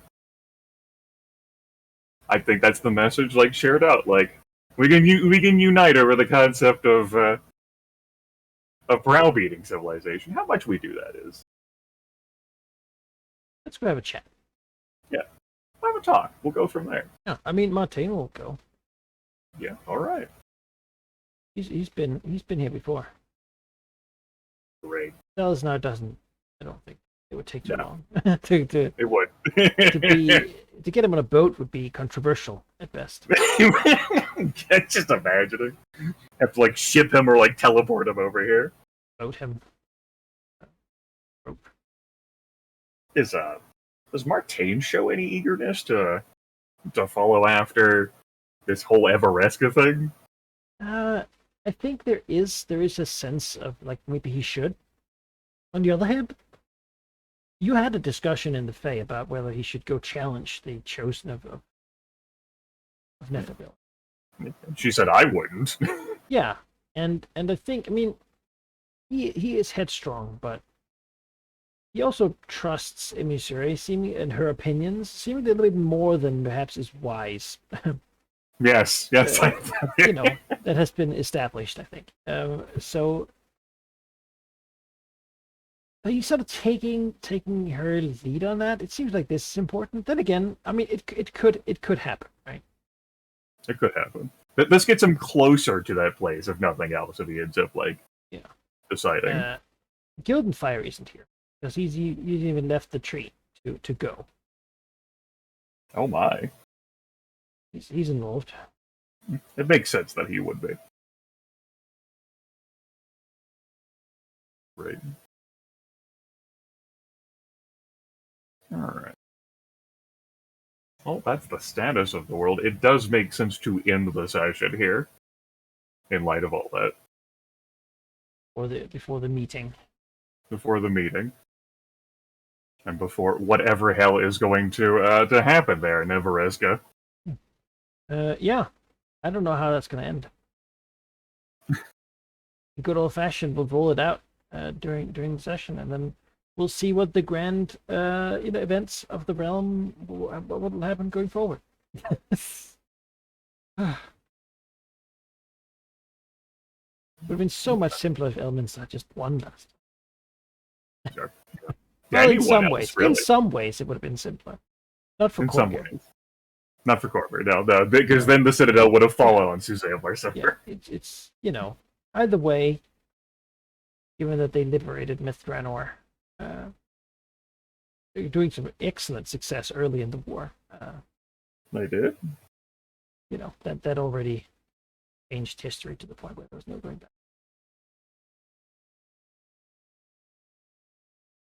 Yeah. I hope you had a good session. Yeah, I'm glad that your disconnect was a fluke. Yeah, I'm Yeah. glad it did not come back. Was that all you've got? Here we I go. got you now. Yep, I enjoyed the ease at which you dismantled. I say that in jest, like the naval expedition. Like, Eric. There are lands to be conquered. It's, Oh, important to have in mind that Symbia is pretty weakened still. They took a lot of heavy blows. I think generally, with you when you see someone who's taking who is having a bad time, you jump them. Absolutely. A bit of opportunistic. That's right. The lessons we learned in the Guild Wars of Westgate, right? The Crucible. And Harry was like, you know what? Those islands will be there. They're still waiting for me. Why don't I just suddenly integrate every not every Symbian city-state into me, whatever I am. yeah, right. What am I? We color them purple. Do we make it new? I mean, Someone who never cared for governance or rulership has rapidly escalated.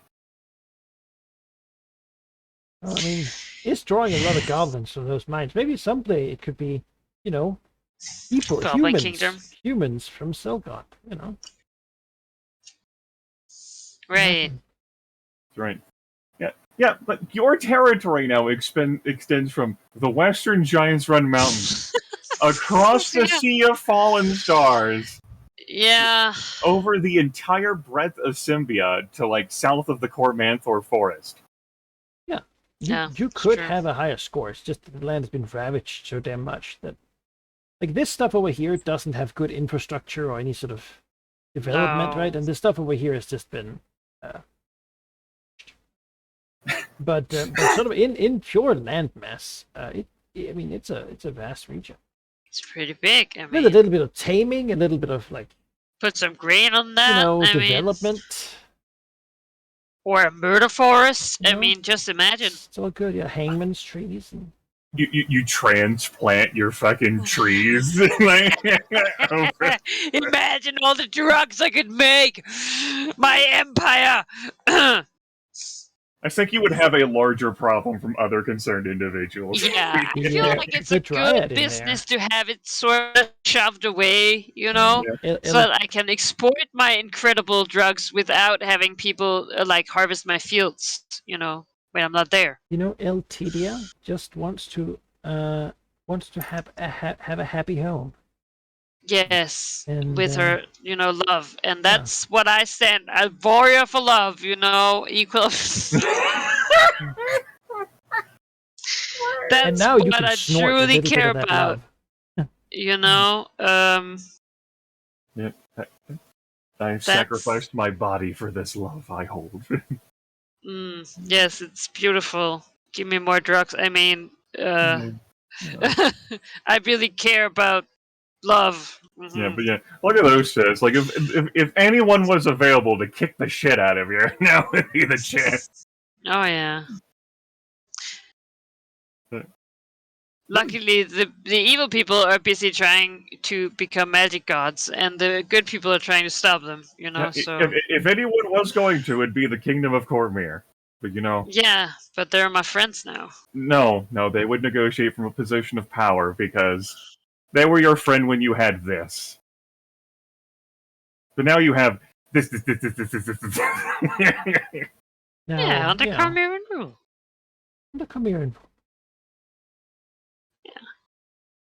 Yeah. No. Soon enough, I'll be the Cormyrian fleet.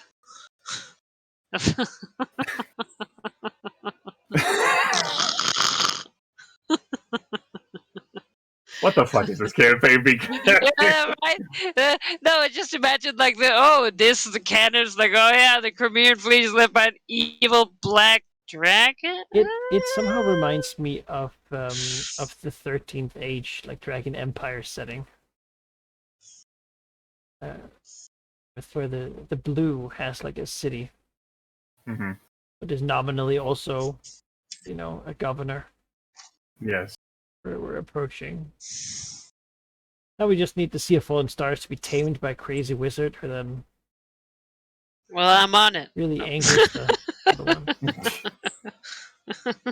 Yes. Taming. Providing protection money. Wink. Instead of donating to Umberly, donate to me. Good for the long term, right? Haha. Yeah, these are crazy years. Mm. Where again, lots of stuff happening. We don't go through most of it because it's not directly relevant. It's just everywhere. Like the world. I do want to like try and talk with Valign, if that's a very good point, just because I want to know what's going on there. War. And lot of yeah, war. that's. Well, I mean he's an avatar of war, so that should be fine. You know, like I feel like it would be okay. Like it just makes good sense based on what the character was built on, that he would deeply care about like looking at the ritual as constructed because he wanted to get access to that ritual site for so long. And it directly impacts him and his well-being and efficacy in fighting and serving Tiamat. And would he want to help deal with the Death King? Yes, I do think he do. I think he would have an interest in getting back at that guy.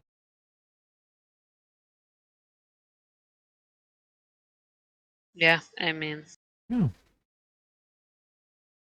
Modify there you the go. ritual component. Good job on now giving yourself more work, Ari, and having to contemplate who you are, like who the company is now. Well, you know. And also in completing the goal I had created, I suppose Symbia is no longer under like Netherese It is influence. not, no. Yeah, that's true. Yeah, you couldn't help yourself. Like even when you're like cautious about completing a goal, you then swerved over. Grimace not going to complete that goal. I'll take it. Right? I'm like, I'll Grimace finish giving it. me a hard time about not having any goals. I'll take What's his this? You want to annex that goal slot too while you're at it? Oh, Grimace, you need to make some goals the next time. As I said, one of them is be immortal, and I don't need that to be a goal. I don't need to be. I don't need an XP award for that. Yeah. Oh, it's gonna be such a stark difference when these crazy, like when this crazy like decade ends, and things go back to like, oh yeah, this guy had like a cow, and then the cow got sick, and that was kind of weird. Maybe there's a witch in town. It's like, all right, let's also upscale that marked icon by a step, if not two, really. there is only one more step possible. I don't have any biggest it can be. Yeah, we might have to find a new Just imagine that face greeting you. Gotta Over mark all of every this. citizen. Yes, come speak to me, citizens, share your problems. Profit. Once a month, I am here to. You may petition for audience before me. But if you waste my time, I will I will harm you. Yes. Well, I mean, Yeah. I've sort of been contemplating what whatever world we leave behind when this campaign's done, what would it be like to how at this point it's fun for me anyway. Just think about what the rules ramifications would be for like making a character in this place. The fact that you'd have to change how some things work because of what's happening. I like it. Is interesting.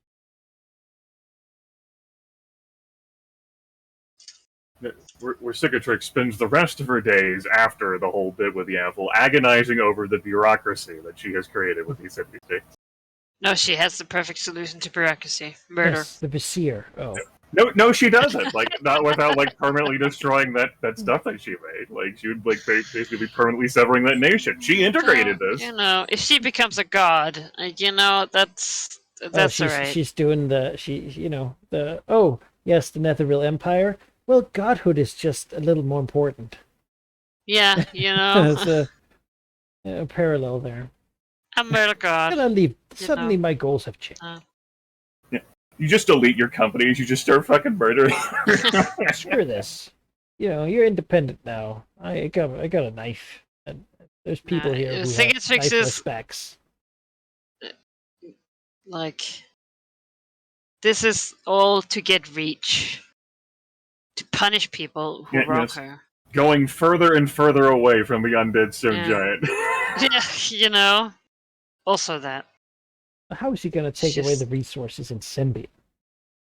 No, I mean, also, it's like, reach, yes, even if she takes care of him, right? Like, she had to start thinking about, what if we beat Darful, and, as much pleasure as that will, like, there's probably a time after that, maybe, hopefully.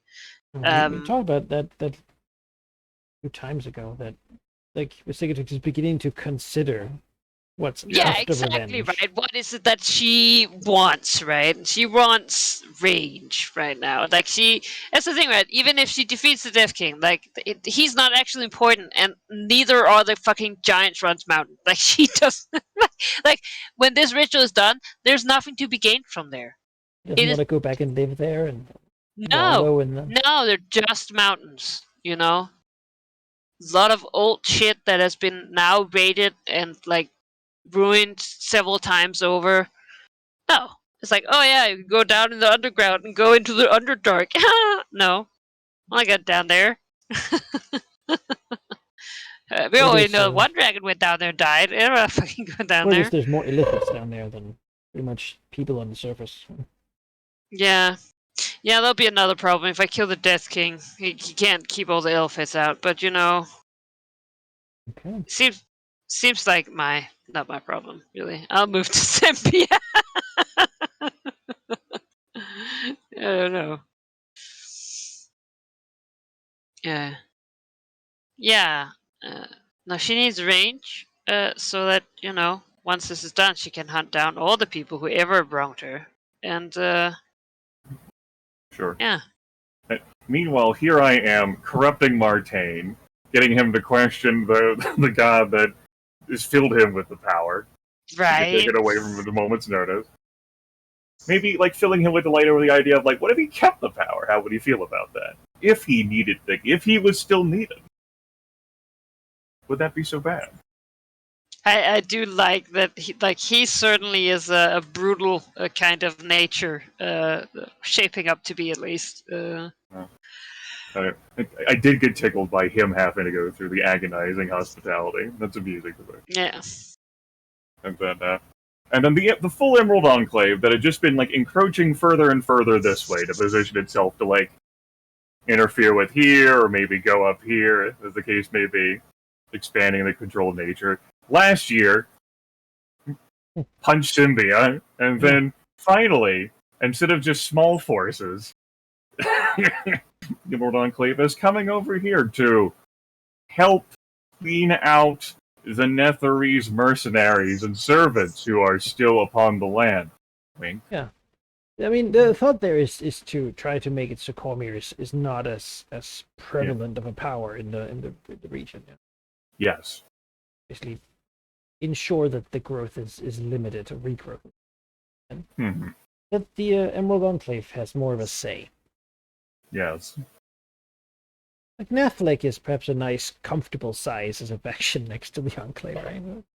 Can't Yes. really oppose if they wanted to. You know, like positive examples of how nature and civilization can coexist. Let's use the Nathlek city example and just proliferate that across the land. Yes, massage the dragon. I mean, You take the Cormyrian symbol, and then you flip it 90 degrees and put a bathtub under the dragon. He's laying there on his back. Have you thought about that? Yeah. Go to That's the best. That's the best visual. Oh my god. It might be one of the 25 greatest things Manakai said to me over our Take 10-year his- relationship. You take his hand there and you sort of just put a little ice cream in there, just... It's like a wine glass. sort of- Maybe someone doing the pedicure, But now is certainly the time to come to understanding, not when they've fully recovered their stats. Yeah, a different conversation. Mm. I mean, they already compromised with the Marked. Yeah, that was also a different conversation. Now Okay, suddenly do you want Symbia- help or do you want to die? And that sounds like it would also be a different conversation now, like in the future. Like, Yeah. so, hey, loyal servant and subject of Cormyr. And like, wait a fucking second. No, I don't think that was. I mean, wow, you kissed the ring. Did I? Then again, the Maybe I person did. that you swore fealty to is dead now. No. And then his son's dead now. And then You the son's know. brother is dead. So maybe the contract, as far as you're concerned, is null and void. Lots of arguments to be made. There are lots of arguments. to What be you made. can know is Raydra is a realist who. Yeah, I mean, that's the thing. Like, if there needs to be a Cormyrian leader, she is probably as good as it gets, honestly. She We don't- let's just make her a half dragon, even against her Yeah. will. Just, here you go. Yeah. Stay here. Well, that's an interesting plan. Mm. Have some black dragon. Yeah. Wait, no, that fulfills the No. You wanted to be God. They're all Raydra, trying the to run Black it. Dread. Yeah. What have you That done? would be the greatest thing. Finally, a black dragon is upon Oh the throne my of You God. have Cormyr. done it. Yeah.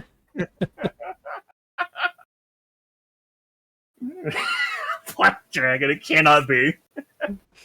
Oh. That would be the best.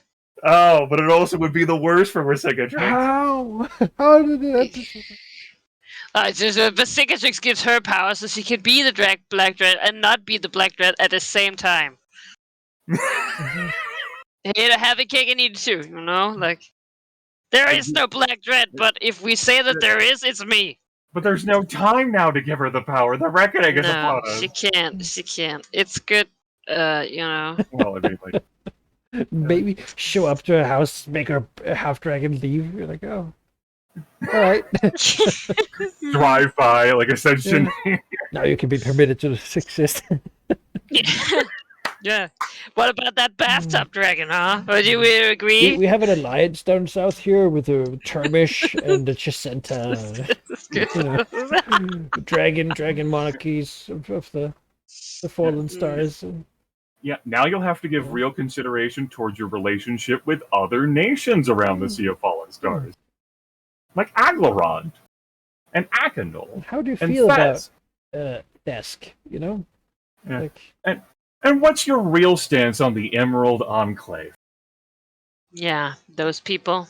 Just Oh, like no. what's the Emerald Enclave stance on whatever has happened up there with those city-states?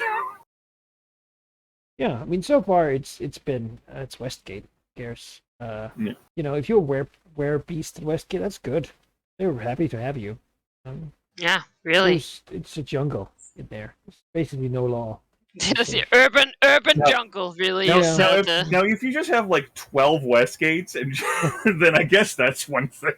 Just scum and villainy up all along the coast. I mean, it's certainly gonna be a bit of it, probably, right? Like,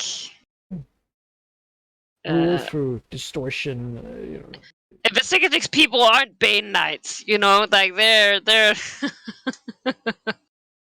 What are the They're- rules? How much are you paying? Right? rough around the edges a little bit. Very rough, probably. So you go from like these Netherese governors, like, you know, maintaining law and, you know, the practice of Shar, and then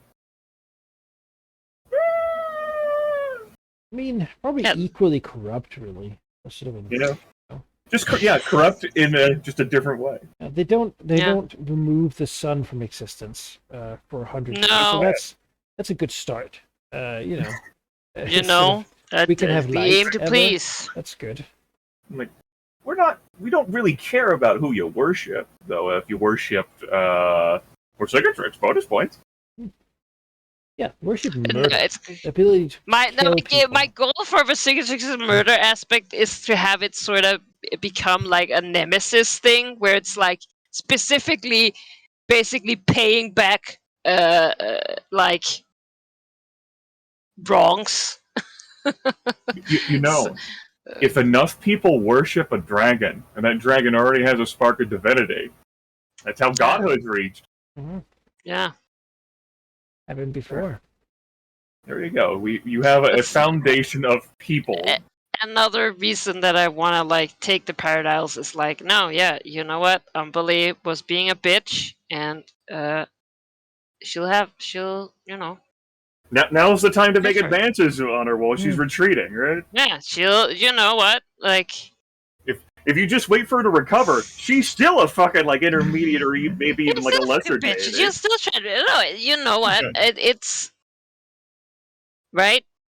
People need to remember that it'll come back. It might not come back instantly, but I will find them and I will pay back what they're owed. You know, that's how it is.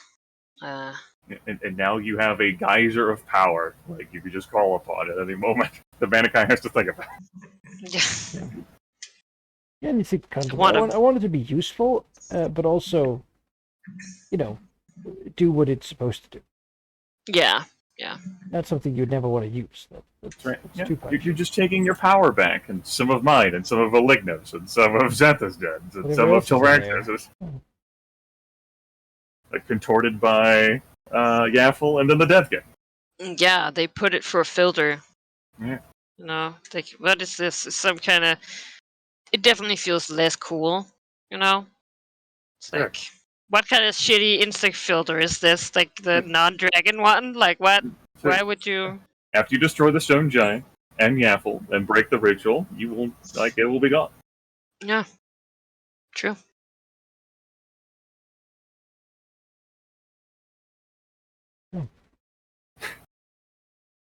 Power. I Got give it. it to Goddess of revenge. That's right. The Bitchatrix. The bitches. Yes. Classical sort of Greek nemesis, right? Is whenever you show hubris, whenever you think you're hot shit, Yeah. the world's gonna get take you down fucked a up. pick. Whenever you're having a really great day, you're like, oh man, I could do anything. Then Mystic stabs you in the back. Nah. Yeah. Yeah. You know. Well, it's like all these very powerful mages. So that even if the Shadow Weave is not a thing, they're gonna have a shitty time in a couple hundred years. I will admit, before we packed up the stream and in the session proper, when you said that Oh yeah, they had like the emergency portal connected to Waterdeep, and I flitted over to like Velmina Howdru, the Archpriest of Talon, and I said, "Oh no," in my head.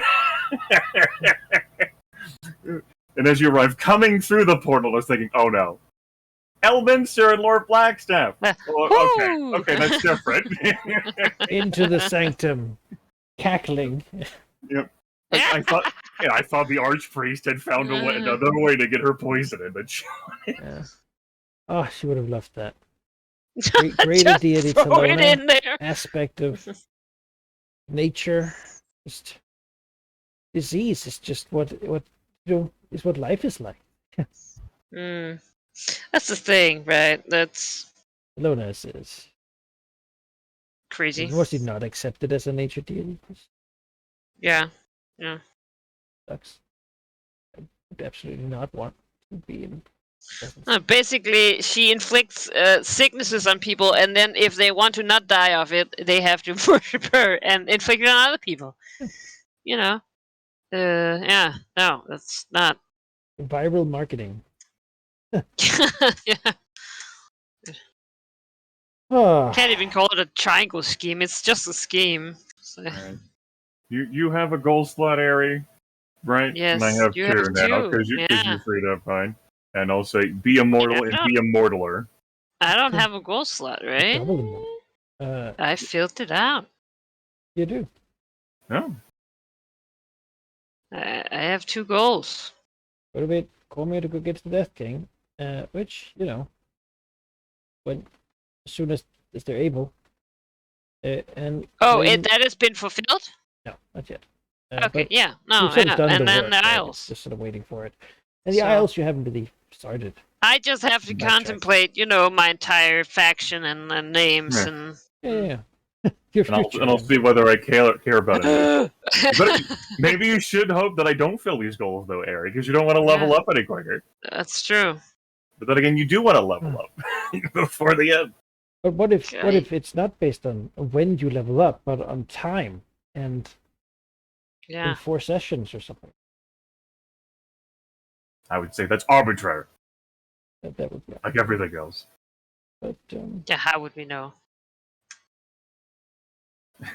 Mankind decided that this year was the final year. so guys, you know let's- Can't tie it. I don't do this anymore. Just let's just beat the clock. Right. I knew in session 0, back when I planned out this entire world and structure, drawing from like Forgotten Realms lore already established, that this year would be the final year, and Yeah. we reached it in game. 4th of June. Now, what that means? I had thoughts about it back then because I know, Gaffel generally reincarnates as a human with a human lifespan, which means that he grows up and then goes doing things, and then, branch each year, and then sleep happens, and then there's a cycle. Right. Next week, consequences, conversations, Oh, my consequences. That's... deep contemplations about faction growth. Will there be Statistics. magic? Spreadsheets. Possible fall of Suzail Marsember from a different avenue. Yeah. Projections of future prosperity. Bring your protractors, More. everyone. And Take maybe more care. views of characters we haven't seen in a long time. That's right. You thought Phaedron was the Yeah. was the blast of the past. Get a load of this. Yeah, he's been there. He's been waiting to show back up. Impatiently. The winter. Man, it's like, when are they gonna ask about that guy? Come on, I'm bored. It's Well, like, Tilraxis. yes, I'm standing here observing my lord being a statue at the North Pole. Yeah. My lord My gave job himself is willingly. So excellent that- task. Yeah. I understand it was the least horrible option, but oh boy, Oh man, I do not want to serve. no. Like, Oh, with that That's- though, stream, we've had a good time. I think this Yes. got cut up in 2, which means I'll probably upload the video instead, which will take a little bit longer. Can't just transfer it overnight. See if I can get it done tomorrow. you missed any, you can still watch the VOD on the channel here. It should be there for 14 days. It should be plenty of time. I didn't roll any dice tonight. Damn. Oh, damn. Not a single roll. Actually, kind of Next sucks. session. All right. Well, yeah. I'll take it on. Night.